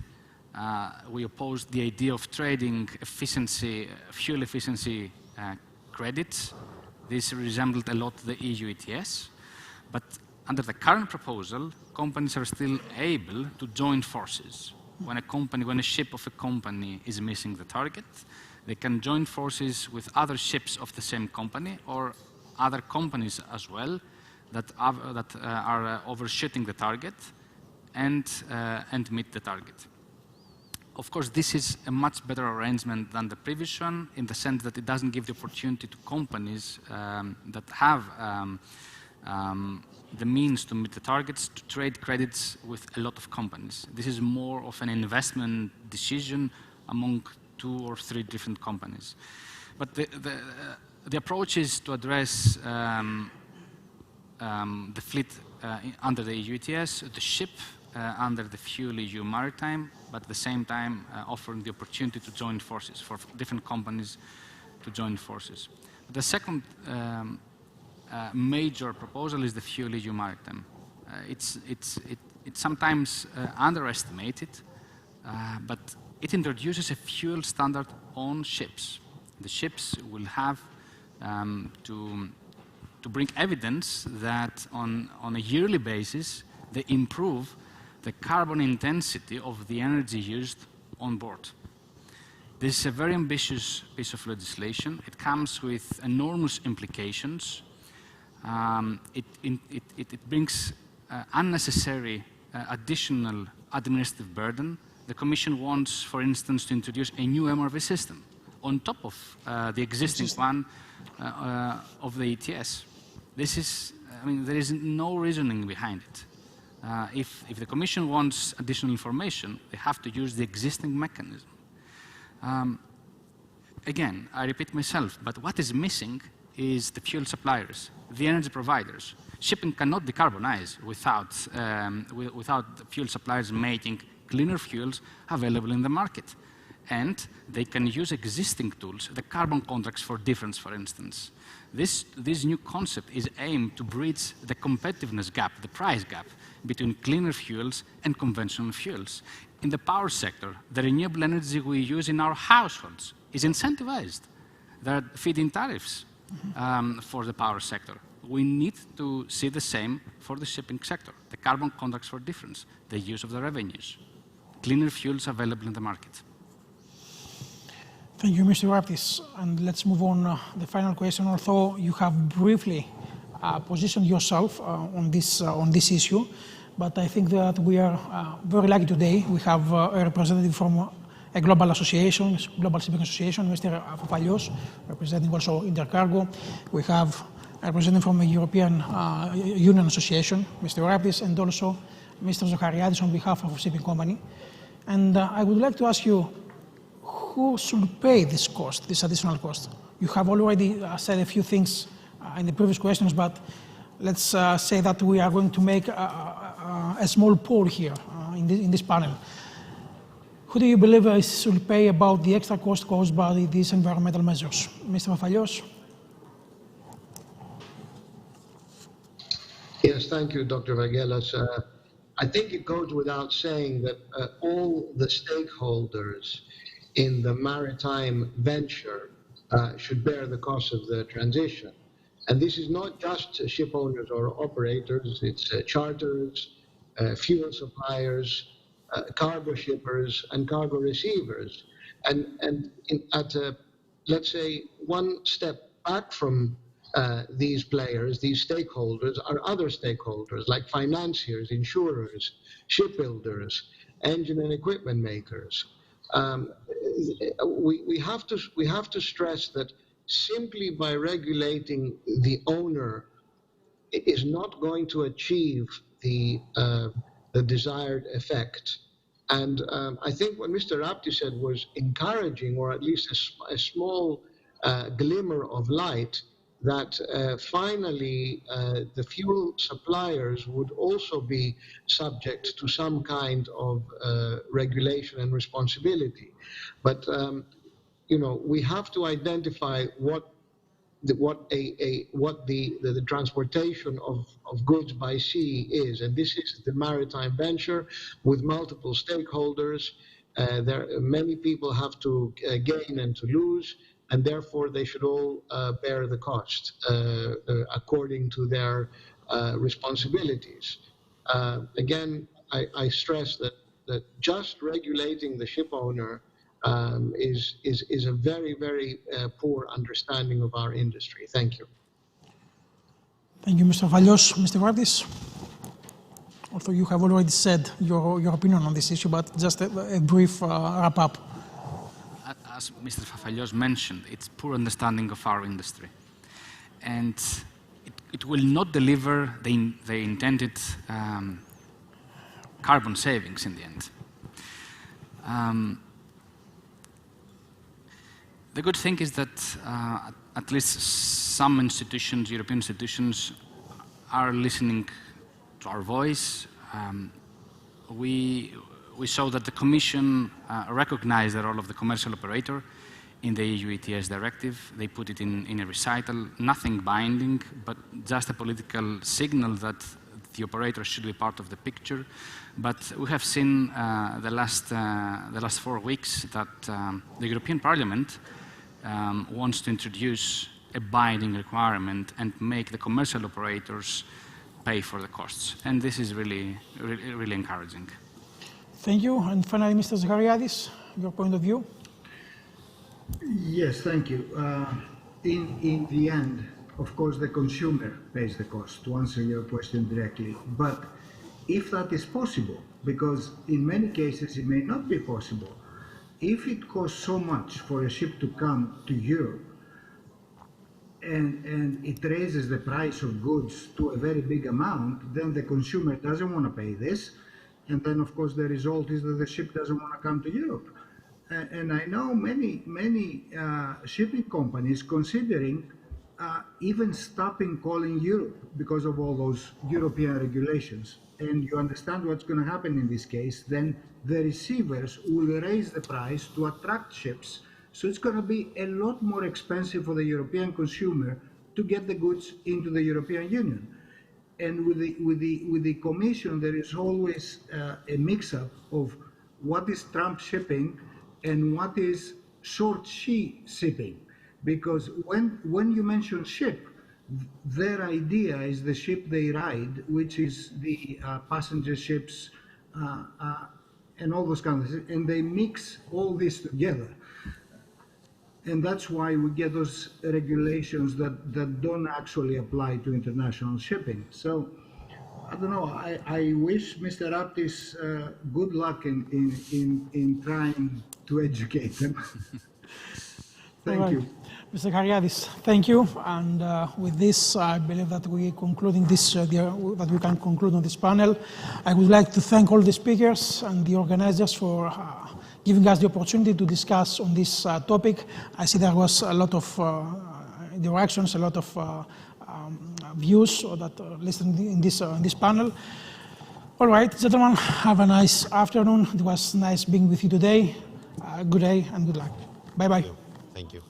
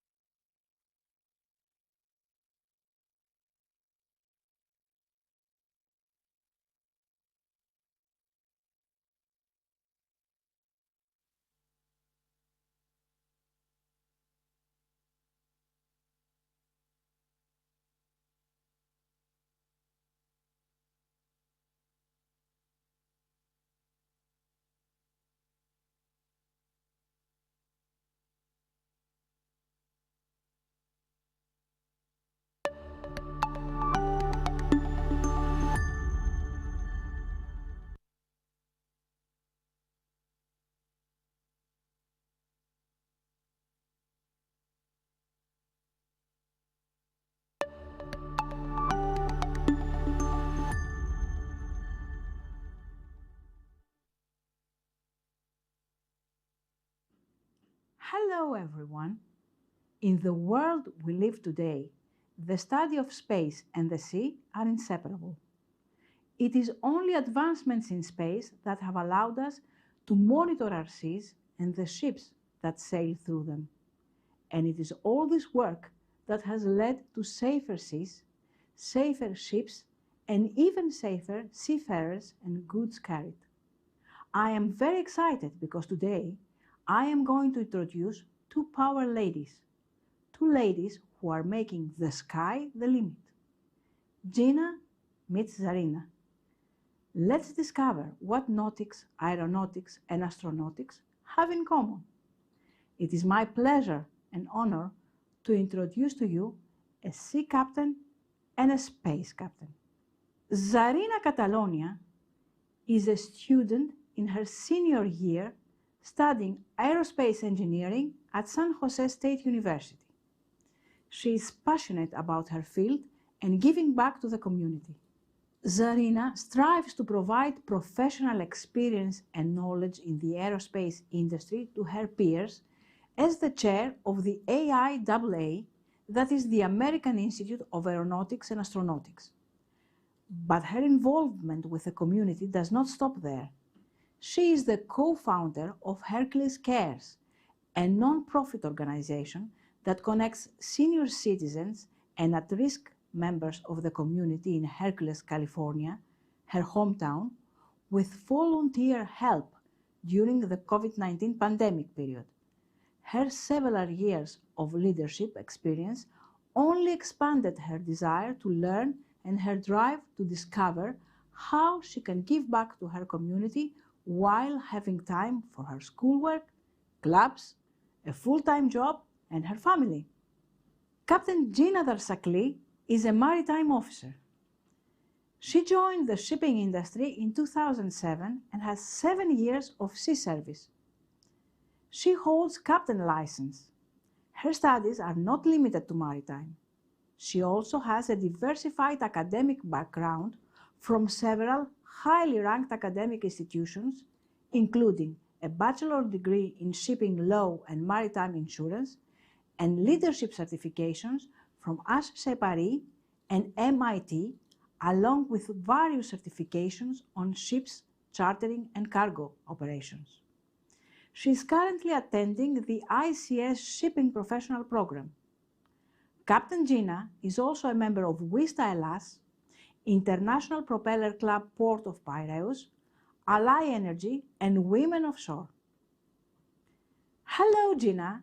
Where are you at the moment, and what are you doing? Currently, I'm on board a tanker vessel. We are crossing the South Atlantic Ocean, sailing towards to China. I'm chief officer here, and this means that I'm number 2 in command after master, and head, of course, of the deck department.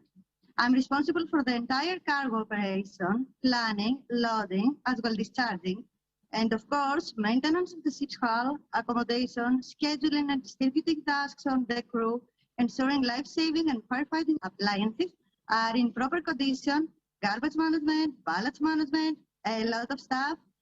And of course, I'm looking after for the ship supplies, requisition, overtimes, and as well, my favorite, which is the training and ensuring compliance with the regulation for my crew. How did you choose to become a captain? What motivated you? I chose to become a captain since I was very young. I don't come from a shipping-oriented family, but the lure of the seas, exploring the oceans, made me fall in love with this profession. You know, it's the love at the first sight that they usually say. I still remember when I was young, I was looking at the anchor ships in Navarino Bay, and I said to myself back then that I want to work there, you know, on the ships that was anchored in the Navarino Bay. So later on, I started my research on how and what I have to do in order to work on a ship, and finally to become a captain. From the moment I had my first training voyage, I wanted to learn more about shipping, trading, as well energy. Energy is fascinating because it's part of the physics. I love physics. Energy powers our phones, powers also Wall Street. But it affects societies, economies. Energy is amazing.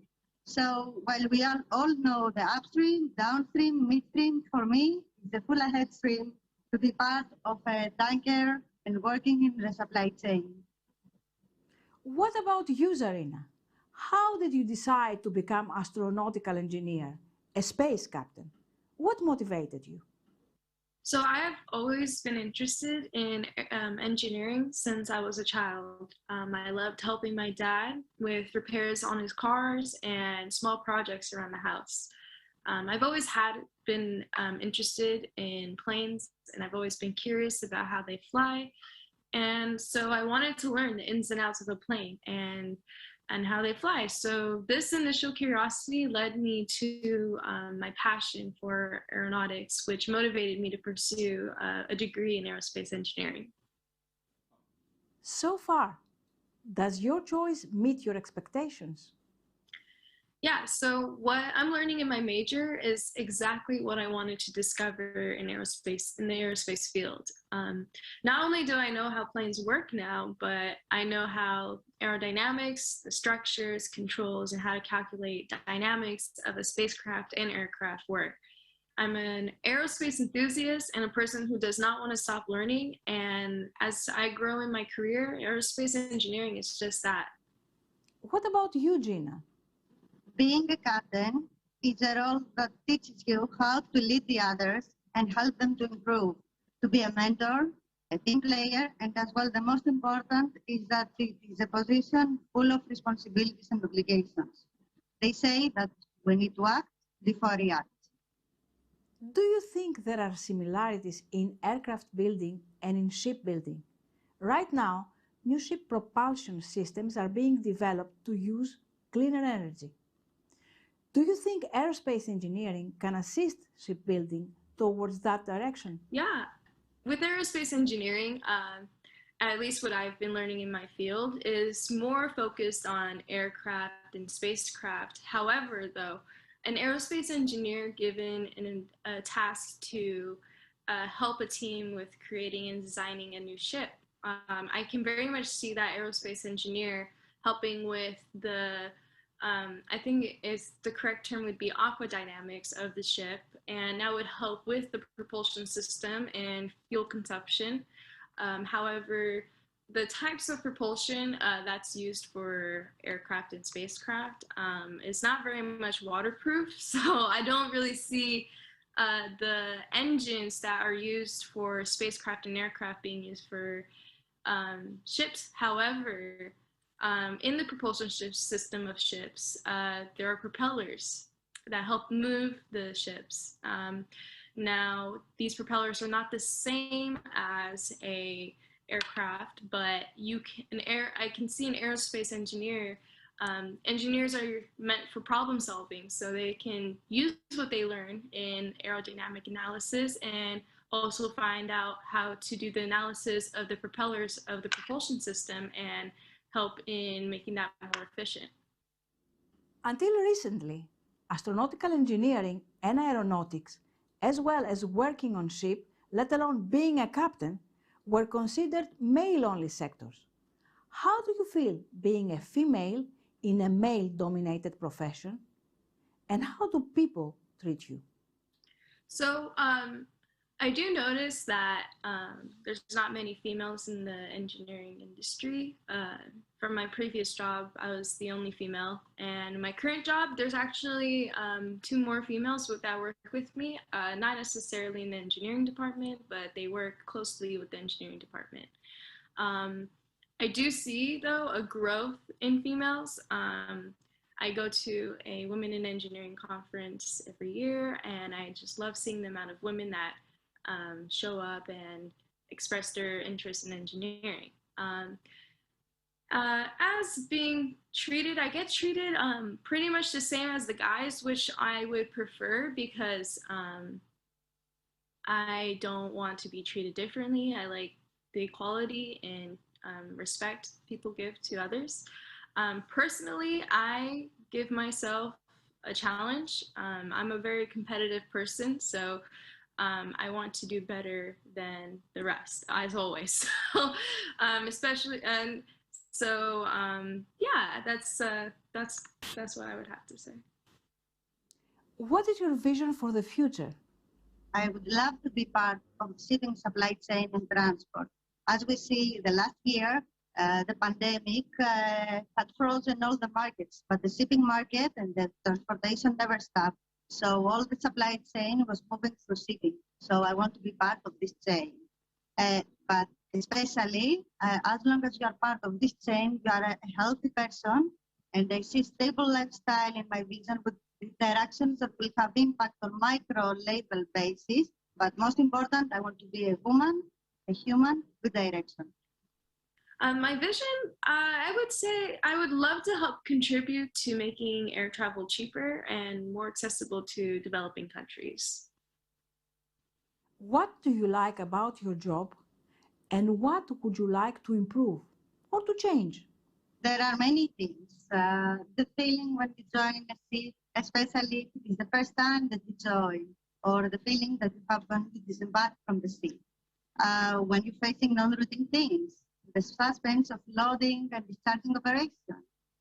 When meeting the goals set by the company and giving the opportunity set by the company and giving the opportunity to the crew members to grow as well. Our job is dangerous, is unique, and can bring a lot in return apart of financial satisfaction. So it is our decision to be a growth mindset and take advantage of the opportunities offered and to find new reasons every day to love our job. So currently I am a new hire at Inland Metals Technology. They are a sheet metal manufacturing company. I'm an engineering intern for them. And so I won't really talk about how much I would change there, but what I like about my new position is that I'll be advancing my skills in computer-aided design, and which is a very helpful skill for engineers that want to design anything. And I've been there for a week, and I can tell that I'll be learning the terminology and project management skills that are universally used in the aerospace industry. So I'm really excited about that. But what I can say is at my previous position, I was a flight test engineer at a startup drone company, Nightingale Security. At this job, my team helped in automating our system for testing drones. So before, we would spend about 5 minutes documenting information before every flight of a drone. Now it takes less than a minute with our automated system for documentation. So to document anything in our system. So now we can this helped us in getting more flights during our shift, and we also help the drones get validated faster, which helps the company a lot. How do you imagine your profession evolving after 10 years? So in the coming years, I would like to see a shift into more of an aerospace-specific role with me, and eventually progress into a higher level of engineering and management. That would be a goal of mine in 10 years, hopefully. Do you see any radical changes in shipping? Of course, there will be changes. The previous millennium, everybody was dreaming that on 2020 we will have flying cars, microchips, and a lot of AI in our daily life. But it's still not in the agenda. Shipping industry will be always in the heart of transportation and trading. But there will be also a change in the way that the ships are moving, the fuel they use, the energy. New ship models will launch in the market, automation and remote control of the ship and her cargo. We should not forget that motor vessel Yara Birkeland is the first autonomous ship that launched previous November. So everything is challenging, but not impossible. Seafarers are not yet indispensable, though. They are still required to ensure safe and secure ship operations. Zarina, do you imagine yourself in a spacecraft? Would you like to become an astronaut? Very good question. As I'm learning the ins and outs of spacecraft, it is a risk to be in a spacecraft. And what SpaceX is doing right now is great, and how they're bringing back human travel is to be more convenient in spacecraft. But personally, I don't think I would be in a spacecraft anytime soon. I like to stay on Earth. Maybe, I don't know, if space travel is more like aircraft travel and it's more commercial, maybe. It depends on the price too of how much that would be for that ticket, but I would like to stay on Earth for now. So Gina, I have a question in regards to communication with other ships in the shipping industry. What do you see as the biggest struggle you find yourself in communication in your industry, and what do you think can help with that struggle? Yes, when we are on board, our communication system is not very good.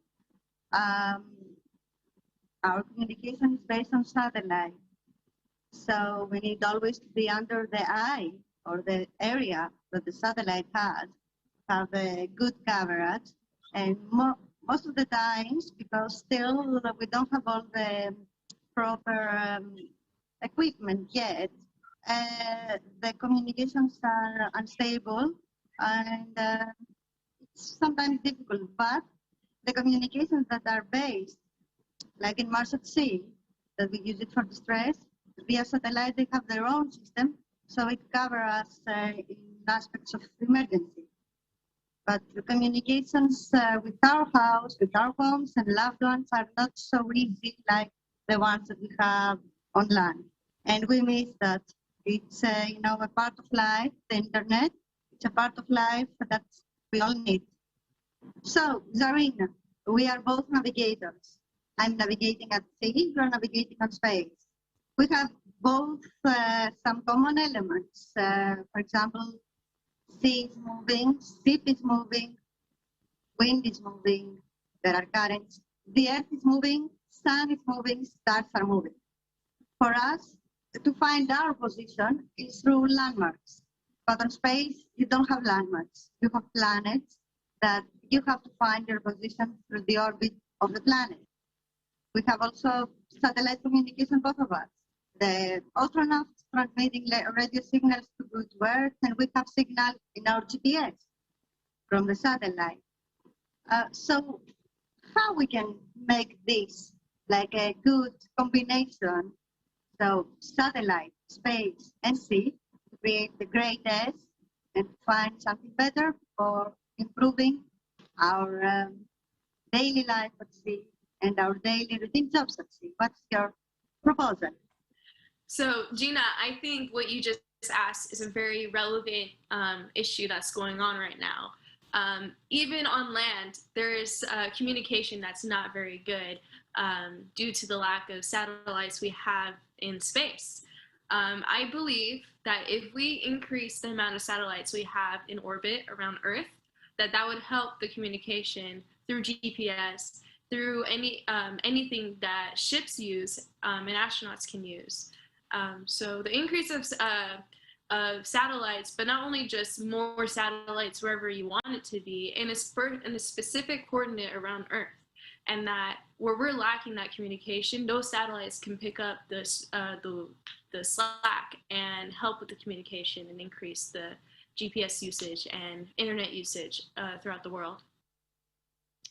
So Gina, with that answer for your question, I thrive to help with the communication in the future and the usage of GPS with ships, because not only is it important to know where you are, and you shouldn't rely on landmarks only, it's also dangerous. You must know where you are at all times. I feel like if you don't, then we're back in like decades ago. So let's move forward with the future, and I want to help with that. And you know, my family's from Malta, and I hope that your ship will dock in Malta one day and we can meet again, and I can show you around and give you an update of where I am in my life. I'm so happy that you are from Malta. You are from Med also. We are neighbors. So we have the same mentality and can't wait to meet you in person. I promise you that I will come to Houston and California, of course, to meet you up. You know, I love stars, I love planets, I love exploring the unknown. And my motto is, sky's the limit. So let's find the limit. I'm on board with you.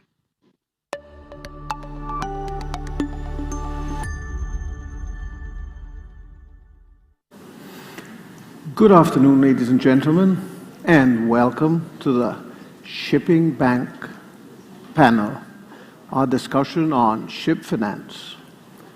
Never a dull moment in shipping, they say, and certainly never a dull moment in banking. Compared to 2021, this year is a lot better. 2021 was already good on banks, and 2022 has started off on the right foot. Covenants are met, loan-to-value ratios are in the right area, right region. The question is, what should banks be doing into the future to continue on this positive trajectory and not create problems for themselves some 3 or 4 years from now, when problems usually surface? With us today are 5 esteemed bankers, top brass in their respective organizations. In alphabetical order, we have Evan Cohen from the CIT Group. We have Vasilis Maroulis, physically present here today, Citi. Nicholas Pavlidis, Bank of Cyprus. Christian Spear, Warburg and Co. And last but not least, Christos Tsakonas, DNB. Welcome, gentlemen.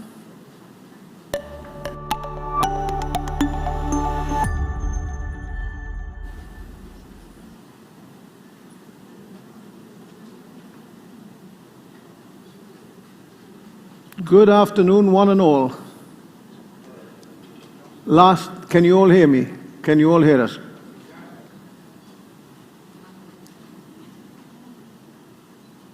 Okay. Do I hear?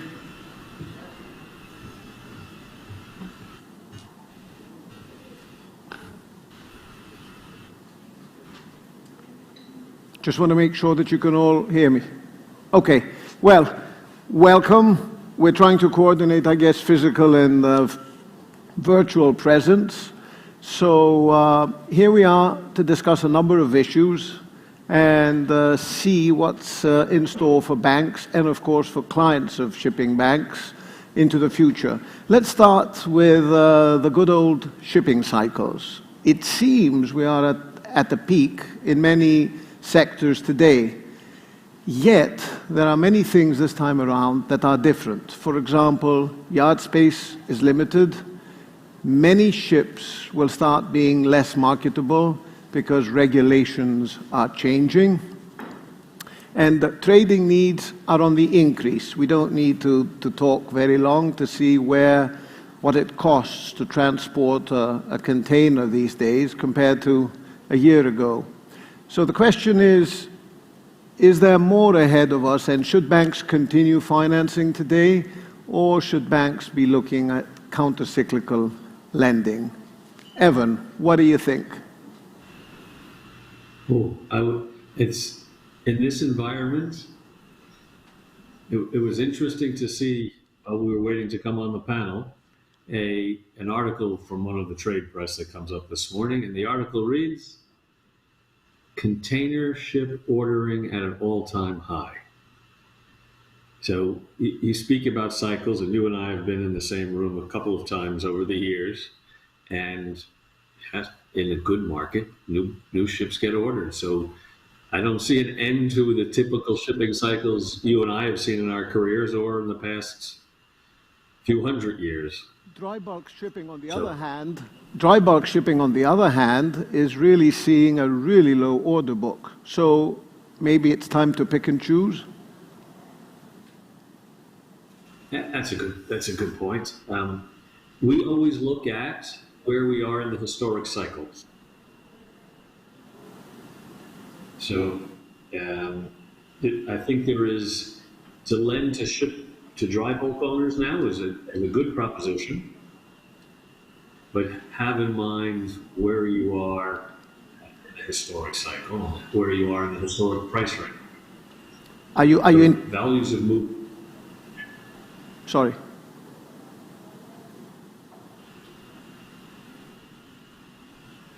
We have a bit of a lag on the audio and the video, so just so you're aware. Go ahead, Evan. No, we're keen. We still look at financing, enthusiastically look at financing dry bulk ships. So we still see that as a place for continued growth. Exceptional events like you've seen happen, notwithstanding.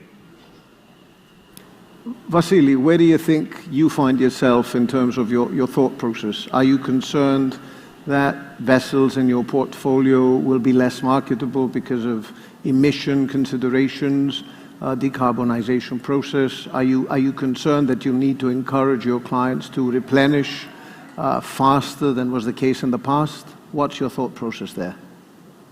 So I think as an institution, we have historically followed the principle of being more of a corporate financier than a asset financier, and therefore on the back of that we have specific target market clients, and therefore we support them in the ventures, whichever asset class they may decide.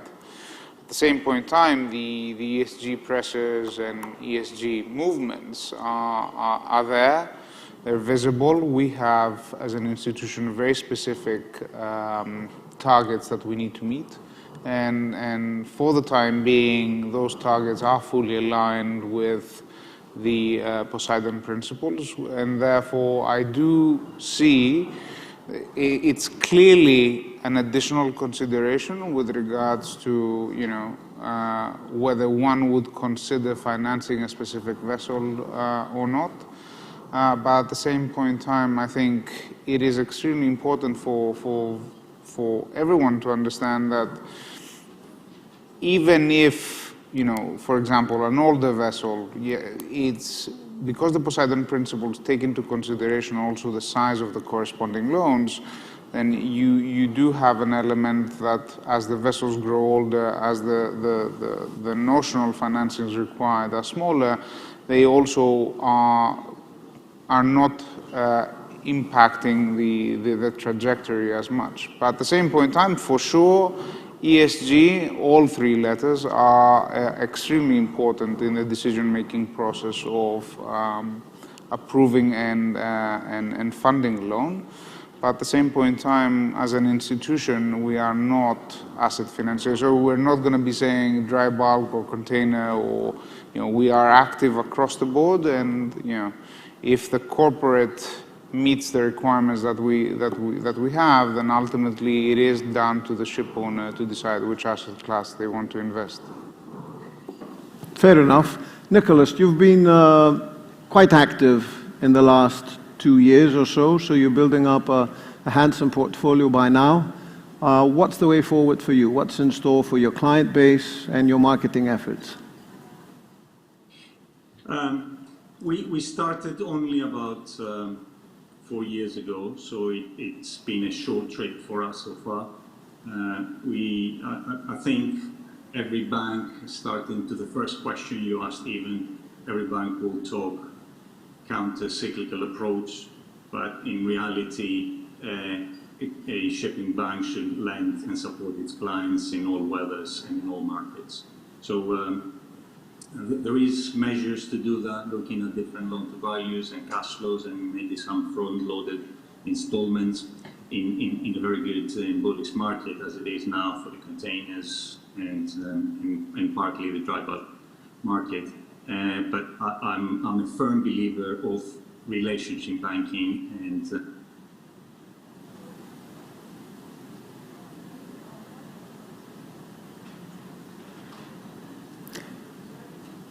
Christian, while we get Nicholas back, you're a regular visitor to Greece. Even during the pandemic, you did make your stints to Athens. You've been seen in Piraeus. So will we continue seeing you in 2022, making those marketing rounds and signing off on loan agreements? You will see me around in Piraeus and in Athens.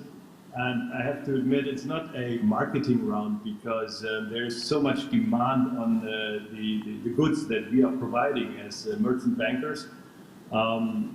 We try to keep ourselves under the radar because otherwise the requests might be too many, which we could not handle in the first place. And secondly, it's interesting to see the bunch of guys you have invited. As I listen to Nicholas or Evan, I know for decades as well.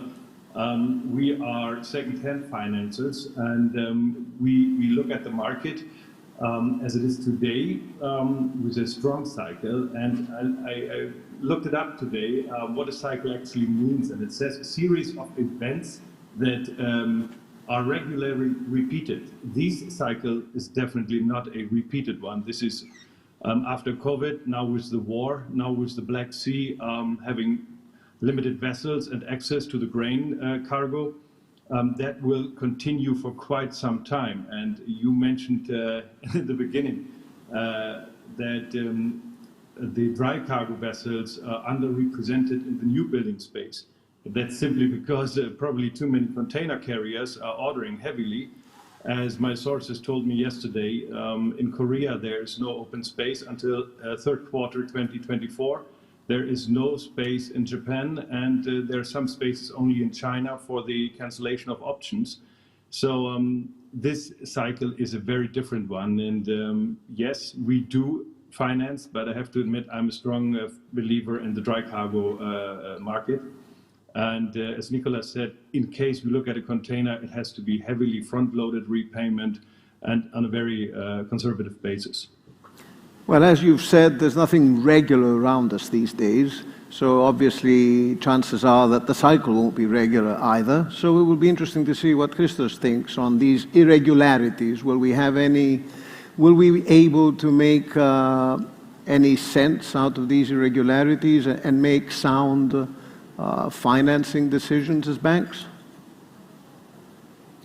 Angela, thank you. I think we've all been in shipping for a number of years, and dare I say we have all learned to live with the cycles. We've made money in the cycles and we've lost money in the cycles, and we are relatively successful, I would say, in navigating them. What is changing now is, in addition to structuring around the cycles, which we have experienced on, now we have to structure around technological risk, around emissions, which is something new, which we are trying to get our heads around together with our clients.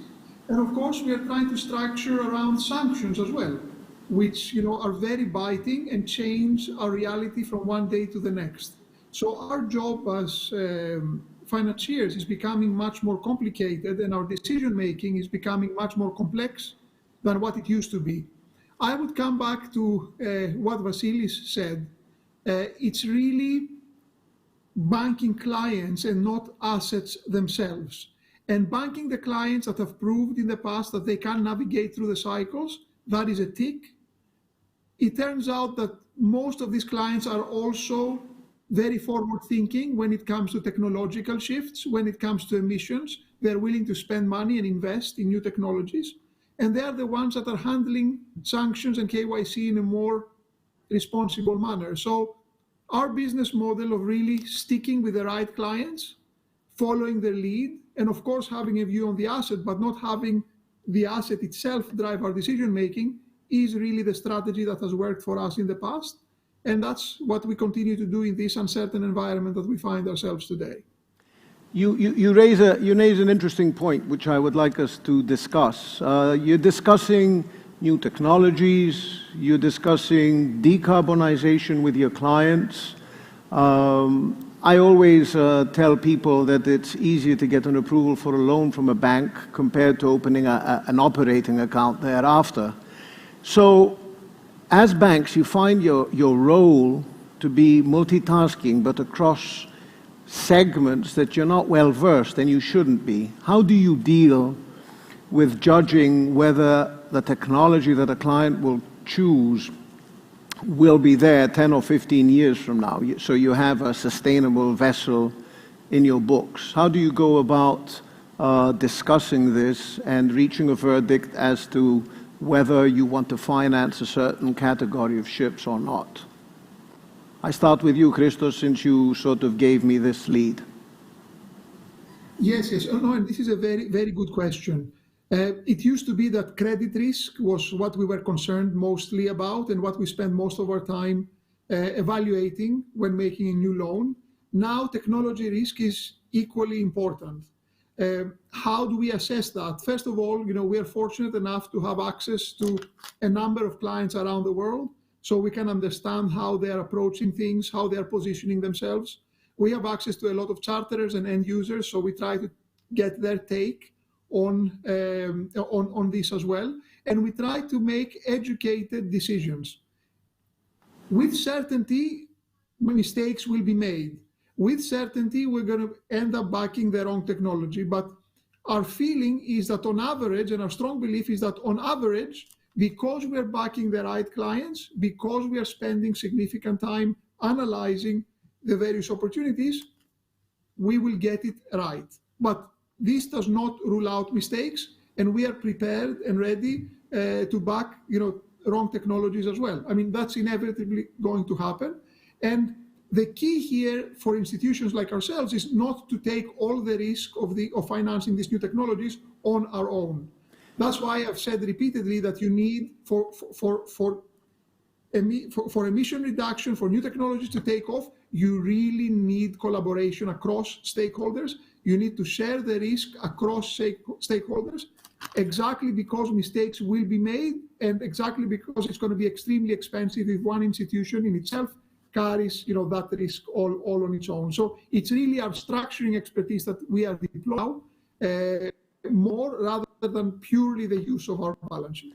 You're raising a point which has always found me in agreement during my banking days, and that is that there should be a certain strong element in name lending. Because at the end of the day, if you have the wrong technology in the right hand, you can still find a solution. So, Nicholas, on this subject of assessing technologies and appropriateness of tonnage ordered or bought by your clients, what's your view? How do you go about assessing suitability for your portfolio? Just to start from what Christos was saying, what we mainly do is focus on the assets, and ship financing as such being a part of corporate financing for some time, which needed specialization. It's never needed more specialization than nowadays, where you need to understand technological issues, regulatory, and also commercial implications of all these things. So the way we look at it is to focus on the right structures with the right clients. I wouldn't call that name lending, Angela. I would call what we do is structured financing of assets, so asset finance, and that is with recourse sometimes and covenants, but it is to a select number of clients, and that is not exactly name lending. But I take your point that the clients that you need to deal with need to have a apprehension and good understanding of the technological challenges, and when they invest in a new building, they will have an aspiration and an expectation of this being a profitable investment for years to come. We're here to back that.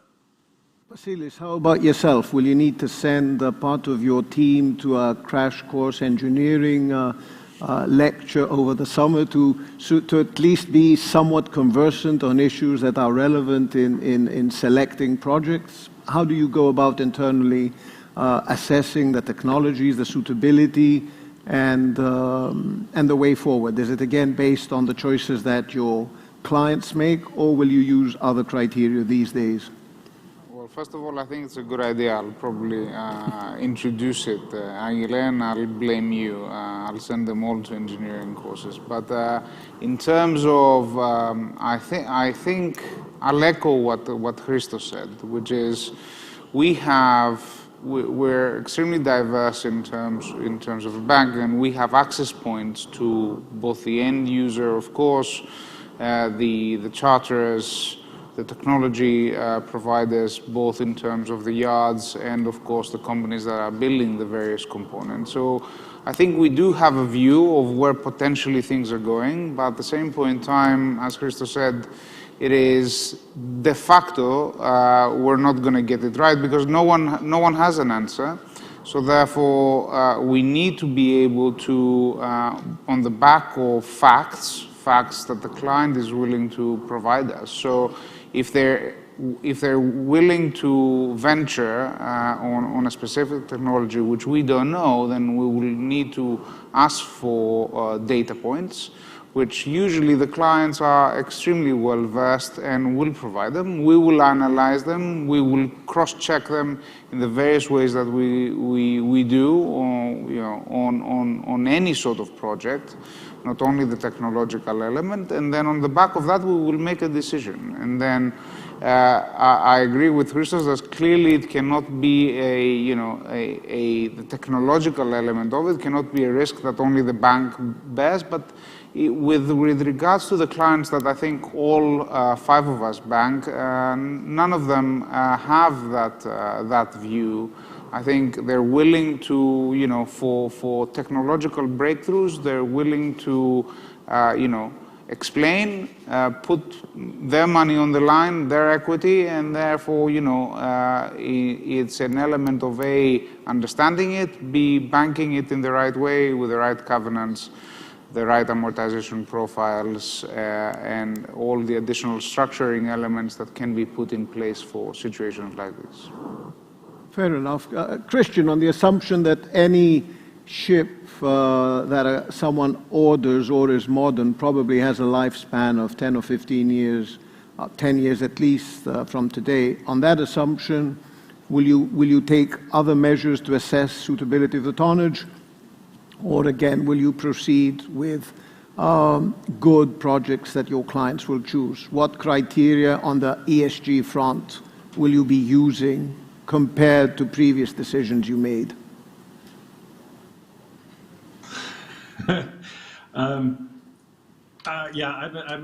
Maybe I'm a unique banker. I do it still the old way, the very traditional way. As you said, I have to admit I do name lending, and I've never lost money following my gut's feeling so far in the last 20 plus years. Can't agree more, personally. But that was very fortunate. I do look at the ESG as well, but this is driven by the external auditors, I have to admit. Then whenever someone from outside looks into a bank's loan book, they want to see that you did your homework properly, and you have to prove to the outside authorities that you have done the cash flow calculations in view of the ESG. You have to implement certain environmental points to make sure that you also have considered any technology changes. So this is what we are doing to fulfill the outside expectations. But for a loan decision, which is actually taking longer than opening accounts for shipping company, in our case at least, for loan decisions, we still do it with good counterparts, with good amortization schedules, and that has worked very, very well for the last, I have to admit, 20 years. Fair enough. I personally, from my previous experience, can't agree more with the name lending element. It's proven a success for many organizations. And Evan, of course, is an old hat in shipping. So what's your take on name lending, the new technologies? What mix do you use, and what internal hurdles do you need to go through in order to get approval these days? Has it changed substantially from 2-3 years ago? No, it hasn't changed substantially. We still focus on the same core issues. The starting point is, some of you guys are calling name lending. The starting point is, are you picking the right clients? So are they people who you know how they work in good times, you know how they work in bad times? Do you understand the logic of their decision? If you talk about new projects or new assets, do you understand how they're looking at it? I mean, it's a bit, I have a doctor I trust for 20 years. So when he suggests something, I know where he's coming from and why he's coming from and what you can expect. So it's the same with our good clients.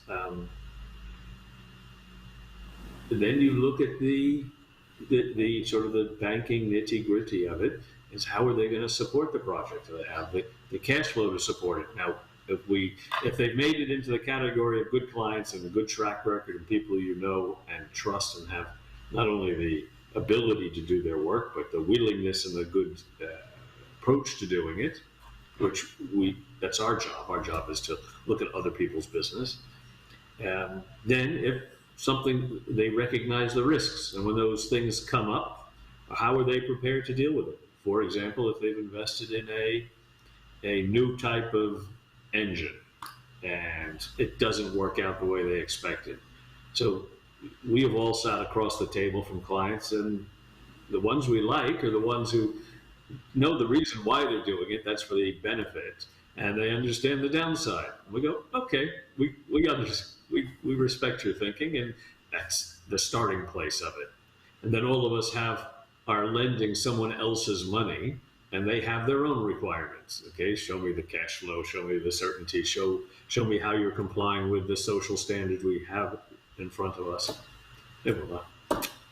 Talking about cash flows and knowing full well that rarely, if ever, do cash flows turn out to be the way people imagined them when they were composing them, but appreciating this full well and appreciating that we're probably very early in the whole ESG process and the Poseidon Principle process, how do you factor in your cash flows things like emission levies? Probably it's early, but how do you project this might happen, and do you discuss, so when a client comes for a project and then asks for a dividend distribution covenant, do you say maybe that, look, we'd like you to keep a few dividends aside for the time being because there are environmental levies coming forward, you'll probably need to upgrade your ships with new technologies.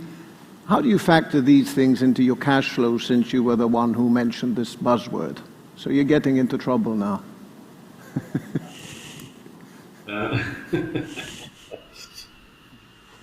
Yeah.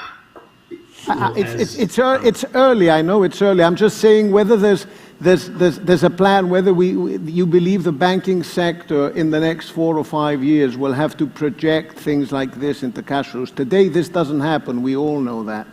But moving forward, how do you envision this could turn to be the case? Is it realistic to expect people to factor in these levies that are going to start being part of the game 2023 or maybe 2025? No, you can. So it's a fresh question. So I'll give you the two-part quick gut reaction, which is we already do it in a certain way. You make me think of the cash flow model now, but you have the line for the operating expenses, and you have the line for, we already dig into, the dry dock and capital expenditures and special surveys. And I think we will all start to focus a bit more on, are they adequate? Then we have the fortunate position as senior lenders, where you are making sure there's adequate cash reserves, maybe not specifically targeted to a particular cost, but sufficient cash reserves to take care of something like that. So you start to look at the reserves and the buildup and how they're going to handle it, and this will come onto the table, I'm sure. All I'm getting at, basically, for the rest of our panel members to chip in is, do we gradually see the Poseidon Principles becoming everyday lingo in your discussions, or do we still think it will take some time? Nicholas, what's your view? Is it something that's coming? It's already started, for sure, and it's here to stay, and there's a good reason for it. The question is it an integral part of the process now, or is it gradually unfolding? I think it's a very important consideration, but still the quantifying the cost is still in its infancy stage, particularly when you analyze a specific financing.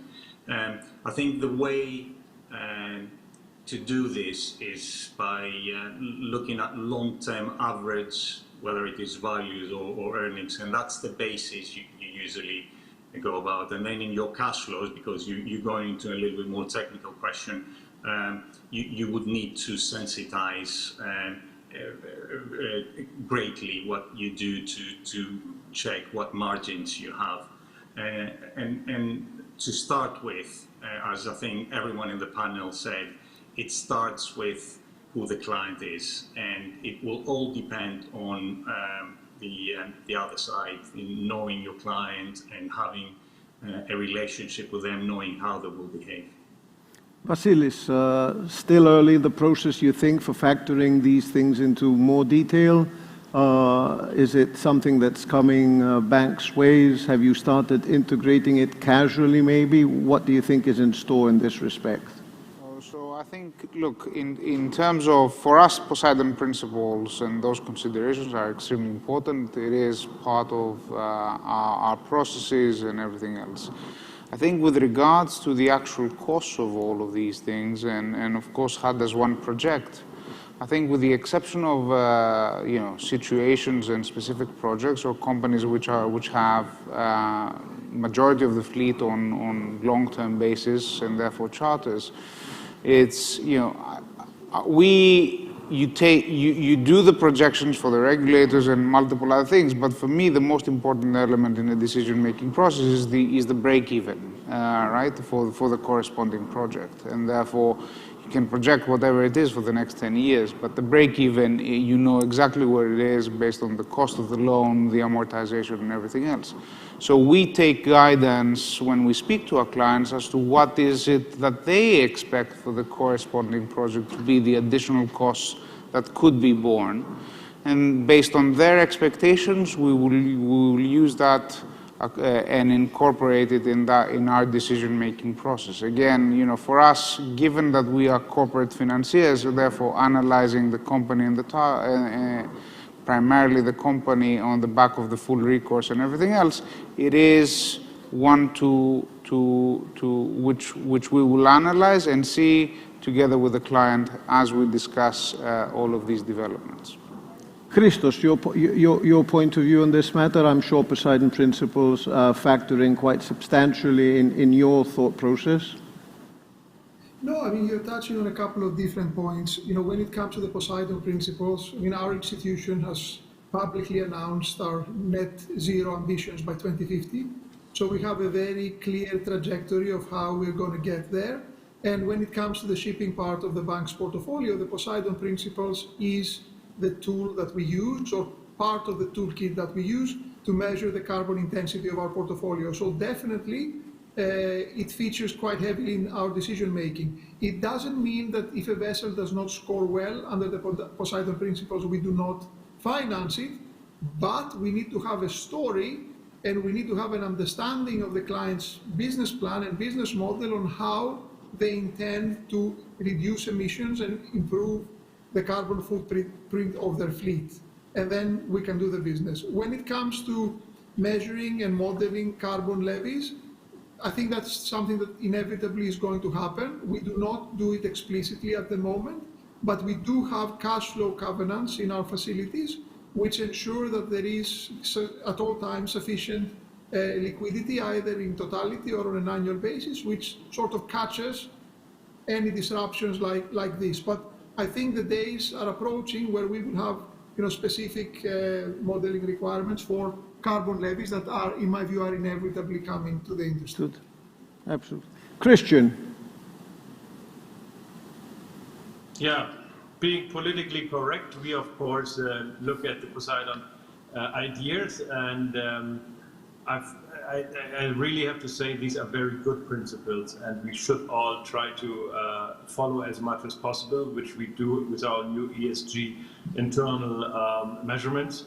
We certainly do not finance vessels which are too old. The most of our fleet actually comply with pretty much of the expected necessities. And since we are not very close to the final voyages or the last voyage to any places, we are keeping ourselves a little bit out of this discussion. So for the time being, we do have considerations on the dividend restrictions, as you just mentioned. We try to ensure that there's enough liquidity also at the side to support environmental investments. And therefore, yes, it is getting stronger and stronger also in our views. So if we are to summarize as we wrap up, I sense in our discussion that there's, and correct me where I'm not reading things correctly, there is lots of flexibility and understanding in your decisions. Projects are key, as they've always been. New technologies will start being assessed, but still it's the merits of the project and the companies that play a key role.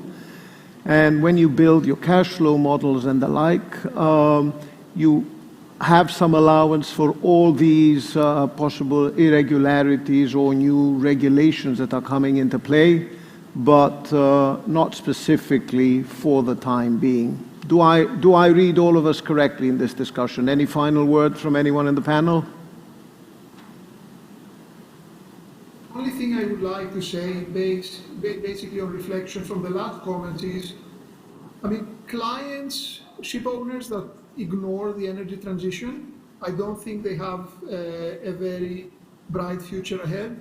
Also, financial institutions that do not realize that this is real and this is happening, and this is happening very, very fast, will find themselves in a challenging situation, because things are moving very, very quickly. And if you compare where we were 3 years ago and where we are today, it's a completely different reality. And if you try to project 3 years from today, it's going to be even more tight, and it's going to be even more difficult to do business if you do not adhere to, I won't say the Poseidon Principle, but certain environmental principles.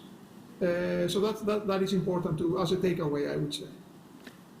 Any other takeaway from anyone else on the panel? Otherwise, we'll renew our get-together hopefully a year from now, maybe more in the physical sense or both together. But any final comment?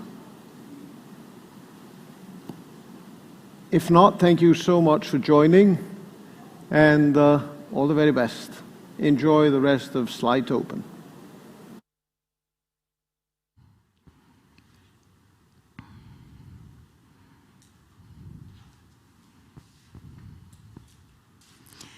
Hello and good afternoon. This is Danae Bezantakou. I'm CEO of Navigator Shipping Consultants and General Secretary of the Propeller Club. And today I will moderate the panel of Why Greece, Why Now? And at this panel we will analyze how foreign companies are opening offices in Greece and why they do so. What is the thing that is attracting them right now with Greece? And Athens, that has been voted as the shipping center of the world recently, managing about 5,000 vessels and controlling about 20% of the worldwide trade and 60% of the European trading. In the panel with me, I will be having next to me Christos Matsikoudis, Area Sales Manager, East Med of Varitsilaf Voyage Solutions, and Nicholas Theodorou, Chief Strategy Officer of ABC Maritime. And online, there will be connected George Kalianis, Member of the Board of Directors of Helmepa and Governor of Propeller Club, and Kenneth Jules, Chief Financial Officer of Zero North.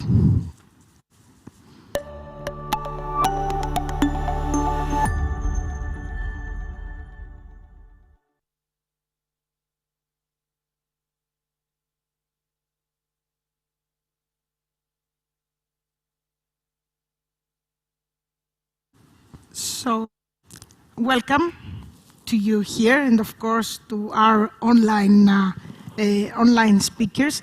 I will start with Nicholas. Nicholas, we know Nicholas each other many years. Long time. Long time, but recently, just 1 year before, you decided to leave Greece, although we did not like it.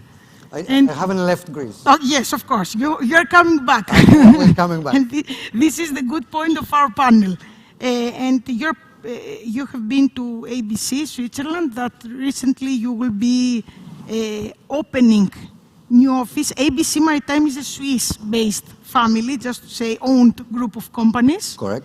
And why do you think they chose to open new offices in Greece, and why they decided to do it now? Well, many reasons, straightforward and easy to analyze. First of all, let me give a little bit of context, a little bit of background. Indeed, ABC Maritime AG is a Swiss family-based company, and family is a very important word in what I'm saying. It's also a pleasure to announce here to everyone that on April this year we will be becoming 40 years old. So it's been established for 40 years. Greek shipping is primarily a family business. So it's extremely straightforward to answer why here. Because Greece is #1 when it comes to shipping.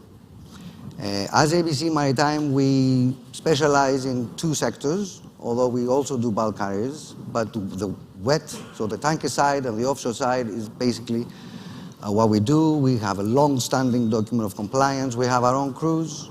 So it's a holistic sort of like type of management.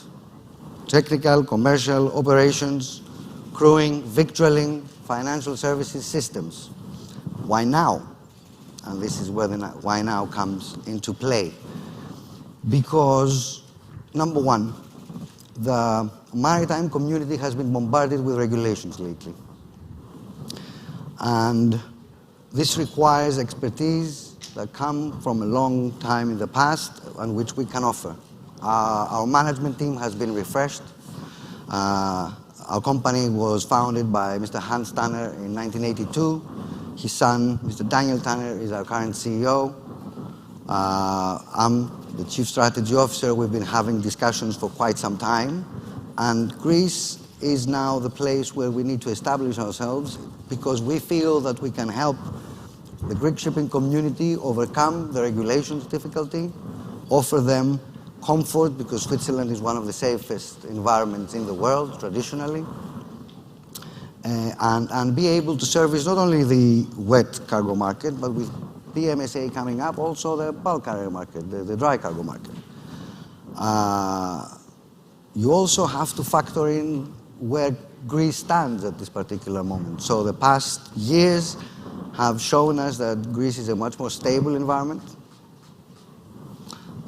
It's much more investment friendly. So we are currently in the process of establishing our offices here. We are currently sourcing people. This is also a nice thing to say, both on the technical and QHSE side, to begin with. We have shown that we can be proactive, and I'm currently referring, there's an undergoing crisis as we speak. We proactively and strategically evacuated all our staff almost a month ago. Therefore, taking care of our people, their families, because we asked all of them to move, and also maintaining continuity of operations. So why here, why now, for us is a very straightforward answer. Why here? Because Greece is the heart of international shipping and needs to be respected. And I'm very proud to say that our CEO always says, always listen to the Greeks. Why now? Because now is the right time to do it. And it's a pleasure for me not to be able to leave Greece. So that of course. So not only me, but my family. It's very important, but it's very important news to have also ship owners opening offices in Greece, because I have said it before in our interview with Alex Hadjipateras, that we urgently need the stakeholders, all the stakeholders, to sit at the same table. So as closer as we are, there is 3,000 shipping companies in 40 kilometers, in a radius of 40 kilometers, which is happening nowhere in the world. Family companies. Exactly. Not only family companies. What we can say is that it's several companies, and this is very important. This is the meaning of the right cluster. I will pass now the microphone to George Kalianis, and I would like also to welcome him in our discussion. Helmepa is a traditional shipping organization aiming to safeguard the seas from ship-generated pollution since 1982 under the motto, to save the seas. Could you please describe us the progress that has been achieved the last 40 years and what the next day holds for Helmepa? Because I know that you're also stepping forward very quickly with Helmepa, and it's very important to listen from you, George. Welcome. Welcome him in our discussion. Shipping organization, ship-generated pollution since 1982. George is hearing. To save the seas.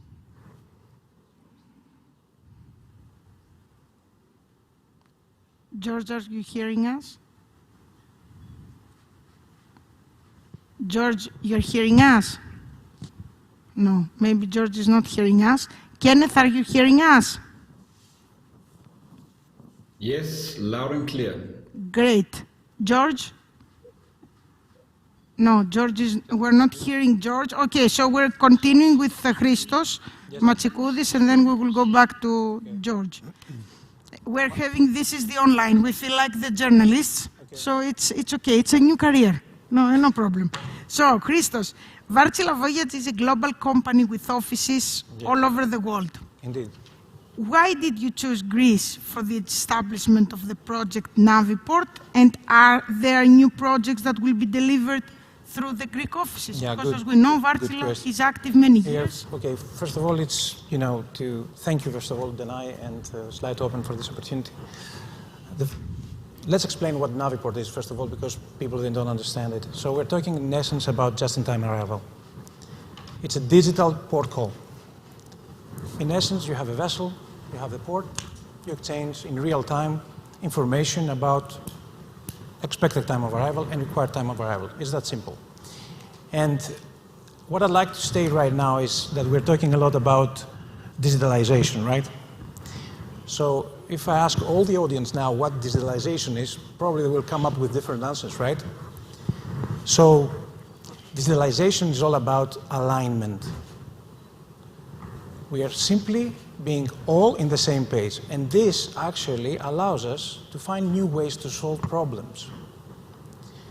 And the port has a significant problem regarding the emissions because of this congestion that happens in the port.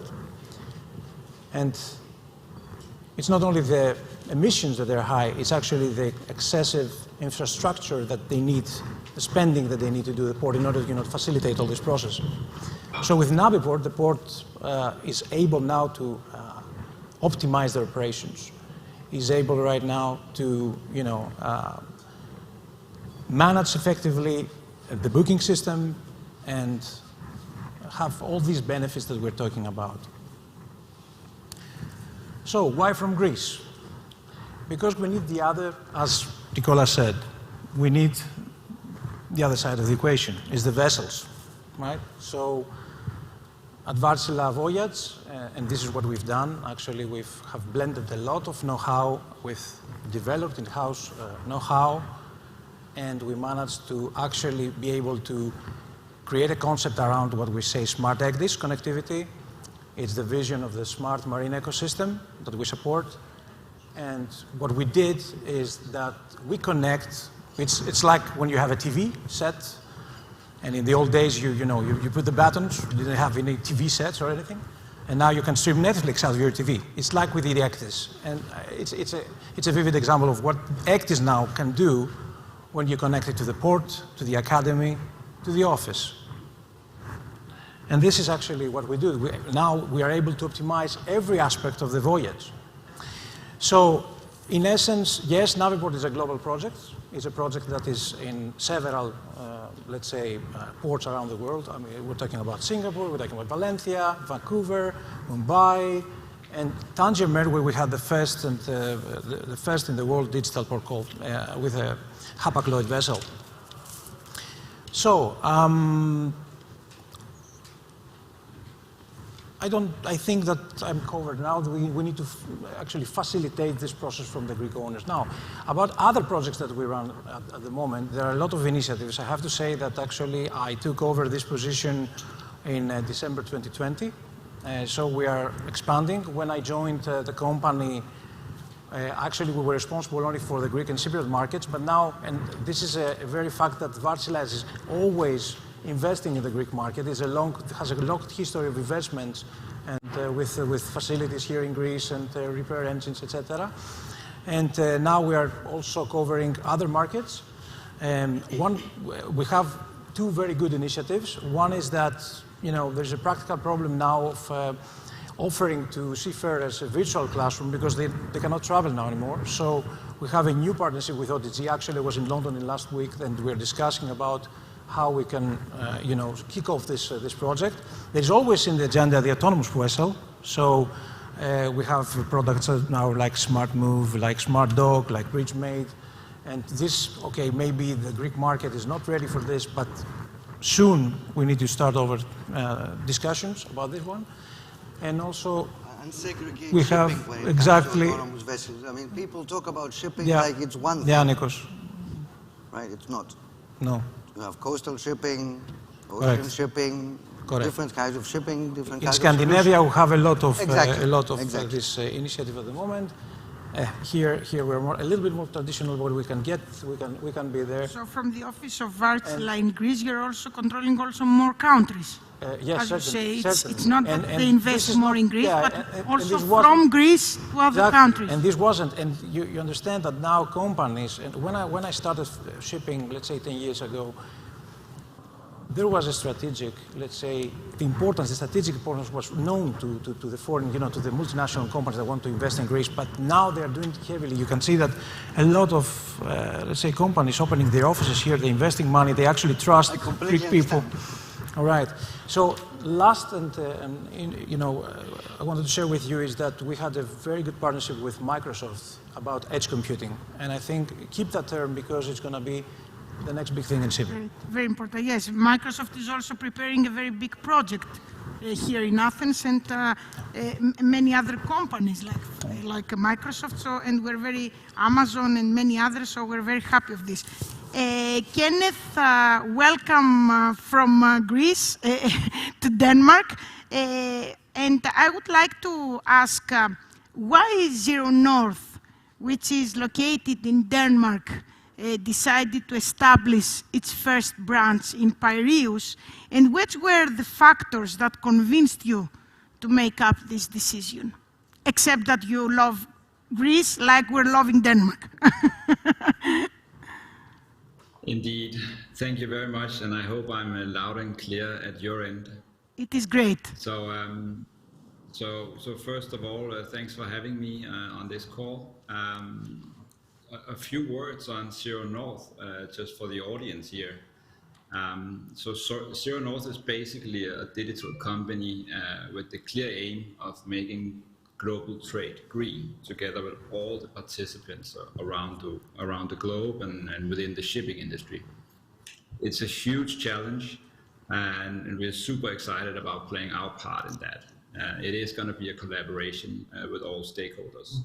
We're only a company that's basically 20 months old, but we come from a long legacy within shipping, and we are owned, as some of you might know, our ownership structure is from the Maersk Group, the A.P. Møller holding structure, and it's also from Cargill.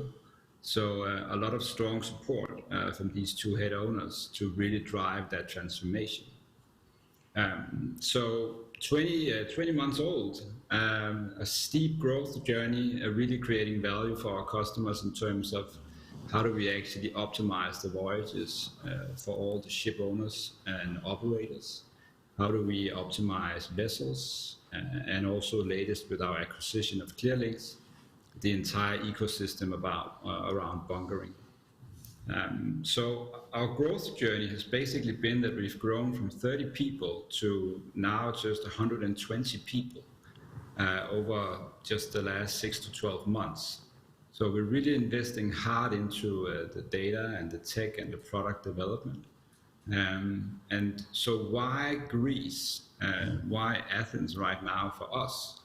To really expand our presence and to reach more customers, it's important for us to be very present in the Greek market. So that's why we opened up shop in Piraeus, and really building out a strong team there to really connect and help the Greek shipping community and actually offer our expertise. The last years have definitely shown that the Greece close-knit maritime community really understands what technology can do, and we want to be close to all the decision makers. It is a very competitive business being in shipping, and this whole decarbonization journey is it's going to be tough. It's going to be a long haul to really solve it, but there's short-term benefits. And we really believe that by offering our product to the market and really engaging with customers, then we can actually help protect the profit of the business while actually making a big impact on the decarbonization journey. We will also speak so about... that's basically why we are here. We will also speak about decarbonization in, I mean, the second part will be about, the new regulations.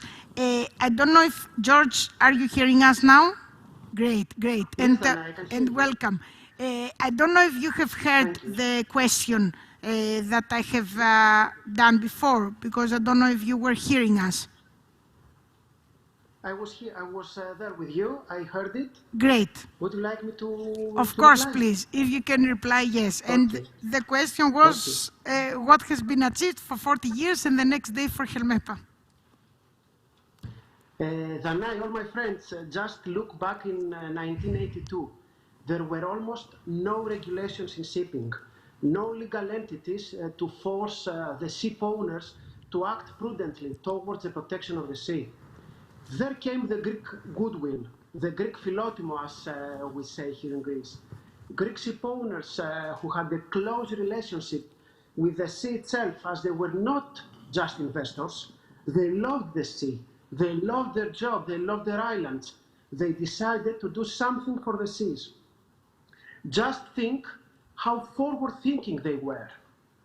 This year is a landmark year for Helmepa and our members. Together, we will celebrate the 40th anniversary of Helmepa, a historic association with a pioneer DNA that has proved to be a proactive, resilient, and impactful community of stakeholders committed to marine environment, safety at sea and sustainability with outstanding social responsibility and community throughout Greece and abroad. Helmepa now is a historic NGO acting as an open platform and focal point for stakeholders committed to marine environment protection, safety at sea and sustainability. Our mission is to cultivate environmental consciousness from the early age at schools. Helmepa has engaged in marine environmental protection for almost 500,000 school children, 8,000 teachers, and over 3,000 stakeholders. Only this year, we had around 10,000 small volunteers for beach cleanups, plus our youth ambassadors who are teenagers embracing the same core values and mindset with us. We also operate as a maritime training center for pollution prevention, safety at sea, and environmental awareness, of course. We are certified by DNV in accordance with ISO standards and approved by the Cyprus Maritime Administration. More than 25,000 seafarers and company staff have attended Helmepa's training programs to date. Helmepa has a very resilient network. Our membership base has increased fivefold the last few years to 2,000 vessels, which is around 50% of the Greek fleet in terms of GRT, 240 companies and 14,000 seafarers. We will celebrate the 40 years this year by organizing 40 different activities throughout Greece. Why are we doing that? Because we want everybody to understand what climate change is. This is our vision, and we will succeed it, of course. We will reach out, engage everybody. We will engage and cultivate environmental mindset of as many people as we can. Children, youth, professional, volunteers, everybody. Our movement will reach every Greek region to ensure no one is left behind. We will try also to empower legal governments, national policies, could leverage existing local experiments and engage local stakeholders to address climate change impacts through proactive adaptation. And of course, we will support youth mobilization and advocacy efforts to address the climate crisis and to provide them with a space, of course, to participate. We will always remain at the forefront of global developments in shipping and the wider maritime sector, cultivating a spirit of pollution prevention and safety awareness. Always we work for a decarbonized, safe, and sustainable future for everyone. This is what we are doing, Danae. Great. So many things done the 40 years, but too many also to come this year. So this is why we are very happy to have Helmepa in this panel, because the other companies are saying why they're having this, all these activities in Greece. But with Helmepa, we wanted to empower the message they want to build all over Greece about climate change and to empower the youth. Nicola, as we said also before, Athens is the number one shipping center in the world, according to recent research of DNV. The other categories are maritime technology, ports and logistics, attractiveness and competitiveness, maritime finance and law.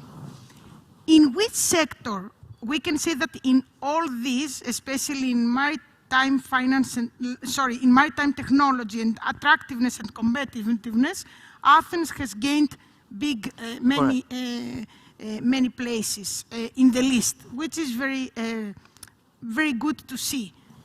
In which sector do you think that we have the prospects to concentrate the next 5 years? I've wondered myself the same thing, and the answer that comes to mind is, why should we concentrate on one specifically. I fully understand that laser focusing on something perhaps helps you, or that's the assumption at least theoretically, it helps you gain ground faster. But again, technology, we're doing a fantastic job. The environment has improved a lot. It's part of the reasons why we're doing the same. Regardless, there are financial centers around the world. What we can do is facilitate these financial centers. That's what we can do. I think that with the support of and ports and logistics, of course, with all ports these and logistics, we've been developments. doing a good job for the past decade, for sure. I remember DNV's results 2 or 3 years ago that we were discussing together with George Teriakidis. Okay, we can do better. We should focus there because Greece is, Piraeus is a natural port by itself.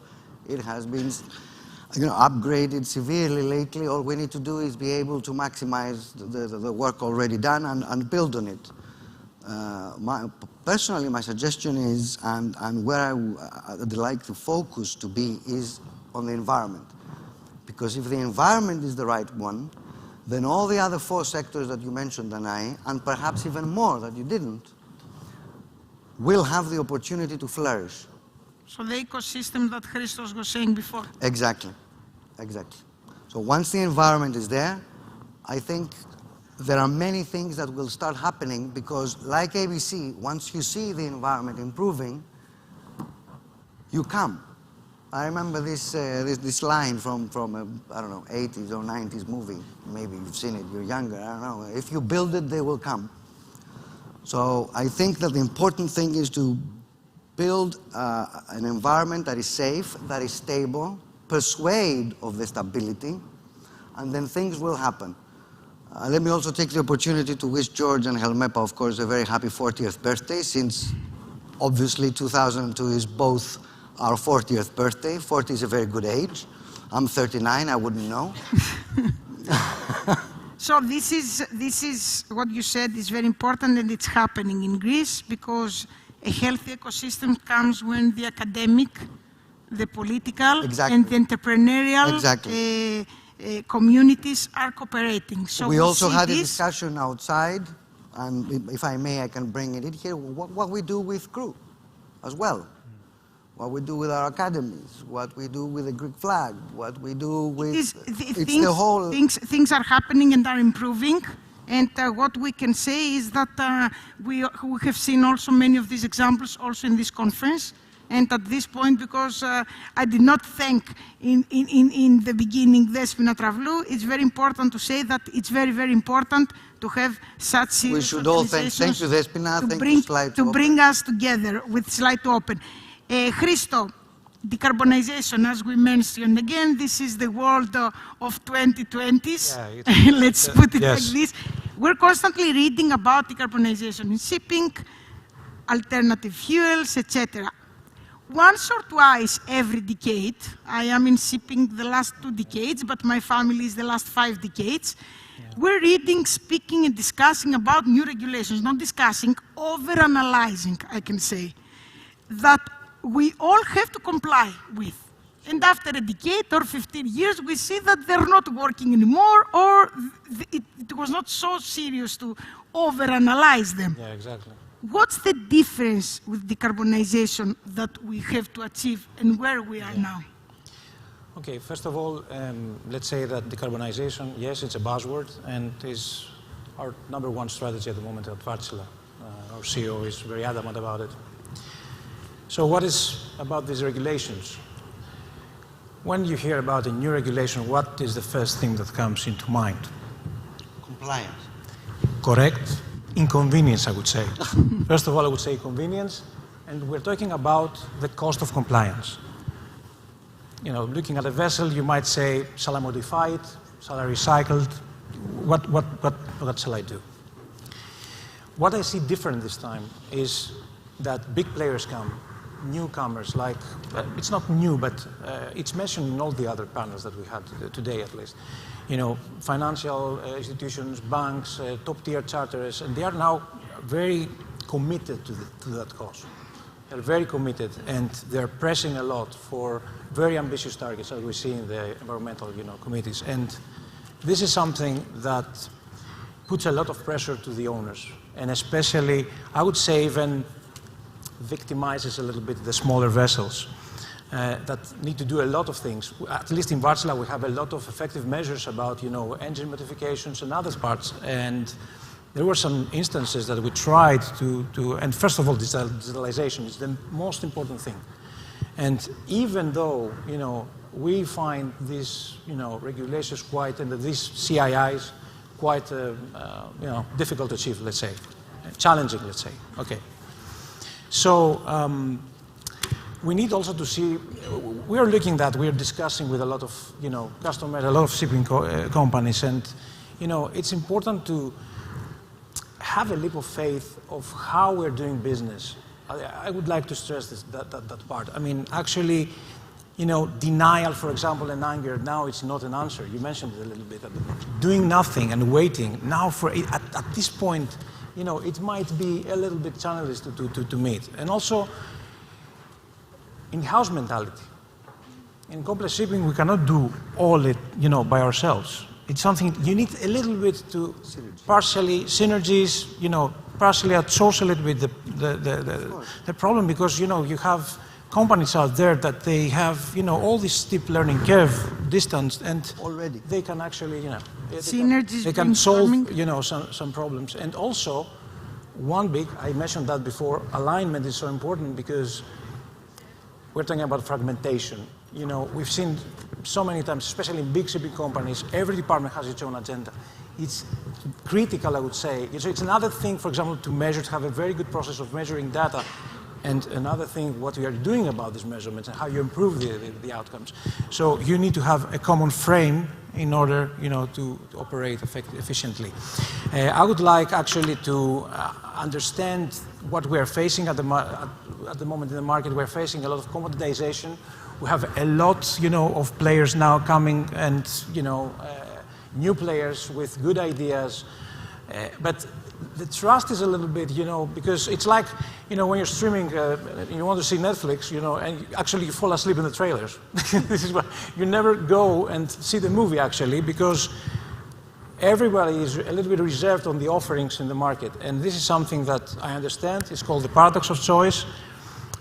But still, I think that out there are companies that can solve this riddle. You can trust them, and I believe that's the way forward. Sometimes you sleep at the movies because you believe that there is always tomorrow, that you can repeat the movie. Maybe. But now with the climate change, it's a little bit different, because we have to. Correct. As I also said, on a positive note, I want to just, just a final comment that there are a lot of opportunities also. There are not only risks with regulations. We know in the past that in several instances, some niche markets were actually grew because of some regulation.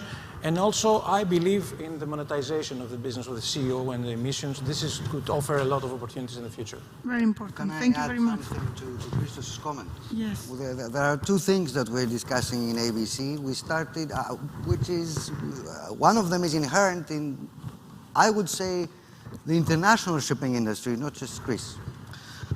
We've been extremely good in effective reactiveness. Very, very, very good.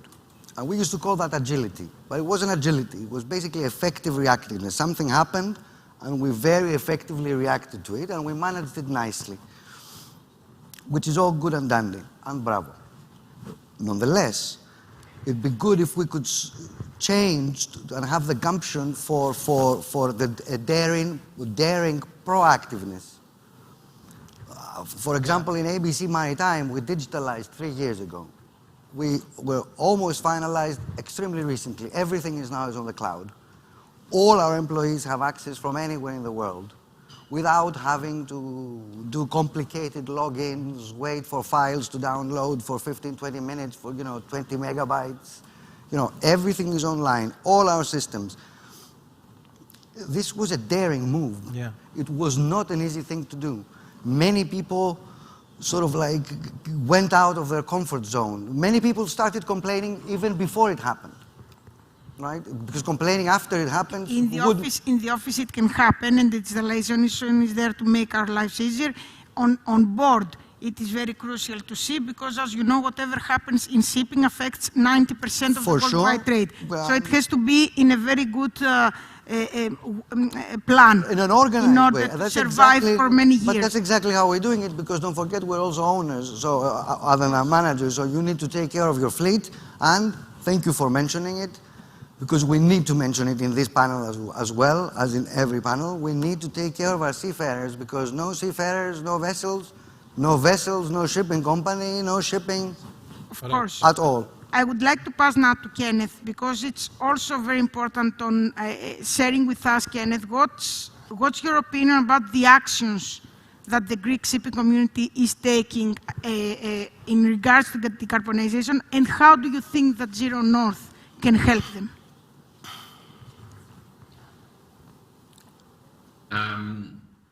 So indeed, a lot of action is taking place in the Greek community, and we're really happy also to be part of that. But this is, as mentioned before, this is the global shipping community really coming together, and this conference is also a testimony to that. And I think it's coming about from the pressure from the general public. It's our customers and their customers that is really driving this change. Obviously, regulation is also a key driver here, but I actually think that the last few years has really been a game changer and a pivot moment for the shipping industry. But for us to be able to really decarbonize and transition the shipping industry, we need to be able to find that sweet spot where profit and planet go hand in hand. And that's where we definitely believe that Zero North and our products and services can actually enable that transition, while we, on one hand, try to optimize the return on a given voyage, on a given cargo that is transported, while minimizing the emission profile of that voyage, and really bringing that transparency and data in the front of the decision makers. That is super critical. And I really think that the products that we have and a number of other companies are building, they are just critical to ensure that while we build for the long term and need to do decision in all the assets and steel out there, there is so much potential on optimization. We're working with a hypothesis that there is 7 to 10% of efficiency gains, meaning real reductions in emissions, by actually planning voyages better, optimizing what you buy of fuels and where you buy it, and also the vessel part of that. And really want to bring that cockpit to the decision makers in a uniform way is what we believe is the way forward. So we're really excited about joining forces with the Greek communities around that. And we're happy to, and thank you very much. We have the last 3 minutes before closing, and the last question to George. Helmepa has joined the Getting to Zero coalition to further support the maritime industry with decarbonization efforts.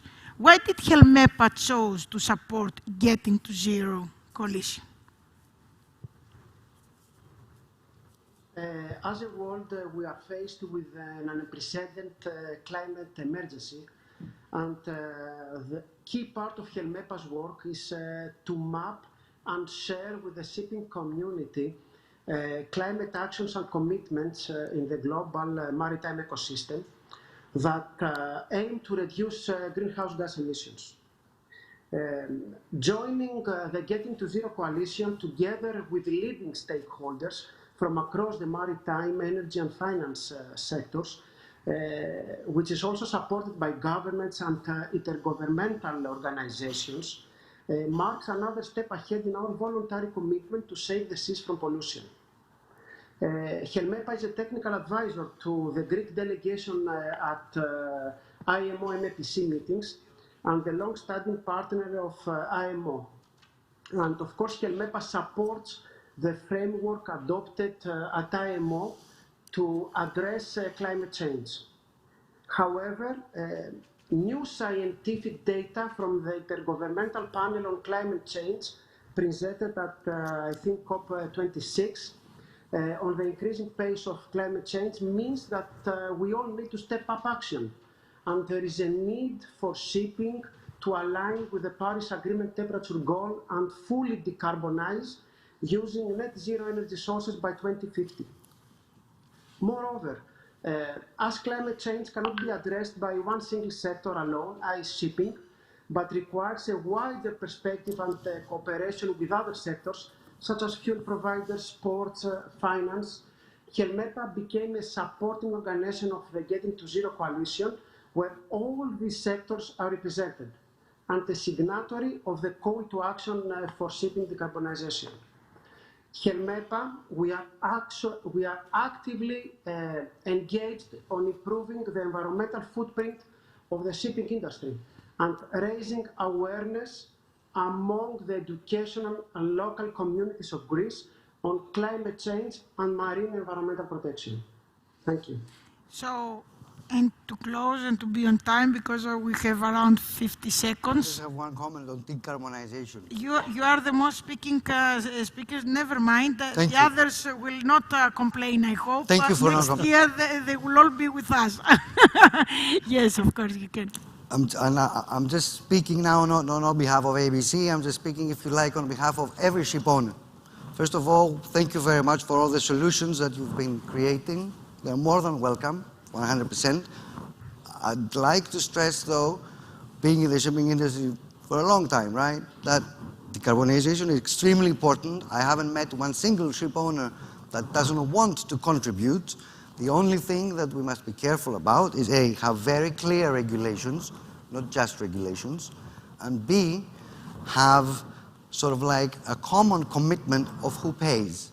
Because on behalf of every ship owner, it is impossible for just a single ship owner to decarbonize shipping. You need the traders, you need the charterers, you need the fuel manufacturers. We must all sort of like chip in decarbonization, that's all. And of course, let's go and make 2030 and make 2050 and save be all happy together. We all have together save the environment for our children. We all have. Of course. So you said what I would like also to close, although we have not agreed it. I would like to thank George, Kenneth, Christos, and Nicholas for being with us, and all of you for listening of this panel, and hope that we helped you solving some questions. Why Greece? Why now? Thank you very much.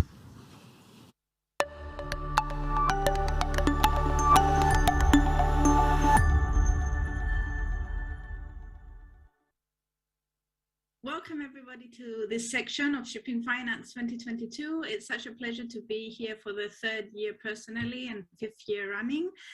I'm Gina Panayotou, the founder of Oceans Arena. And when we were discussing with the organizer, Despina, on how to put together this session, I said we really want trailblazers on this session to share their moments of wisdom with us.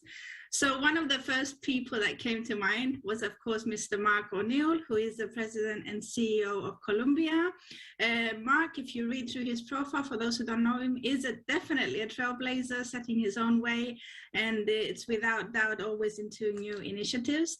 Mark, welcome to Moments of Wisdom. Thanks, Gina. Lovely to be here. It's a pleasure to be hosting you, and I can't wait to hear your input on a few questions that we have for you. This year's theme is Euphoria in the Shipping World, quite interesting and an innovative title, I would say. And I would like your take on whether you think the current market can really be defined as a euphoria, and if you think that this is a sustainable thing going forward in the future. Yeah, it was an interesting, well, I think they're all interesting questions, Gina, and you know, certainly interesting to view the present status as euphoria. I don't think, you know, having gone through the period from 2008 until it started to pick up, and then COVID hit 2 years ago, it would be right to call it euphoria. I think certainly for a number of sectors, the container sector and the bulk sector, it's a reprieve. It's a reprieve from sort of 13 years of real hardship, and then along came COVID. We are seeing you know, certain sectors doing extremely well. There's no doubt about it. The containers and the bulkers, but the tanker market is really yet to show any signs of improvement. And, you know, the suffering of that particular sector goes on. Is it sustainable in the long term? I think to answer that question, you really have to look at the fundamental cause of this reprieve. I think after the sort of getting used to COVID and after the markets have gotten over the reaction, the shock of COVID, I think there is an increased demand for raw materials and goods, undoubtedly. And I think a lot of countries, when COVID first struck and they went into shock and all borders closed, they ran their inventories down. So there is a need, secondly, to build up inventories in these in all countries. Then I think people haven't had much to do, have we? You know, we've all been saving our money, and you know, we haven't been able to go shopping. We've now got, certainly myself, have got an expert in shopping on Amazon. I think I even beat my daughter when it comes to shopping on Amazon. So we've got more savings, we've got more disposable income, we're shopping more, and therefore the containers are filling up. So I think there is this supply demand in goods and in inventories and raw materials certainly picking up, which would suggest that that's certainly for the short to medium term. I think on the vessel side, we have got, you know, a perfect storm in a way, because for so many years after 2008, we had too many vessels with too little to do, earning too little. Now we have got too few vessels in many of the sectors with a much, much greater demand than supply is able to fulfill. And vessels aren't coming on stream as they did, you know, back before 2008. Before 2008, people were going to China, coming back with reams of shipbuilding contracts. That's not happening. Why? Because sensible money doesn't know what type of vessel to invest in. And what fuel is going to be the fuel of the future if I'm going to invest in an asset that has a lifespan traditionally of 20, 25 years. If I get it wrong, it's going to be an expensive mistake. So people are still waiting to see which way to jump. So they're not building new vessels. So the existing fleet is growing, but it's not growing. It's not growing that much until this whole environmental issue is sorted. So we have overstretched yards who can't really gear up to producing more vessels, even if the demand for more vessels was there. And you have this uncertainty as to what is the fuel of the future. It's a perfect storm. So certainly for container ships and bulkers, I think short to medium term, yes, sustainable. And I think in the medium term, we will then be clearer as to what the fuel sources are of the future. There'll be a number, it will be a modular approach, I'm sure. And also the yards, which were previously run down for the last 12 years, will gear up and start having greater capacity. And then you'll start seeing the heat in the market, certainly in the container market and the bulkers market, ease off. So that's the wisdom for what it's worth. I think it's definitely a very accurate picture of the current situation, and I'm glad that you made a note on the uncertainty and how that's affecting new builds and going forward, because it kind of leads on to my next question, I guess, would be, so we're seeing this rise in demand for greener also vessels and greater regulations on decarbonization, a shift towards more automation, technologically advanced vessels, a lot going on. What do you feel will be or has been, I guess, the greater game changer given this uncertainty at the moment? And then on a next level, how has Columbia personally embraced it within its group? I think the whole debate about sustainability and greener shipping masks a much greater underlying issue.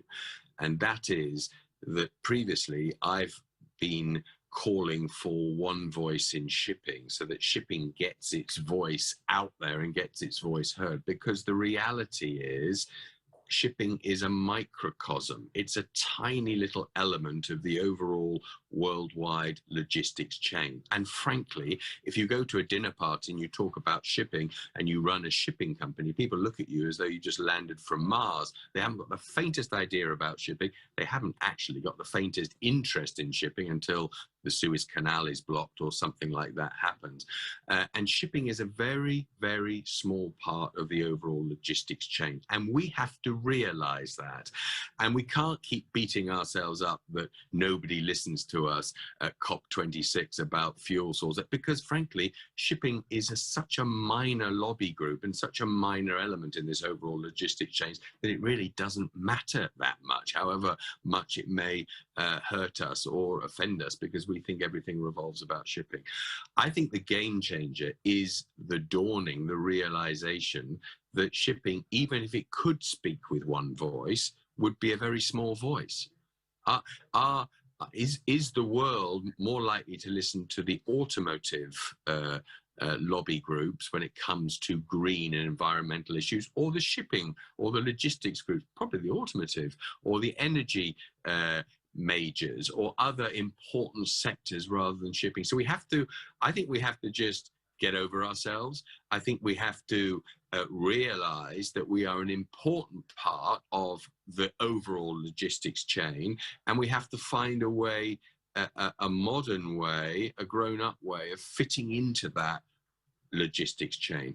It is no accident when you look at CMA, when you look at MSC, you look at Maersk, some of these huge liner companies, it is no accident that they are buying into railway companies, they're buying into aviation companies, they're buying into terminals. They call themselves logistic companies now. Their thinking is ahead of the likes of CSM or other ship managers or other ship operators. They've realized that these are vertical logistic chains which we have to find our place in, and stop pretending that shipping deserves to be or is this little microcosm all on its own, and everybody should listen to us and everyone should take heed, because we're not. We're just one cog in the overall logistics chain, the logistics chain being just one sector in a much wider, richer, more colourful sector nationally and internationally. So I think that's the game changer. And I think all companies need to find their place in that logistics chain. Doesn't mean that they all have to be big, they can be niche, but they have to find their place. What CSM done, CSM has looked to ensure, always client-facing, because we're a service provider at the end of the day, we've looked to ensure that we can interface with all of the component parts in that vertical logistics chain, so that we have something to add, that we have a service to add. We can manage the ships, we can train and manage the crews, we can provide logistics, we can provide catering, we can provide all of these services to the various component parts in that logistics chain. But our service may look very different in 5 years' time to that which it is now, because things are changing, quickly. So I think what CSM done, it's kept its eyes open. It's been reactive and proactive more often than not. It's tried to stay on the front of the wave of change, but not too much on the front, so that you leave your clients behind, because we are serving our clients. But I think we've also been realistic as to where this marketplace and where this sector is going. Shipping needs one voice. It needs to shout that voice very, very loudly, but it also needs to realize that it's just a component part of a larger voice. It has to contribute to that when we're talking about important things like environmental and sustainability. Well, that was definitely a voice and moment of wisdom for how we should be approaching things, and the shift probably in mindset first of all than anything else. You talked a lot about diversification and obviously expanding services, etc. And Columbia is quite a large group and quite a diverse group. They're involved with a lot of things from yacht management to hospitality. So I guess my final question, even though there's so many things I could really ask you from this discussion, would be, at the moment, if you had to go all in one direction, which would that be? I think completely opposed to going, genetically opposed to going all in one direction. But if I had to, because I think that's dangerous, and I think, you know, hedging one's bets and being flexible and dynamic is key to surviving in this and any other industry sector. But if I had to go all in one direction, how would I do that and best protect myself? I think invest in people. And I think if you as a company or an organization or a sector invest in people, then you can pretty much do anything. I think if you invest in people, you can pretty much handle any challenge. And I think if you invest in people, you will be successful in whatever you do, as long as those people are properly motivated, trained, and incentivized. And I think for all of our businesses, they start and they finish with people. You definitely couldn't be more spot on that. And I hope people are really have taken note of this true moments of wisdom and the very interesting way that you have put it forward. You can tell that his background is legal. I'm very proud to always bring him up as an example of a lawyer who made an exceptional commercial leader, because people seem to think that that doesn't work. It does. Mark is the living proof of that. Thank you so much, Mark, for joining this session. Always a pleasure. Thank you very much.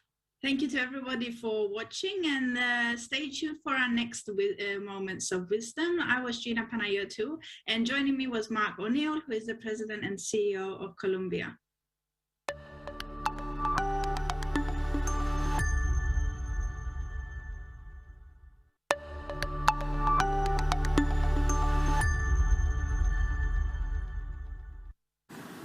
Good afternoon, ladies and gentlemen.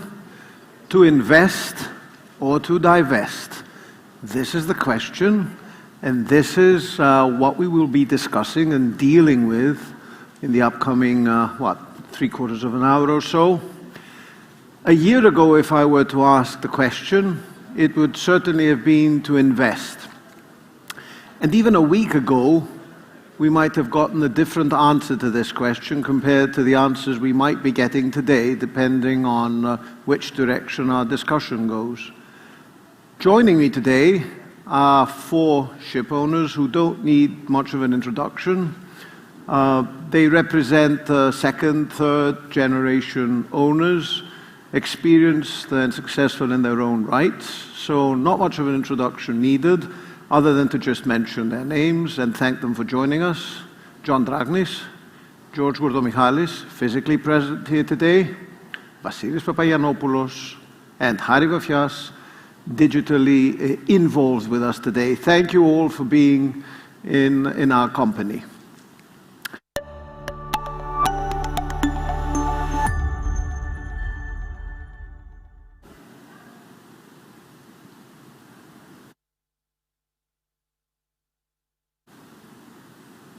We're used to talking in shipping environments about cycles, shipping cycles. Obviously, we're at a high point in many segments today, but obviously, compared to other cycles, there are many issues at play. Trade issues, technology issues, ESG issues. So I would like to ask John to first give us his view a bit on where he thinks we are in this cycle today. Do we have more to go on this? Is it a time to continue investing, given that there is a need for new technology vessels to enter the market? Where do you see your investment decisions lying these days? How do you approach this? Hello, Vasily. Hello, Hari. Nice to see you online. Thank you for the question.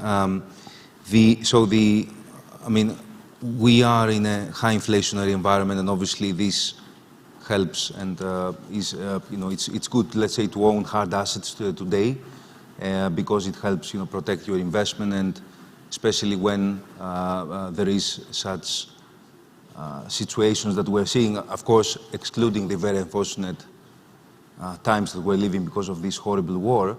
Otherwise, generally, there has been a very increased movement of goods, especially on the categories of containers and dry bulk cargoes.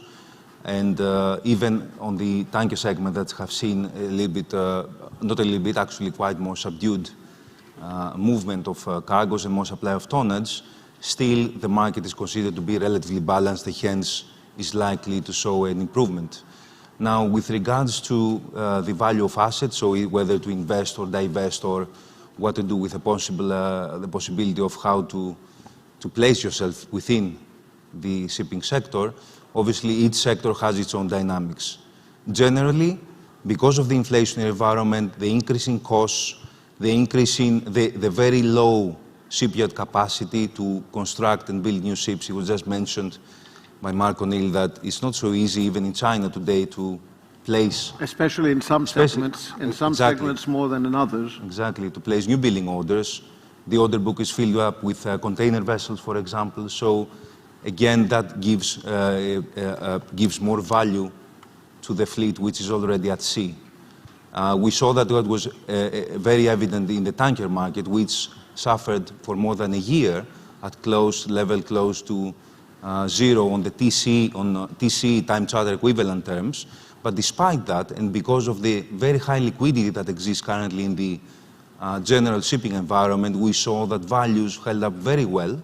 And irrespective of the category of ship, whether it was younger ships, let's say middle-aged ships, or even older ships, were very liquid assets, and they could easily be sold even though the market was very subdued. So generally, I think that there is the values on younger ships is well justified. The bunker prices where they are today, I think they reached a 7-year high today. The eco ships, the delta is going to continue opening up vis-a-vis the non-eco ships because obviously of that bunker cost. And I think that the value is justified. Now, there will come a point where taking some profit off the table could be a good choice, like, for example, on the container sector. Maybe selling out on a 20-year-old vessel, a 20-year-old position, which is non-eco, let's say it has been acquired at a lower number, and you can lock in a hefty profit today, is a possibility. Not that you cannot lock in the cash flow from a long-term time charter. I mean, that is always an option. The dilemma. That is always a dilemma. It's always an option. But shipping is shipping. It's not a bond. It's not a bank bond. You know, there are risks. You need to perform the TC. There is credit risk, counterparty risk. So selling could be a way out, especially on older container tonnage. But generally, I am quite positive on most of the shipping sectors, even today, even on the current values. Dear George, we've had this discussion in the past on a private level during market peaks, where I was advocating that maybe it was good to not leave much money on the table. You had different views, and that's what makes the world go round, of course. So today, where we are with all that's happening around, all the irregularities we are going through, which we've never experienced in shipping, all together at the same time, what's your view there? Are you leaving money on the table today if you divest, yes or no? Angelos, good afternoon, fellow panelists. Good to be back. You are right, the world goes round because the two of us disagree on everything. But I would pick up on something that John said. We are living in an inflationary world, and that's good for shipping in general. Each segment is different. I would suggest that bulk carriers are probably cheap for their earnings and have been cheap for a while, given their earnings potential. I would suggest that container ships are probably expensive, even though their earnings are very good. I think tankers are more expensive than what they should be given their earnings, but they have upside. Shipping is one of those beautiful businesses where you can divest and invest at the same time. So what we have done, for example, is taken money off the table over the past 12, 18 months, I would say. Probably a bit earlier, started a bit earlier than what we should have, but that's with hindsight now. But at the time it sounded good. So we did take money off the table, but we put money back on the table. Each deal is different. I'm fairly positive across the board for this year and next year. And interestingly enough, and however sad it may be, the irregularities that we've been living over the past couple of years, whether this be COVID or what we have been recently experiencing happening in the Ukraine with Russia, are actually providing a backbone to this business. And it is unfortunate, but it is a reality. Yeah, even the few segments that had not picked up appear to be getting a new life. I'm sure that those, and there's at least two in this panel that have tankers, they're happier people on their tankers for the past few days, but not happier people as people for the world. Exactly. So this is what we live in. But yes, take money off the table, especially for deals where, as John said, you may have written down assets, paid off, etc., but reinvest. The big problem is that reinvesting today in new buildings has a big question mark that has to do with the upcoming regulations and on the idea that when you invest in a new building, you should have a 20 or 25-year cycle ahead of you. Yeah, that's where I am. Yeah, I think that 20, 25-year cycle is not a reality these days, but there's definitely a 15-year cycle for ships. Let's see what the future holds there. But Vasily, 2021 hasn't exactly been very bad for your segment of the market. So that's why you also have a smile. So your views moving forward, are we likely to see you further invest? Are we likely to see you take a mixed approach to your holdings today?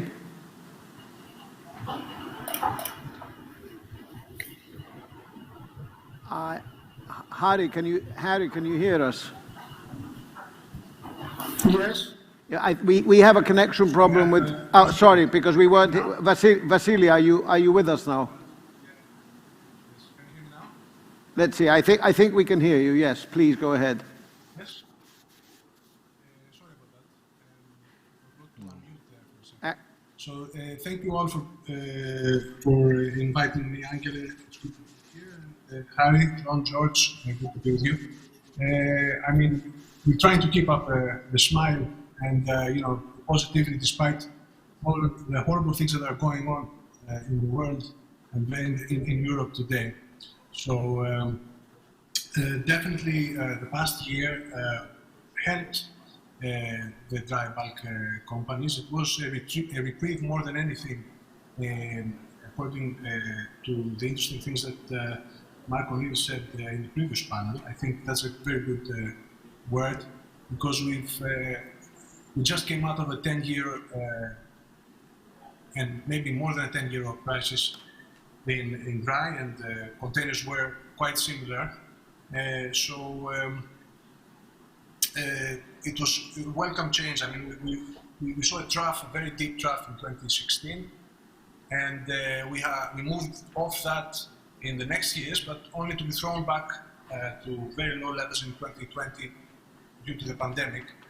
And fortunately, things picked up in 2020, and 2021 was a better year than we've seen in a very long time. So it is definitely a very welcome reprieve. And we are now at levels I believe are still within a historically average range in terms of vessel values. And as George just said, the freight market is quite stronger than what we have historically seen, even if you take sort of the upper ranges of the historical averages. And I think if there's no big disruption, which is something that somebody cannot rule out nowadays, unfortunately, everything is very fluid, the next couple of years might be interesting. I think we're going to be operating in a profitable environment. There is a small order book, so I think the market is going to be decent. Beyond the next couple of years, who knows? We have the environmental regulations coming in, that's going to help. But beyond the next couple of years, nobody knows, I think. Thank you, Vasily. Nowadays, nobody knows about the next couple of months. Yeah. Harry, just like John, you too are diversified in your holdings. So obviously there are courses for horses here, depending on which segment you're in. But in its entirety, how do you view the current position where we are from an investment perspective? First of all, hello to everyone. My view is that for the past year or so, containers and dry bulk were the stars of the shipping market, and oil and gas were the jealous cousins. Obviously now, with whatever is happening in Ukraine, we see a lot more interest in energy and oil and gas. Already this is reflected in the spot rates and possibly TC rates.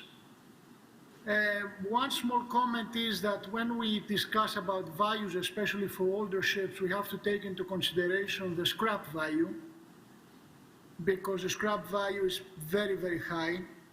That's why it keeps the values of older ships very high. If for any reason in the future the scrap value collapses, and for example tanker rates are not up, this will push values significantly down, especially for middle-aged and old ships. Also, do not forget that especially for tankers, the values of middle-aged and old ships are kept very high because of the sanctioned trades. If, for example, these sanctioned trades become legal trades, then obviously there will be no real business for these vessels, and therefore you might again see a pressure on their values. Now, on the strategy of investing or divesting, I guess it's sector specific. I would, if I had containers, I would be selling. I'm really scared of the order book. On the dry side, probably hold or sell. So maybe both. On the tankers, hold and buy, maybe. If we see further increases after the Ukraine conflict is finished. And gas, there is more steady, it's a more steady market anyway, but since it's our main segment, we always sell older ships and buy new vessels or build new vessels in order to keep our market share. So this is my own small summary. Thank you for that. Related to investments, but sort of moving into a different topic, the investments you make in shipping are very much related to the regulatory framework. You as ship owners, and that's my personal feeling and a question mark I've always had, it seems to me that you as ship owners are very frequently driven to the corner, having to defend that you stand for good, having to sometimes clean your own fuels through scrubbers, having to do all sorts of things that other segments in this world don't have to do. So my question is, why do you think this applies to ship owning? My feeling has been that maybe you're not involved in extensive lobbying or pressure groups or voicing the good you do to the world. You do carry 80% of the goods we consume and only pollute less than 3%, so a very small footprint. Why do you believe that this is the case? Because if you were pressured a bit less, I think you might have viewed investing in a different light. So that's my personal view, but I'd like us to share this perspective with our audience. John, what's your feeling on this ship owner's stance vis-a-vis public opinion? Okay, I mean, it is our job to drive change as well. I mean, I'm not saying, we're not, obviously we're responsible, we run the assets, we order shipping companies run the assets, they order the potential, the technology, of course. But you don't invest the technology. No, right, but what technology is available? So engine makers are a very huge part of this conversation, and we have seen mostly efforts to expand the portfolio of technology to dual fuel engines. Most, I mean, you see a lot of DF LNG vessels, especially in the container sector, being now built.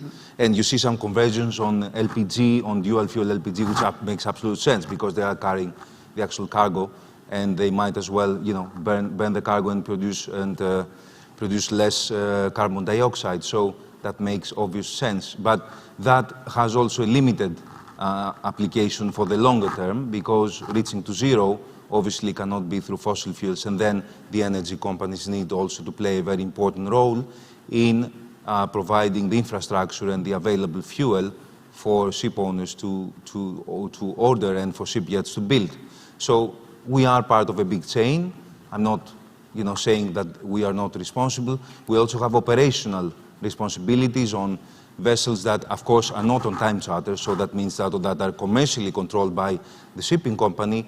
It is our job to make sure that we operate the vessel in the most efficient manner. But do you believe more falls on your shoulder than, for example, on the shoulders of the aviation industry or on the shoulders of the automotive industry?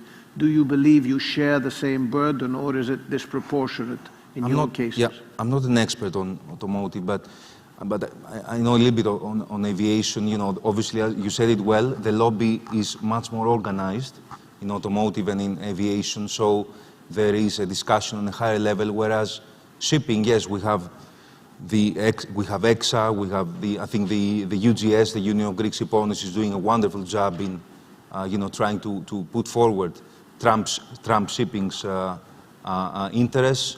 Now, for example, with the IMO, the European Union is trying to impose this, include shipping the ETS, the carbon trading system that they have on industry, and obviously UGS and through EXA is trying to explain that the burden should be on the charterer, on the actual commercial operator of the vessel, and not the technical operator or the ship owner. These are the people who should be responsible to buy the carbon permits, and not the ship owner. I think that is key, that it is passed along, and I think it is a very, very fair proposal that has also been adopted by ICS. So I think that, yes, sometimes they think everybody can be sold by the ship owner, but it is obviously a very much wider discussion, but it has to start from somewhere. I mean, we cannot say, let the other guy do it. We have to do our part. The other guy, the other lobbies, the other interest groups have to do their part, and try to get somewhere. Hopefully we get to zero, as is the goal. I don't see the road to zero today, but I also hope that it can. Ultimately, it happens. Harry, your feeling on this point? I will agree with you, Angelos, 100%. Shipping has been thrown a lot of burden on its shoulders unfairly.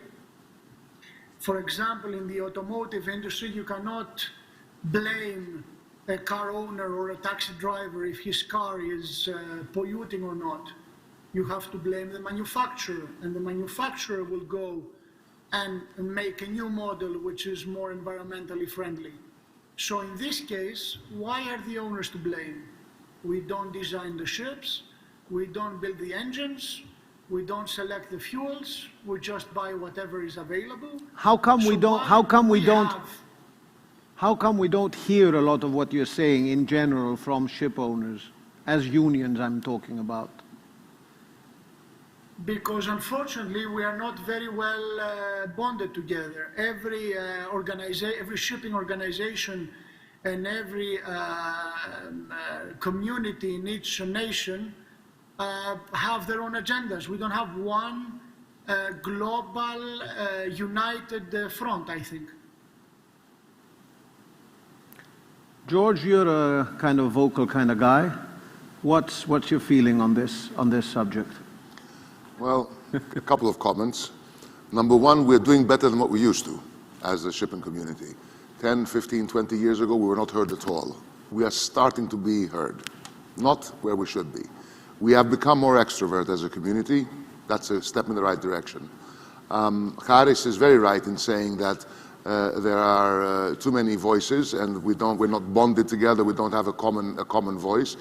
The big difference, of course, between us in shipping and the automotive industry and the aviation industry is that if you look at us, we are absolutely fragmented in ownership and structure and operation. How many airlines are there in the world? 500 airlines. How many ship owners? 4,000 ship owners. I don't even know how many. How many automotive companies are there now? You know, the American companies are 2. There's another 2 or 3 in Europe because they've all bought each other out. A couple more in Japan and a couple in Korea, and that's it. And a couple in China. What I'm trying to say is that over there, each individual company is large industry. In our business, there is no one individual company which is large industry. Altogether, we're important. It is extremely difficult to bond us together. The EXA, the European Community Ship Owners Association, is doing a better job than what it used to many years ago because the world has evolved. The UGS, the Dutch Owners Association, the German, whatever, they're all contributing to EXA. We all have a common agenda, high level, but then we have our various small national interests. And of course, to boot, we have the fact that we should have one regulatory body, and it should be the IMO. And instead of having one regulatory body, we have a multitude of regulatory bodies in Europe and elsewhere, because then you have other public opinion or local, regional, or even national interests. So it's an uphill battle, but we should get there, and I think that we will get there at the end.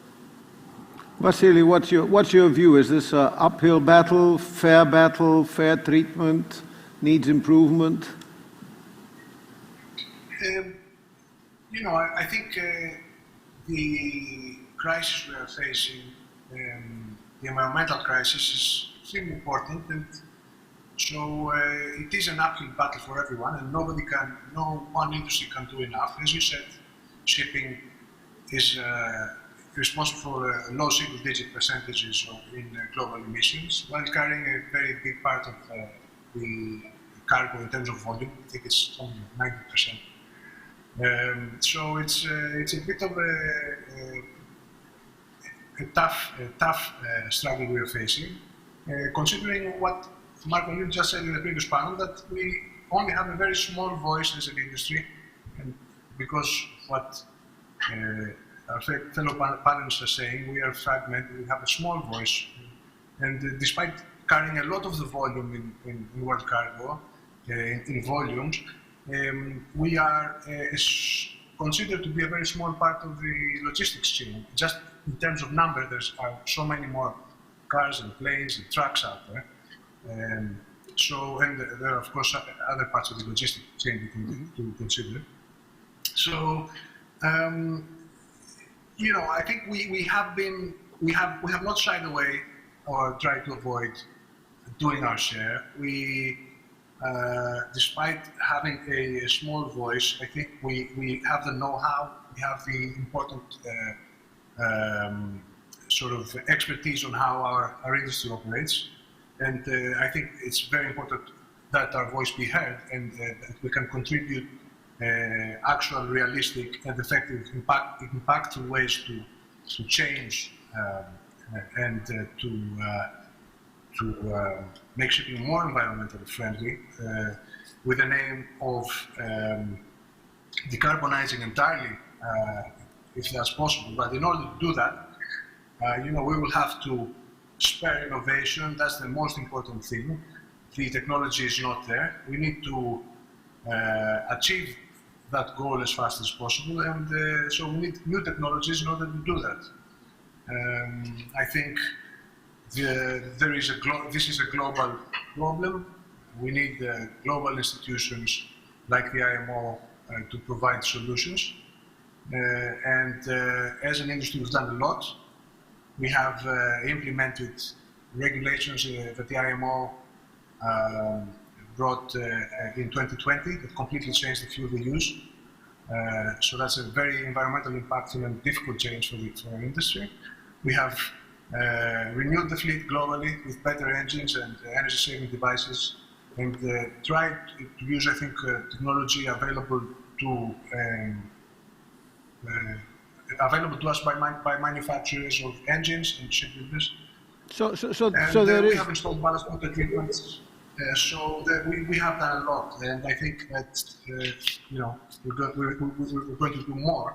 And of course, there's EEXI and CII coming from the IMO as well. So Vasilis, you're doing a lot. So hopefully you're receiving credit for what you're doing. So my question to you is, do you feel that for those companies that do a lot, banks are giving the credit that is frequently discussed? You know, we've got ESG, we've got the Poseidon Principles. Of course, it's still early in all these processes, but the question is, are these issues featuring into your discussions with banks? Is it weighing more favorably, or is it in neutral territory still, and there's more room for it to encroach into ship owning? I mean, I do think ESG is appearing more and more in banking, and I do think it's very meaningful, and it's a very positive thing.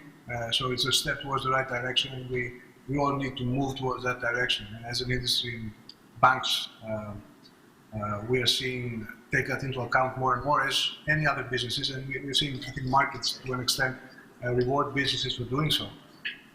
But I mean, it's important to understand that European shipping is successful because we are able and we have managed to operate in and survive in a very difficult environment. It's very competitive and global. So despite that, we need to move to an ESG to enforcing ESG principles, but we need to sort of not lose track of the goal, which is not cutting off European entities, shipping entities from financing, providing the funding and sort of the gradual enforcement so that we can get to an ESG future that nobody in the right mind wouldn't wouldn't want.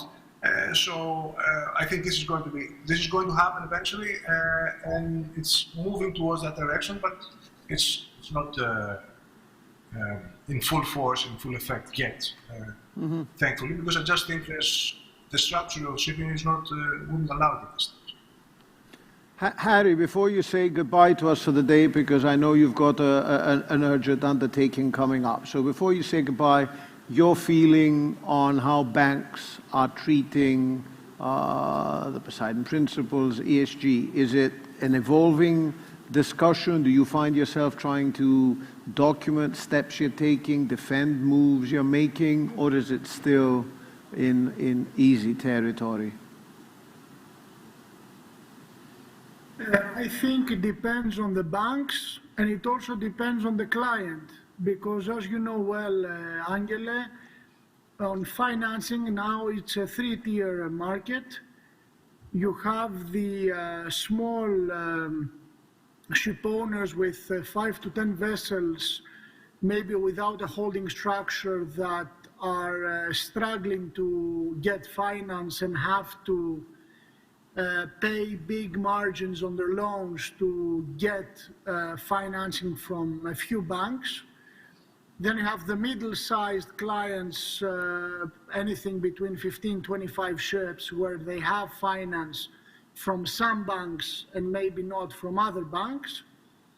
Again, maybe without holding structure. And then you have the large owners with holding structure and maybe listing or not listing, that basically all the banks want to lend to these accounts, and the financing is very cheap.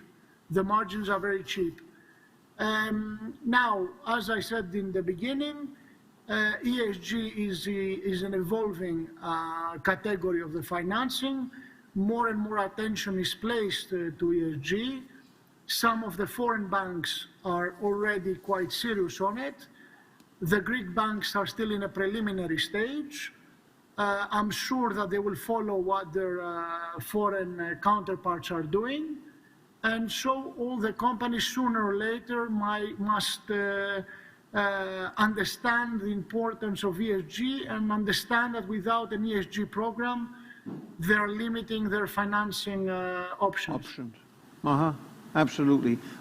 John, what's your feeling on this? Do you find yourself over lunch and dinner with your bankers sort of trying to explain your Poseidon Principle policies, approaches, ESG approaches, or do you still see it as being in a relaxed mode?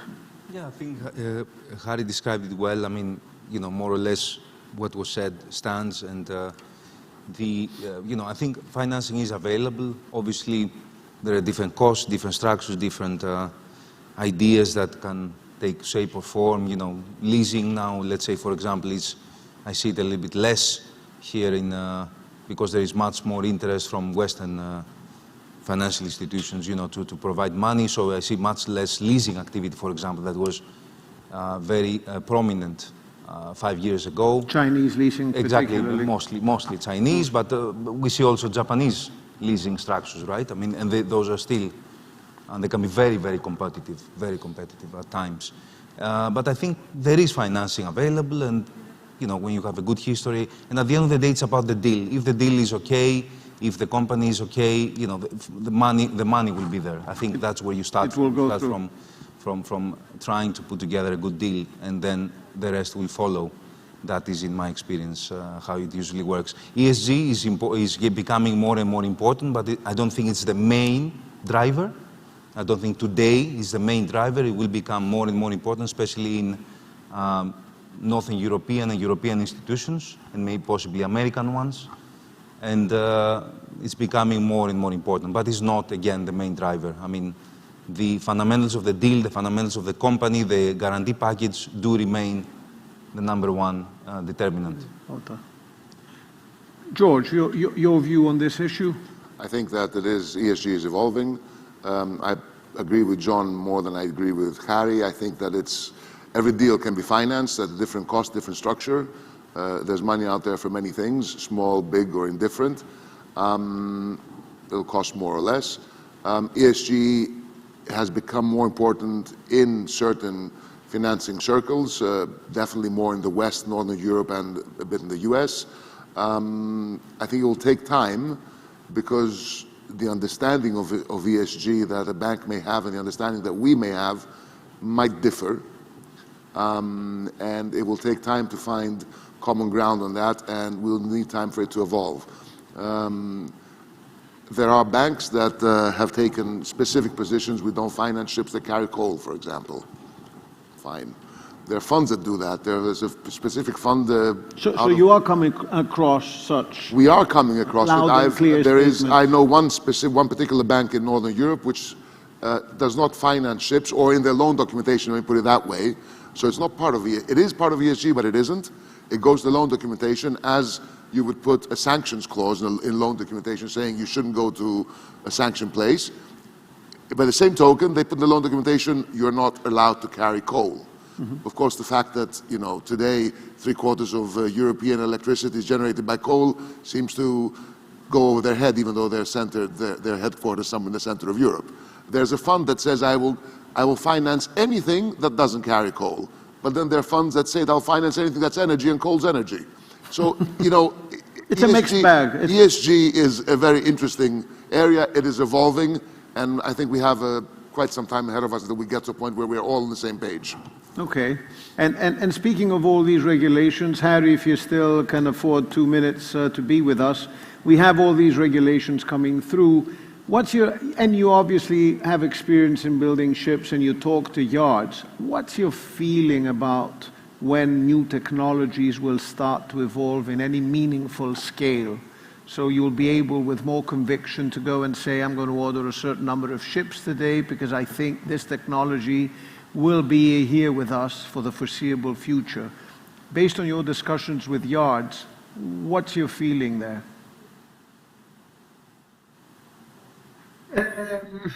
The majority of our new buildings are in Japan, and in Japan the yards are very conservative, and they will not adopt new technologies unless it's absolutely necessary and absolutely obligatory. They will even backdate the steel cutting dates to avoid new technologies. The Chinese, on the other hand, being more flexible and more eager to get business, obviously always are more flexible on the specification and on new technologies. Point is that at this moment, nobody knows what is the fuel of choice, if it's going to be ammonia, or if it's going to be methanol, or if it's going to be any other energy or fuel discussed. So the yards anyway have so much demand now that they don't really care. They can still get multiple orders at very high prices for normal fuel burning ships. So it's not like 2 years ago when the yards were begging for business and they were considering technology options. Now they have a queue of owners waiting to order, especially container ships and LNG ships. And therefore they say, this is what we offer. It's a simple fuel burning engine. Take it, or have another 10 clients that are there to confirm the deal in 24 hours. Mm-hmm. So unfortunately, the current very hot environment doesn't allow for experimenting in new technologies. So modern second-hand is probably a better route at this juncture of the market, you think? A safer bet? Yes, and I wouldn't even say very modern, because you still have a risk. I would say ships between maybe 5 and 10 years is a better bet if you're afraid of the changing fuel regulations and penalties on heavy burning ships. So maybe 5 to 10 years is a safer bet. Vasilis, you've been a client of shipyards. Are you likely to frequent them in the foreseeable future, or do you believe more in modern second-hand tonnage in today's market? Definitely second-hand, no doubt about it.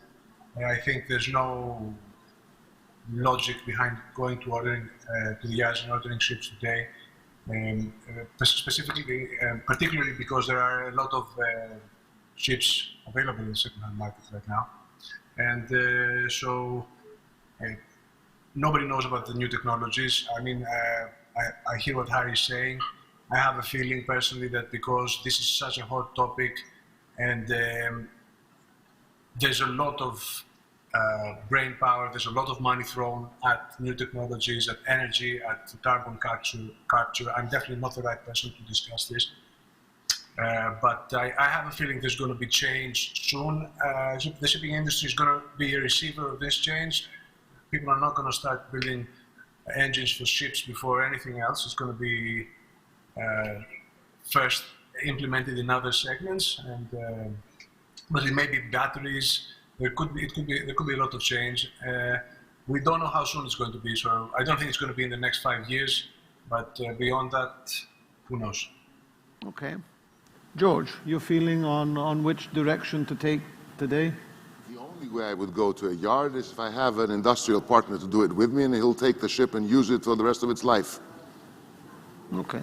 John, are you more likely to continue building yachts for now, or might we see you building commercial ships as well, instead of new build, second-hand modern? It's been well said, and there's absolutely no incentive for the shipyards right now to change their designs, because that means a decrease in the profit margin. So, as was clearly said, there is absolutely no incentive to radically change the designs today, since anyway shipyards are more or less full until 2025. And actually that is, in the yacht world, is even worse, 2026, I would say. So if you want a new building in Northern Europe today, is delivery probably 2026, 2027. Notwithstanding some of the Russian yachts may be cancelled now, who knows?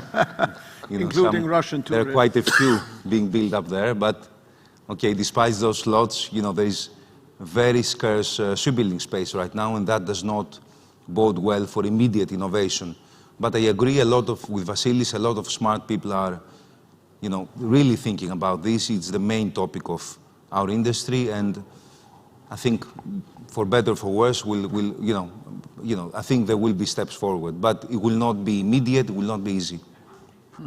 Okay. Well, I think we've touched on a number of issues already. It's an unfolding agenda from year to year. New issues become relevant. And I'm wondering whether at this point in our discussion, whether there's things that are close to your heart which we've not touched upon, which you think are relevant for our audience to hear based on what you are experiencing in your respective markets today. Vasilis, any closing remarks on the current situation on the markets? Thank you all. It's important for shipping, being the invisible industry that it is, and being an industry to remember only when the Suez Canal is blocked or when there's a major pandemic, as Mark McGill said in the panel before us. It's important to try, and times like this when its importance becomes apparent, to not forget it and keep it in the forefront of our minds.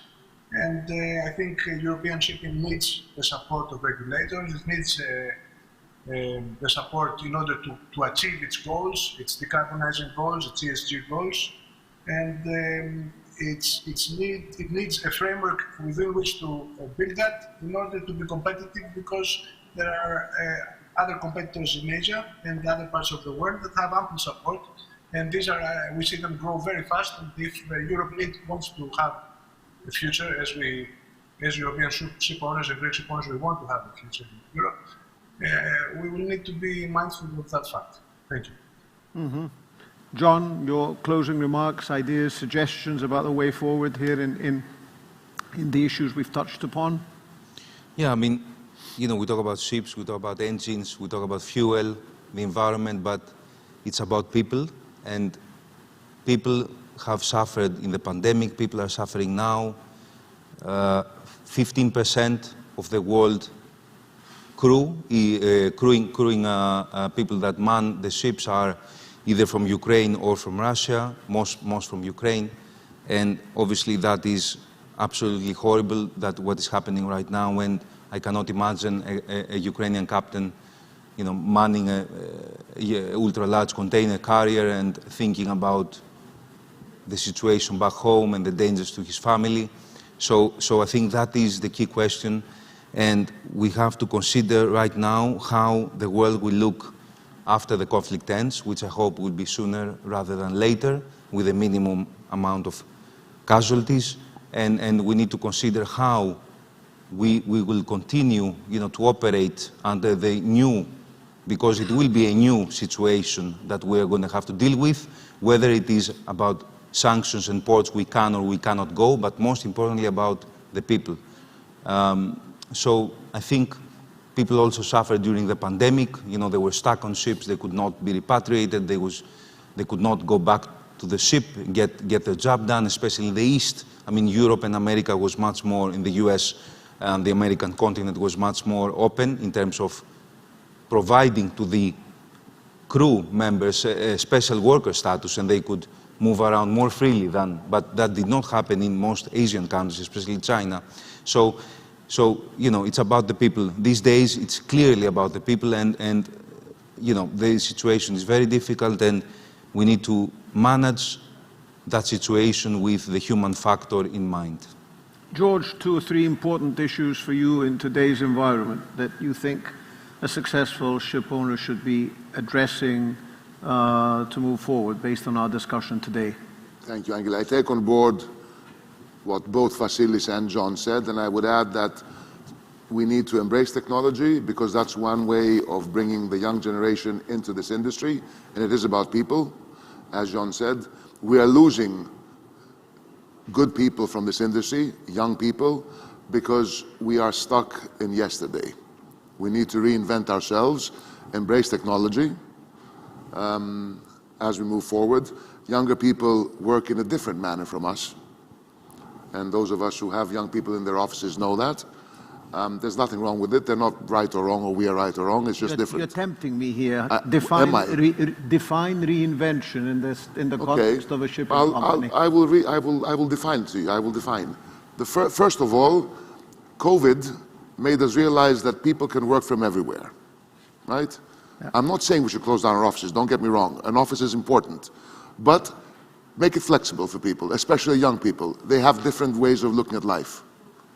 Technology allows you to do that. Mm-hmm. You can monitor vessels, you can monitor performance, main engines, performance, whatever you want, by using technology which is much more advanced than what it was only a few years ago. I'm not even going back 15 or 20 years, I'm going back 5 years. It is a different world we live in. You can actually monitor probably humans better now by use of technology. That is what I mean by reinventing. We cannot go build ships. We've all talked about not building ships. Why? Because we don't know what we should build technologically. You are right. It's not only the fuel, though. It's everything else as well. It's everything else as well. Because if we don't have everything else, we lose the people, and it is a people's business. We should have young people coming in. They should not be going to startups. They should, but what I'm trying to say is we should not lose them to startups and to other industry and to tourism and whatever here. In Greece, we should be able to attract the best of the best in the young generation, and I don't know if we're doing it. So reinvent ourselves, that's the most important thing. And one last thing, because we need to face regulation and because we need to deal with new regulations, the only danger we have is making ourselves dependent on those who regulate.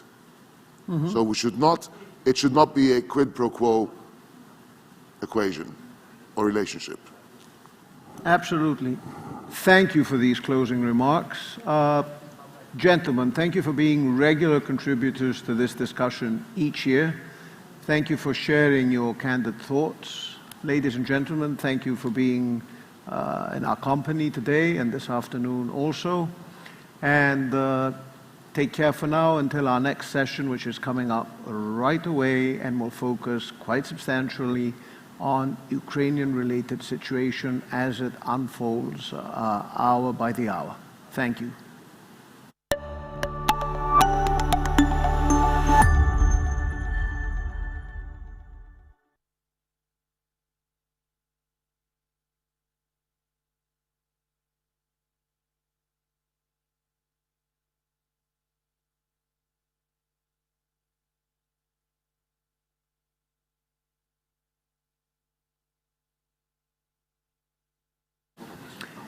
Ladies and gentlemen, thank you for joining us for this last session of the day. It is something that Despina Trevlou, Slide Open have put together last minute because of this unfolding situation in the Ukraine.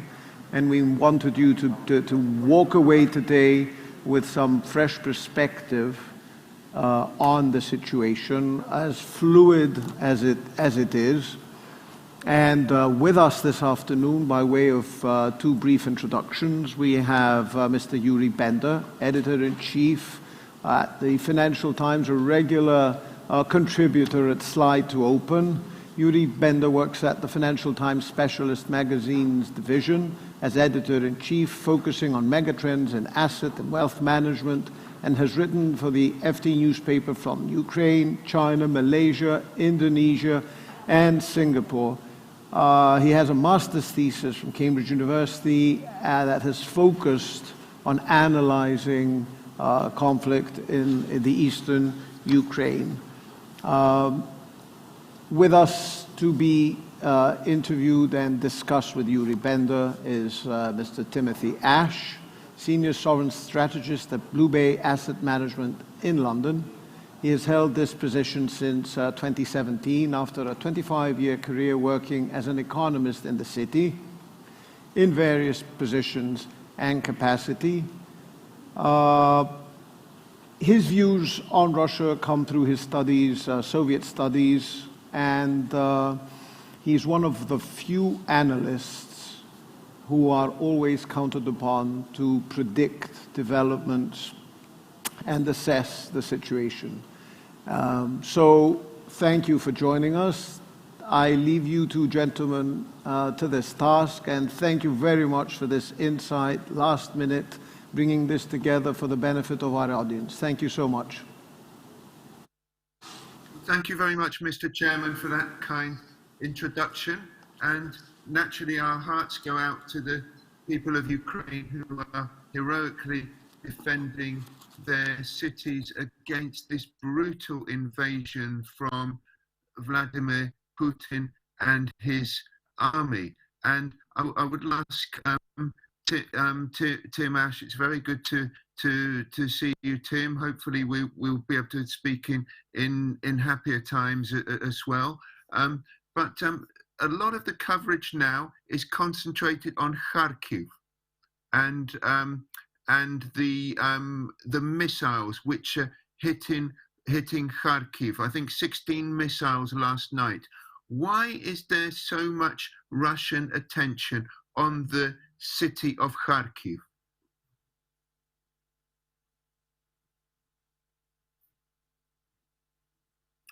So I can't hear. Yeah. Can you hear me now? I can hear you now, Tim. Yes.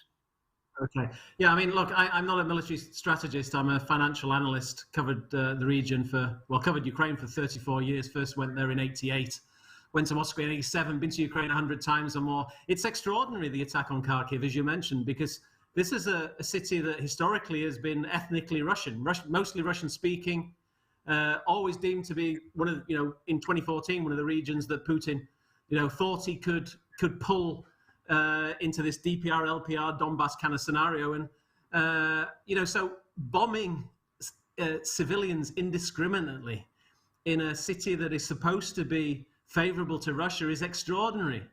I mean, it's almost an admission of defeat by Putin that his attempt, this initial attempt of shock and awe to encourage capitulation from the government in Kiev and from Ukrainian soldiers has failed. And it's now, I think, a Syria-style scenario. I mean, Putin is threatening to basically, slash and burn in Ukraine, to show the West that he's willing to do anything to win his goals in Ukraine. Quite extraordinary, incredibly disturbing. Putin seems to be out to make himself an international pariah, a war criminal. A terrible scenario, clearly. But the Ukrainians seem to be still fighting on. I mean, their spirit is extraordinary. We saw some huge sanctions over the weekend, sanctions that I think no one ever expected to be rolled out, that were done in very short time frame. Sanctioning the Central Bank of Russia. Unbelievable. I mean, this was just an idea on Friday night, and over Saturday, people were thinking it. By Sunday, it was sanctioned. And people thought the West would not respond; they would not sanction. But if you think of a scale of 0 to 10, if sanctions on Iran are 10 out of 10, and we were at 2 or 3 out of 10, most people assume sanctions will be 6 to 7. We're at 9 out of 10, and this great Russian economy, the fortress Russia economy, that great balance sheets, FX reserves of 640 billion. We've gone from a situation where Russia was, high investment grade, cast iron, to utter collapse in Russia's financial markets and to taking Russia to the point of default. This is what Putin's done. He has taken Russia to the point of utter collapse from an economic point of view and financial perspective. And interestingly, the reason that happened, the reason why the West responded so aggressively over the weekend with this sanctions regime was actually the Ukrainians and Zelensky captured the world's imagination. They won the information war. They made it absolutely crystal clear, I think, that this was a David and Goliath battle. And they embarrassed the West, I think, into coming out with some pretty extreme sanctions on Russia. And let's hope it changes, the minds, maybe not of Putin, but of oligarchs, of people around Putin, elites, and the general population, because they will have to bear the price of this invasion for generations to come. Russia will not recover economically and financially unless, Putin backs down very significantly, and in fact there isn't a change in administration in Russia itself. And if he wins in Ukraine, he will have to pay the cost of rebuilding a country that is taking apart piece by piece, and where many of the young, bright, clever people will have left. So I don't, even if he wins, I don't see what this guy is going to win, apart from, economic collapse, poverty, and pariah status for Russia. Well, this is the thing, Tim, because the economy of Ukraine is also being strangled, because while a lot of the media focus is on Kyiv and Kharkiv, it's in the south, it's in the ports that the Russians are seizing territory. They've surrounded Mariupol, they've taken Berdyansk, I believe, Kherson. They're definitely in Kherson, trying to take the city. Odessa is still very much in Ukrainian hands. If Russia does manage to seize these ports, will it be able to trade from them in any way? Well, yeah, sure. I mean, Russia, it's incredible last few days how, despite, again, the consensus that sanctions would be moderate, that the world community, the business community, is shutting shop on Russia. Euroclear, Clearstream, MasterCard, Visa, it's all the, BP, obviously announcements about its ventures in Russia. I mean, it's extraordinary. I mean, people, I think, are recognizing that this is a massively dangerous, over the top, aggressive move by Russia, and there has to be pushback on it. So, let's say Putin wins, or let's say he wins in Ukraine, he imposes a regime in Kiev. That regime very likely will be sanctioned, as is the Lukashenko regime in Belarus. So the Ukraine that emerges, the Russian-dominated regime that emerges, will not be able to trade with the world, as Russia won't be. So again, Russia will have to pay for the cost of rebuilding Ukraine, and it's not Crimea. If you think of the Transnistria, Crimea, Donbass, Abkhazia, South Ossetia, these are relatively small slices of territory that Putin has stolen. This is a huge country of 40 million people, geographically an enormous country.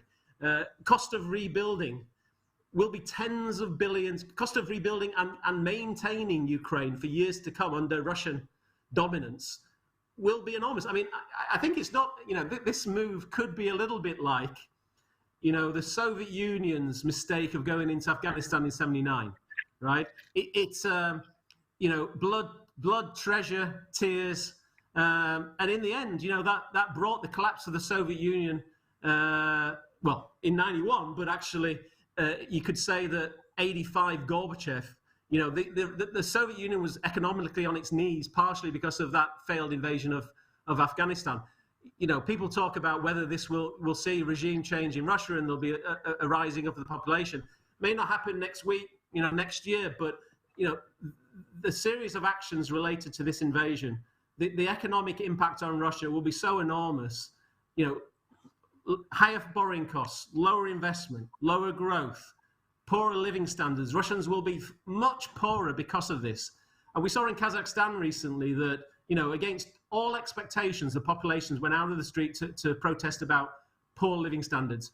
Opinion polls in Russia, if you believe them, show very strong support for Putin. But who wouldn't say Putin is great if a pollster in an autocratic country like Russia would come to them and say, do you support the president? So I don't believe the opinion polls, but most of the opinion polls show that Russians don't like their governance.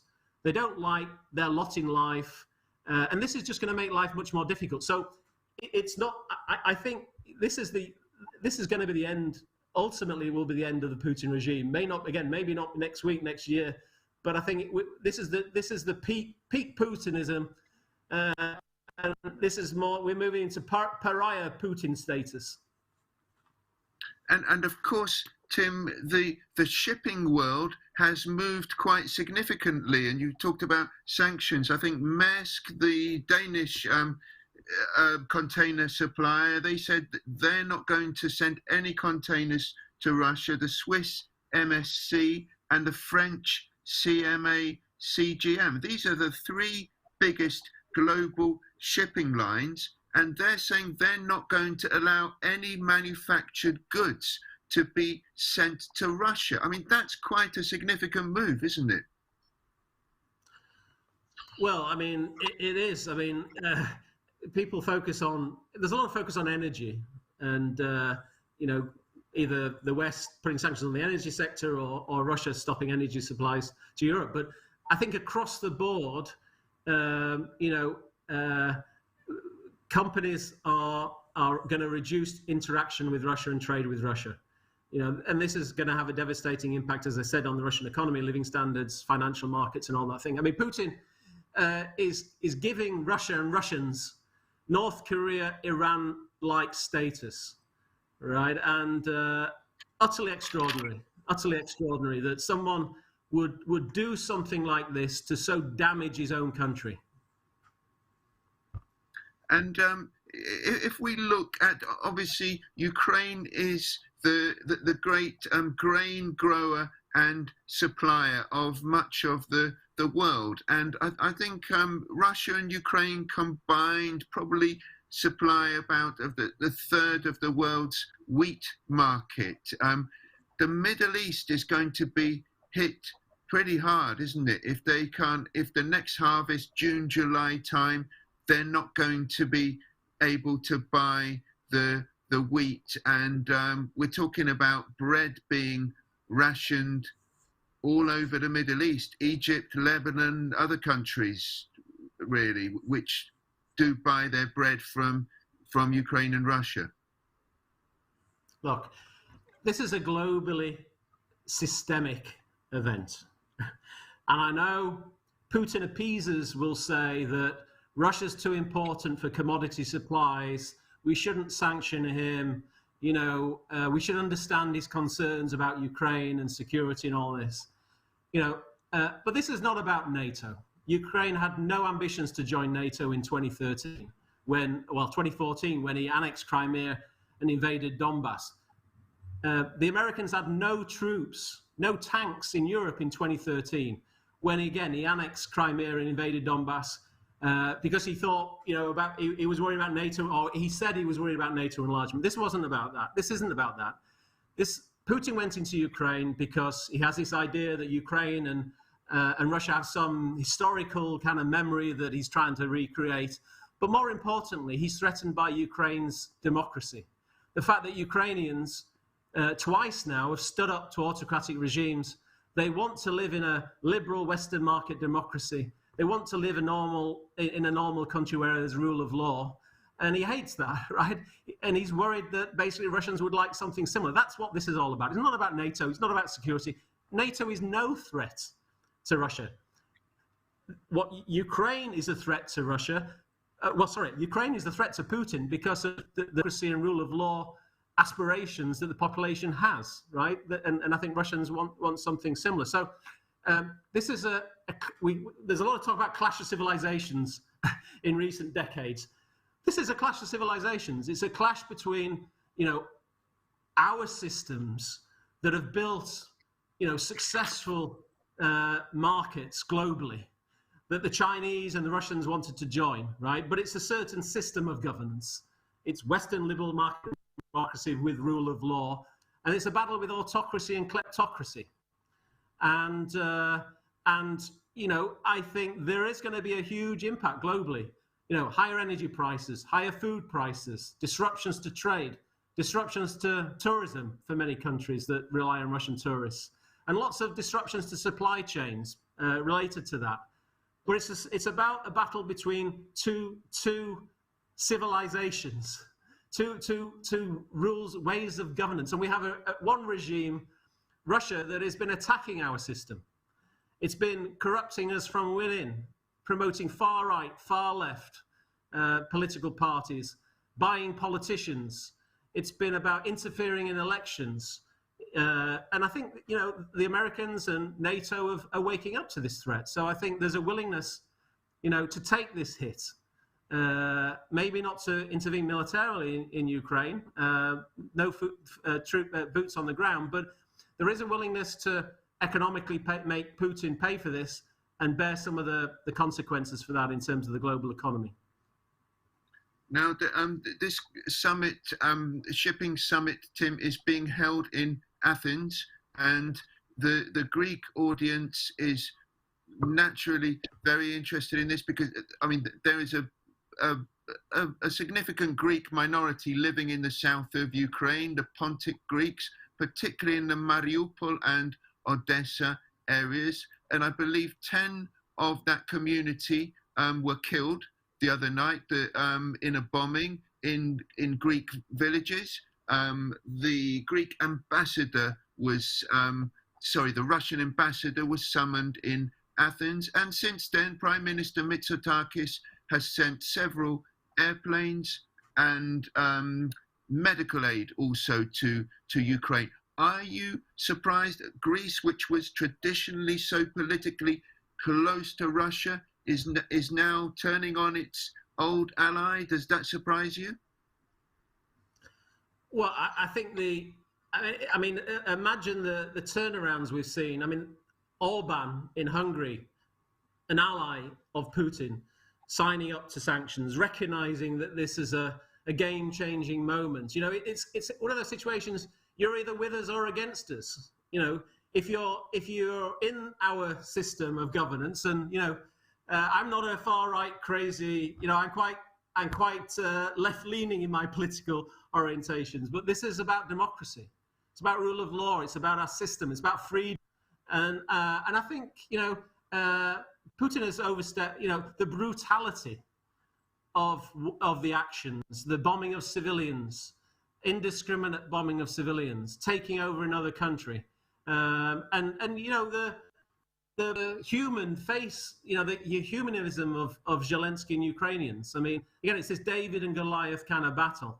But I mean, we're seeing, you know, remarkable things: NATO unity, EU unity. We've got the Finns and the Swedes deciding actually maybe it's a good idea to join NATO after all because they feel threatened by Russia. You know, NATO is not the threat here. Putin is a threat, not NATO. And you've talked about traditional allies changing sides. What about this much touted agreement between President Xi and Vladimir Putin? I think when 7 days ago, the coverage in the Chinese press and social media was very pro-Putin, but that seems to have changed in the last week. Can Putin rely on the Chinese? Look, I think the Chinese have been as shocked as all of us, and I think interestingly, you know, there was this idea that if Putin is successful with Ukraine, the Chinese will go into Taiwan. Actually, interestingly, I think the Chinese have realized that, you know, going back this idea that the Biden administration started off thinking China was the problem, and they realized it's Russia. The Chinese are thinking, well, we're quite happy if we're not the problem. If Russia is the big problem, maybe this is an opportunity to improve the relationship with the Americans, right? So I think the Chinese, I mean, the Chinese and Russians are kind of competitors in obviously that Eastern Siberia kind of space, right? Ultimately, there's not a lot of trust between the two. I think the Chinese will not go out of the way to help Russia if it means sanction breaking and if it means being tarred with this pariah Putin kind of status. So this is possibly an opportunity for an improvement in relations between China and the West. And what sort of end game now do you see to this war? Do you see a coup being organized against Putin, or do you expect some kind of settlement to be more likely? Well, the two sides seem pretty determined to continue fighting. Putin, I think, unfortunately, is going down the Syria route. You know, maximum destruction, maximum force, trying to dominate Ukraine. You know, if I can't have it, you won't want a scenario, and I'll force all these migrants into Western Europe. But the Ukrainians, you know, have fought autocratic regimes numerous times over their history. They seem determined to fight on. I mean, clearly what's been evident is Russian soldiers, you know, Russia has superiority in terms of air power, missiles, superiority, artillery, all that kind of stuff. But in terms of taking cities, ground troops, the morale, I think, of Russian soldiers is something to be determined. I don't think they particularly want to fight in Ukraine for a country that doesn't want them there. I think the soldiers who arrived in Ukraine, I think, will be very surprised. They expected the population to welcome them with open arms. That doesn't seem to be the case. So, unfortunately, this looks likely to continue until there's a winner and a loser, ultimately. And you mentioned a possible coup attempt against Putin. It's very hard to speculate about that. And as I said, this is a very autocratic regime that controls all the levers of power, huge propaganda machine in terms of the media. They can control the narrative domestically. They can't control the financial narrative, right? Which is collapsing stock markets, collapsing value of the ruble, falling living standards. That's going to be very hard to turn around. And maybe, hopefully, eventually Russians will realize that Putin is taking them into a dead end.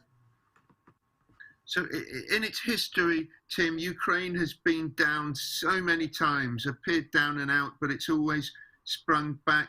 Do you think that the words of the Ukrainian national anthem from the 1800s, Ukraine is not dead yet, do they still have relevance today? What an amazing people, right? I mean, the resilience, the durability, what they're putting up against now. I mean, Zelensky, what a leader. People like me, we criticized him many times in the last couple of years. I mean, what a brave, honorable, decent person. And Putin talks about denazification of Ukraine. I mean, you've got a Jewish leader. I mean, it doesn't, I don't know. I mean, this is a country with decent people wanting to live a normal life, a free life. And they're willing to fight for it, and we have to, respect them enormously for what they're doing at the moment. And again, they're fighting for us. They're not just fighting themselves. This is about defense of our system as well.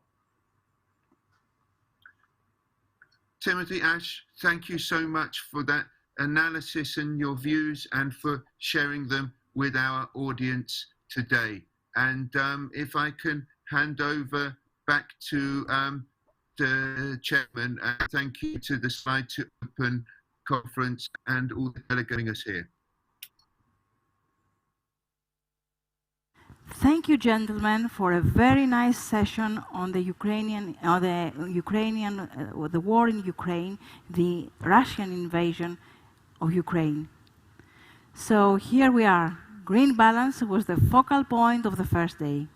ESG, decarbonization, emission reduction, sustainability, and over-regulation mingled with performance indicators, freight rates, trade growth, and business cycles.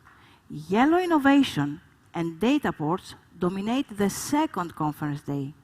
Cybersecurity, digital transformation, and blockchain question the shipping world's responsiveness and maturity to adopt and adapt. In this context, how is investment in shipping being shaped? Do join us if you additionally want to hear about different financing alternatives through our accomplished alternative finance panel, while expert speakers will discuss shipping's responsiveness to this radically changing world of ours. Words of wisdom, cryptocurrency financing possibilities, all and much more will be part of our second day tomorrow. We look forward to see you then. Good night.